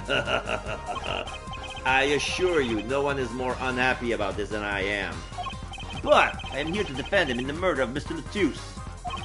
And I stand by my statement earlier that he is innocent of that particular crime. Indeed, the defendant is Borginian. He does meet the basic requirements to be the accomplice. But what if it was, in fact, Lamenoir? It couldn't have been. Well, you seem sure of yourself. The reason is electronic signals, Your Honor. Electronic signals? Recall that this remote only works to a range of 30 feet. Beyond that, it's useless. Yes, that's true. Now, think back to the testimony. When the shooter made his transmission, Lamenoir was in the air vent, right above the dressing room when the shooter stood. Let's look at the stage diagram. This is the area that the remote could have reached from the air vent. Well, looking at this, it seems that Lamenoir still could have done the deed. No, but the stage was 15 feet in the air. No. When the shooter made that transmission, the stage was slightly different than shown here. It was in the middle of the guitar serenade. Part of the stage was raised. Prosecutor Gavin and the Lamenoir standing were in the air. They were on a tower which happened to be 15 feet tall. In other words, the remote couldn't have worked from Lamenoir's position in the air vent. Well, Detective Crescent, what do you say to that? Your Honor? Yes, Detective? Could we see the video where Gavin's guitar burns? Just one more time. Well, I don't see why not. What? Don't tell me he has a way out of this.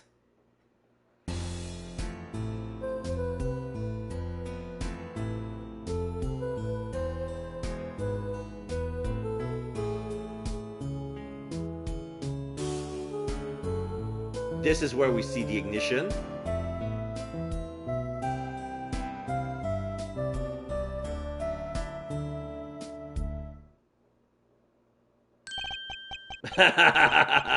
Too bad, so sad, Punk. Punk? First you were Sleeve, then Kid, and now Punk. You're losing rank fast, Apollo! What exactly were we supposed to see in this video? The problem isn't what we see, correct, Zarian? Right, it's what you hear. We're musicians after all. Care to explain to us, non-musician? Sure thing, Punk. Let me get your yarn straight first. You're saying I ordered the Wii pianist to set up that igniter? Is that right? Yeah. Well, in order to do that, you have to press a switch. Am I right? Okay. Well, take another listen. Pay attention to the piano. Piano?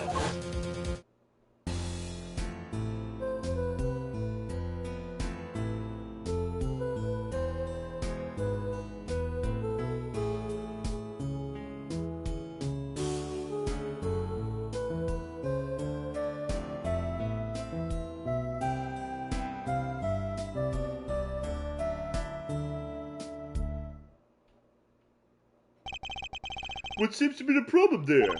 The piano sounded just fine. Yeah, the piano never stopped. And that's the problem, man. You still don't get it? Yeah, I was supposed to hit that switch if he's playing. You got Miss Diva, the guitar, the bass, the piano, and the drums. The only one with her hands free was the Diva. Le miroir. But according to you, she couldn't have been the accomplice, could she? Your accomplice would have had a hard time helping out if they couldn't even press the switch.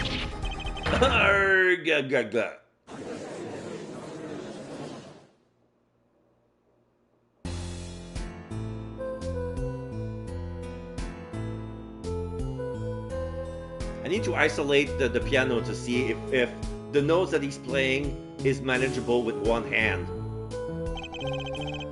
The piano plays non-stop.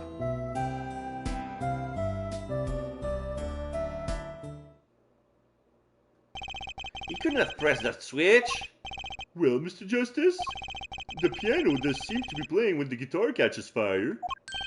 Well, It's okay, we all make mistakes sometimes. Hello, were you wrong? I can't be wrong.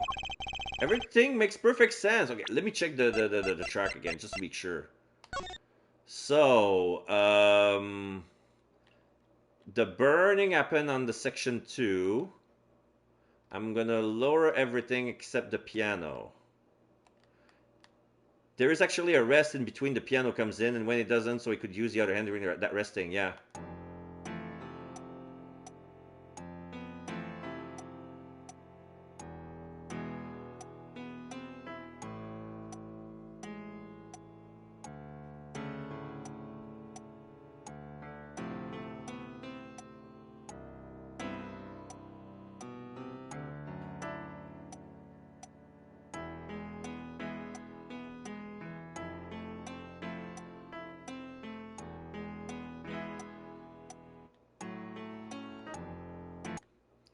I'm gonna start from the beginning. Removing the metronome.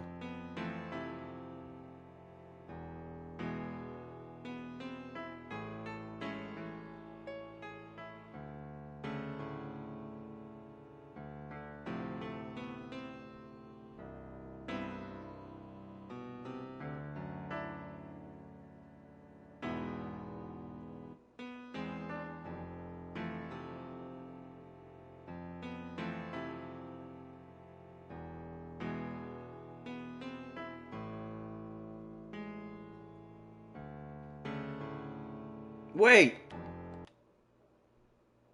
The second part's supposed to be a repeat of the first part.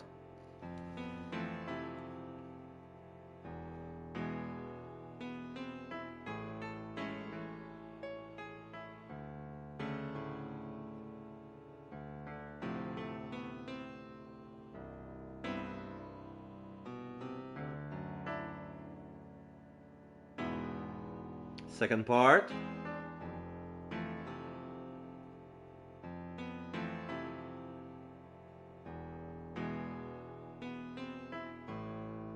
Yeah! Right there! He didn't play with the second hand, he was pressing the switch right then. Because the sound of the first part is not as rich as the second part because he was using both his hands. The right hand where we played the high notes didn't play on the second part. Yeah, he missed some note because he was pressing the switch. Everything makes perfect sense. How could it be all just strange? What's strange? No, it's just something's odd about the performance there. Odd? Yeah. Mr. Justice, if Machito Biden pressed that switch, then he could not be the accomplice you claim he is. But everything points to it. Every fact says that he's the accomplice.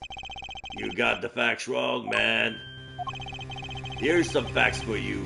Gavin's guitar is on fire, but the pianist didn't press that switch.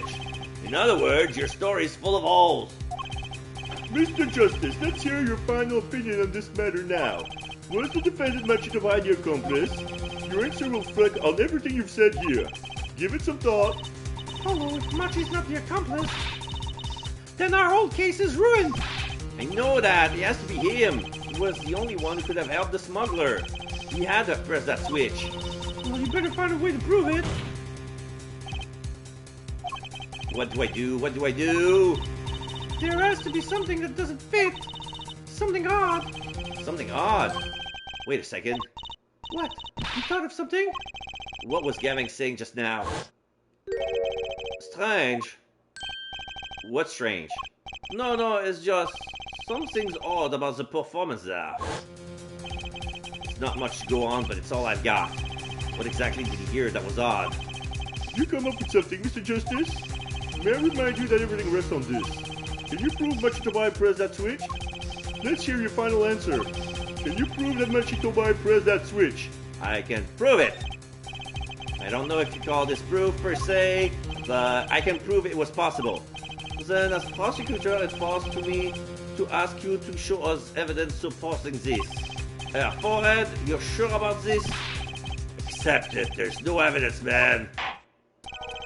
Let's hear evidence, Mr. Justice. On what do you base your claim that the defendant pressed that switch? The mixing board again. Take that! The basis for my claim is music, Your Honor. Music? What about music? Let's listen to the piano part around the time when the switch was to be pressed. Right before the guitar burst into flame.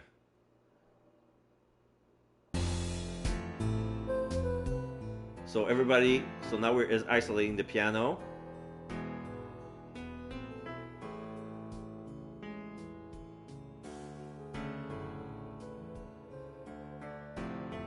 So yeah, this is only the left hand. I hear a piano being played. But does it sound kind of simple? Simple? I think I know what he's suggesting. You think Machi could have played that part with one hand? One hand? You only needed one hand to press that switch. You could play the piano with the other. Ah, what, so you're some kind of piano savant? Actually no. Then what do you know? You can't play a part like that with one hand. Maybe I don't know what I'm talking about here. Wait, I know. Hey, Trucy! Yeah, you got something? Mr. Wright, your father, he was a pianist. Could he... Oh, Daddy? You couldn't play a part like that even if you had 3 hands. So sorry, so sad for you. No, not really. Huh? That was just the easy way to prove it. There's always the hard way. Man, how are you going to prove whether he played it with one hand or two? You can't! I admit, it will be rather difficult to prove, but it's highly likely he was playing with one hand. How do you know that? The clue is what Prosecutor Gavin described as sounding odd. What sounded odd? I'll bet we can tell by listening to a certain part of the song. No way. Well, it seems we come to the moment of truth at last. Let's hear what Mr. Justice has to say for himself. Show us the part that proved the defendant was playing with one hand.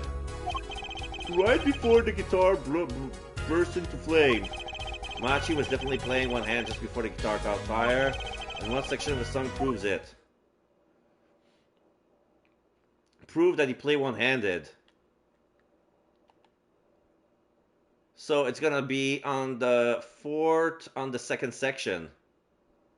I'm gonna save just to be sure. Oh, I can't save here. I cannot save here. I'm gonna play.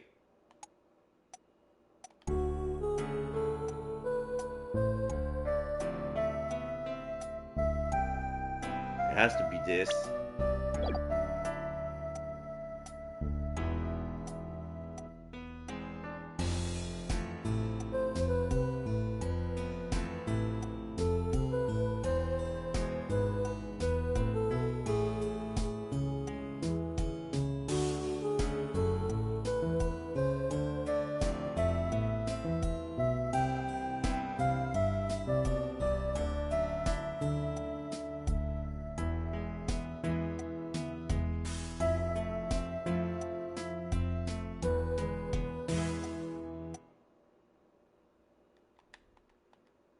I'm gonna try this. Take that! That's the section? I'm afraid I don't hear it. Oh. It's a beautiful song and the lyrics are outstanding. I'll take to mean that there's no problem with this section at all. Wait, so what was the odd thing that Gavin heard? The switch was pressed in the first half of the second verse, right?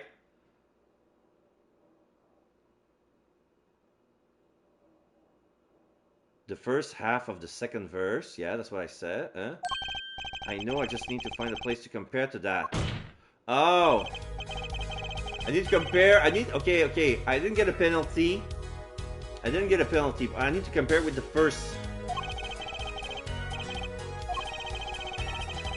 You claim. Okay. So we show the second, but we need something to compare it with. It's only the first part. It's playing one hand just because in one section of the song proves it. Yeah, the one section of the song that proves that it was playing with one hand is listening to the second part of the first section.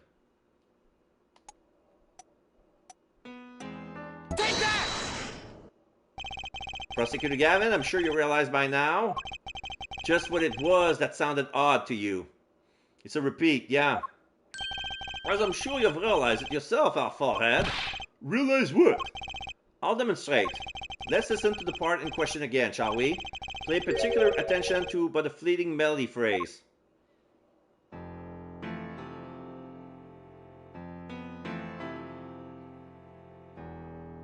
The fleeting melody.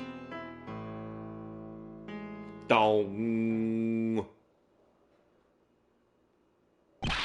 Man, how many times do we have to listen to the same thing? You're right, enough of that. Let's listen to another section, shall we? Another section?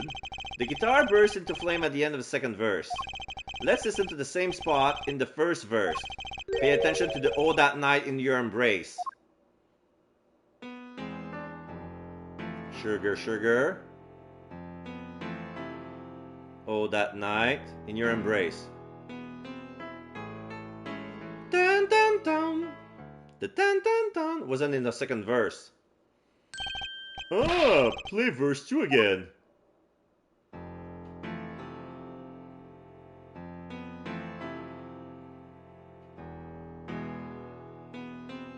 Dun dun dun.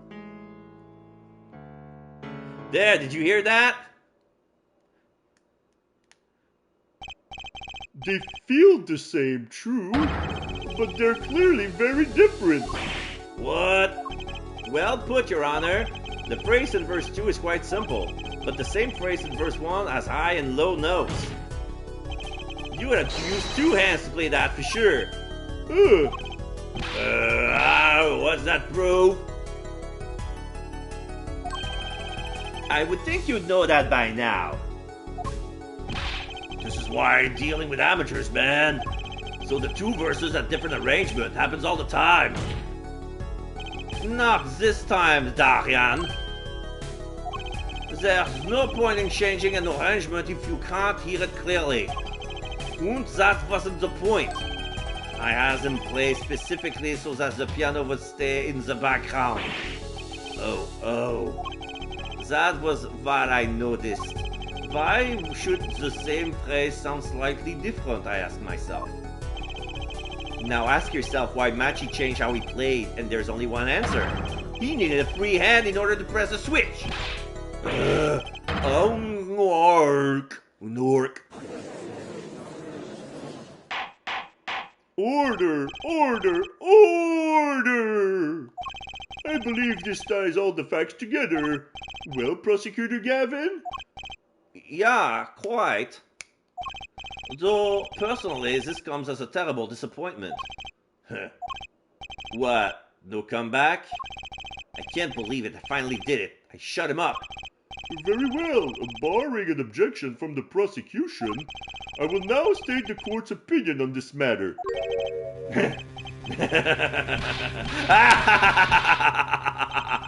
Good show, Sleeves. No, great show.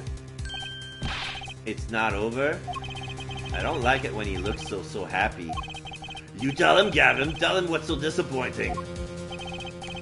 Personally, I'm terribly disappointed. In you, Forehead. Huh? Me? Yeah, Don't get me wrong, your case is solid. The facts all check out, but even now, you have yet to show us a single piece of decisive evidence. Yeah, but the facts, anyone can see it was him. Unfortunately, anyone does not include the law. I'm afraid your case doesn't cut it. But... 1,000 facts might point towards the same conclusion, but without decisive evidence, it's not proof. That's the rule under our current legal system. Facts are not proof. Even if you prove the facts, facts are not proof.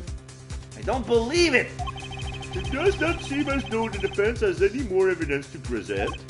Oh, I think if we did, we already would have seen it a long ways back. It is unfortunate, but at present this court is unable to acknowledge your accusation. What? The truth is staring at us all right in the face. Why can't they see it? What's the point of a legal system that protects criminals? Apollo, remember what Daddy said.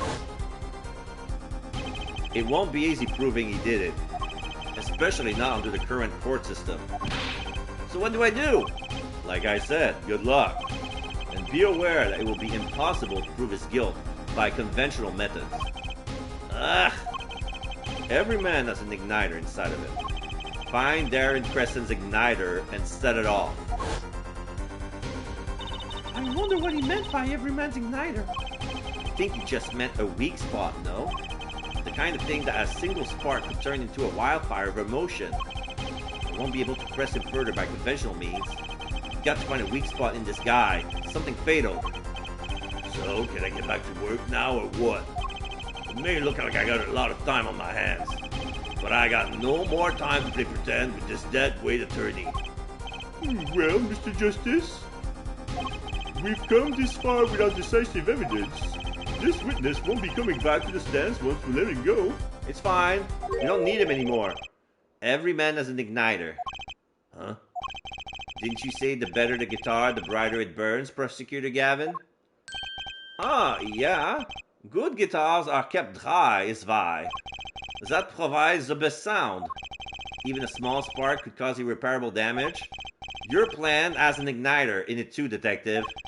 It was there from the very beginning. What? Fighting time, Justice. If you blow this one, he'll be out of your hands for good. Go for it, Apollo! What? And this igniter's supposed to come burn me up? That's almost poetic there, Mr. Attorney.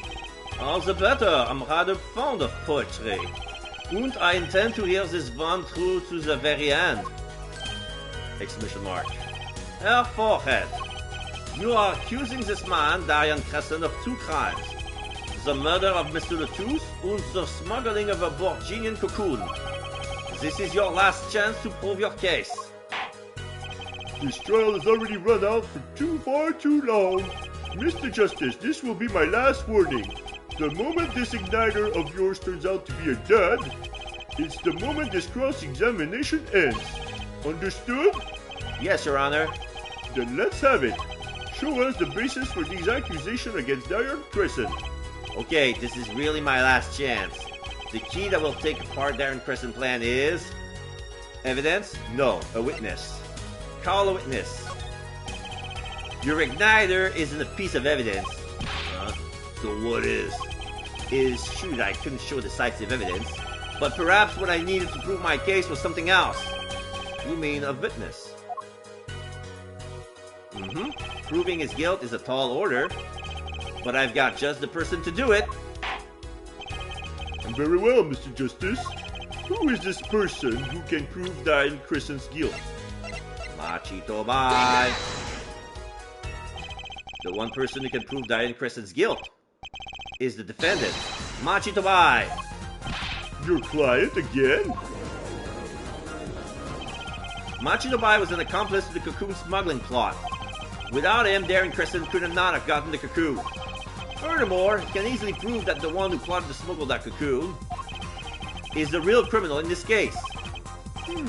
How so? It would require just one of the very cocoons Mr. Latouche was looking for. With the cooperation of the Republic of Virginia, we could burn the cocoon. The burned cocoon would leave a particular residue. A residue we would no doubt also find inside the burnout guitar. Very scientific of you.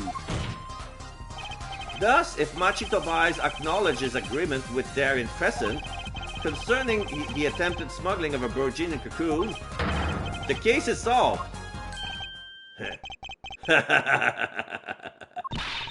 Darien's laughing again.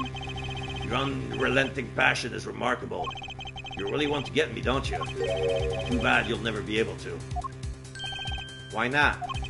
The little key tickler won't acknowledge anything, especially not anything to do with cocoon smuggling. What's this all about? Taking a cocoon out of the country means death. By Virginian law.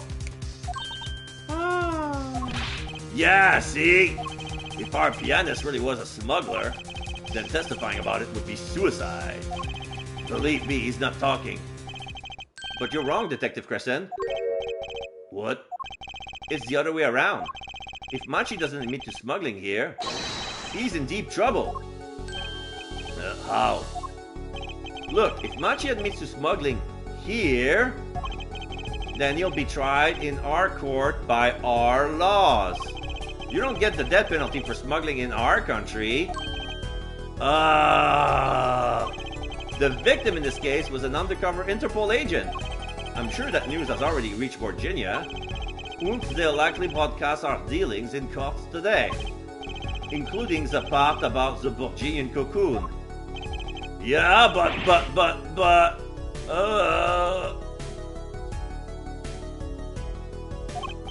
But if Machi doesn't admit to smuggling now, he'll eventually be picked up by the Virginia police.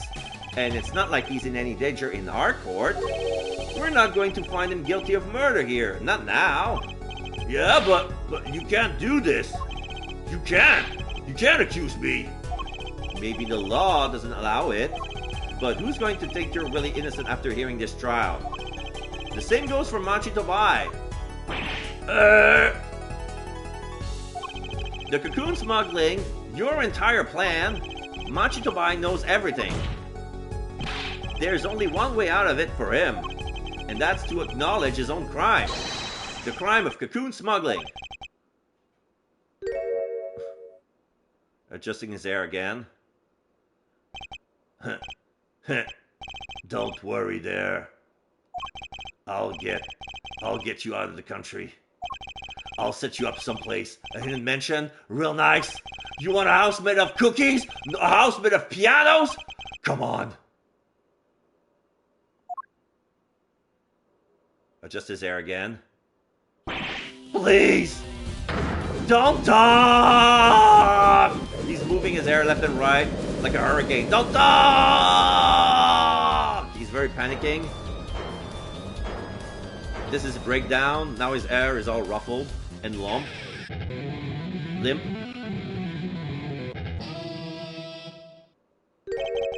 Darien, I consider that my last session with you. We rocked. I'm guessing we can treat that outburst as a confession. Uh-oh, he's laughing again. There's a kind of sick desperation in it now, though.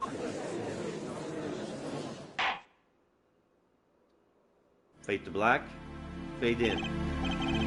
Well, have you been listening to today's trial? Yes? And you'll talk? You'll tell this court everything? Da-da-da. Shake his head. I didn't want it to turn out this way, but I'm not the kind of lawyer that can overlook a crime. Today's trial was all for your benefit, you know. I see no reason why you should hesitate now. I knew from the beginning, I knew. Machi. Situation I cannot explain, but money I needed. Very much money. Today's trial raises a delicate issue with our legal system. The only thing definite in the court of law is evidence. This is the golden rule, however. It has become apparent that not all things can be tried by this standard.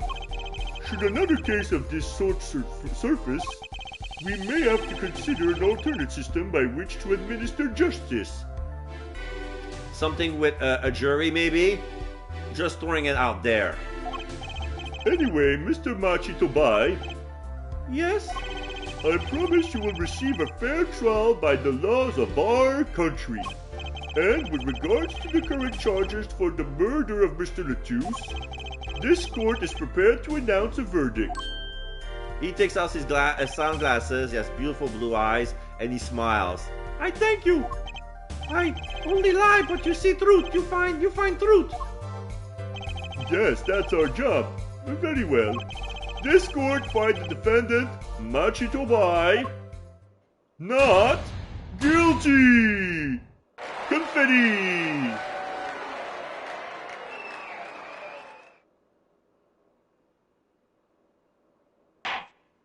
Court is adjourned!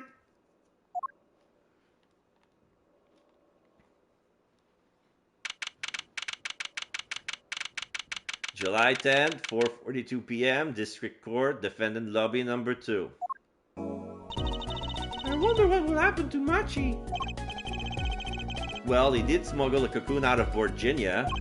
I guess there'll be another trial here. All's well that ends well. Phoenix! Daddy! I owe you both my thanks. Le miroir. My, is something wrong? I'm sorry, Machi was your partner on stage, your friend. Da. Yes, I thought of him as my own son. Even now I do. Yet, something's got a hold of him. Something evil. I see that. And he must pay for what he has done. Is that not how it should be? I'm still sorry. Do not be sorry. You have given me courage. Courage? I am considering an eye operation. It was my suggestion, actually. You mean you'll be able to see again? No, it's funny. I have always been afraid of the light. Light seems so harsh, so unforgiving. According to the doctor, La Miroir lost her sight due to some kind of accident. An accident? As you know, I suffer from amnesia. I fear that if I could see, perhaps it would open my eyes to the truth I have been running from. I was scared. You know what changed her mind? Hearing your defense in here today. She could feel your gaze, unwavering, always looking straight at the truth. If the light returns to my eyes, I think I will take up painting. Painting? That's right, she's the landscape painter in sound, after all. I will paint the two of you, I promise. Woo! I can't wait, La Miroir. I owe you my thanks too, Apollo. Thanks, Mr. Wright, but for what? You reminded me I need to hurry things along. On my secret mission, that is. Right, your secret mission. Apollo, Trucy, I hope that we will meet again someday soon. You bet, me too. And so, like a ballad, the trial flowed on and on until it came to the end. I actually know a blind painter, believe it or not. At least almost blind. She has very limited vision. Great. What a coincidence. Thanks to the trial, the guitar serenade was a huge hit. Prosecutor Gavin's even more dazzling to look at now. But there's something I want to say to that guy. Next time you write a ballad, have them catch the killer at the end. The end. Alright, so that's how the case ends. Do you want to save? Turnabout Serenade. Complete. Do you want to save? Yes, we're saving. And this is where we're going to end our stream.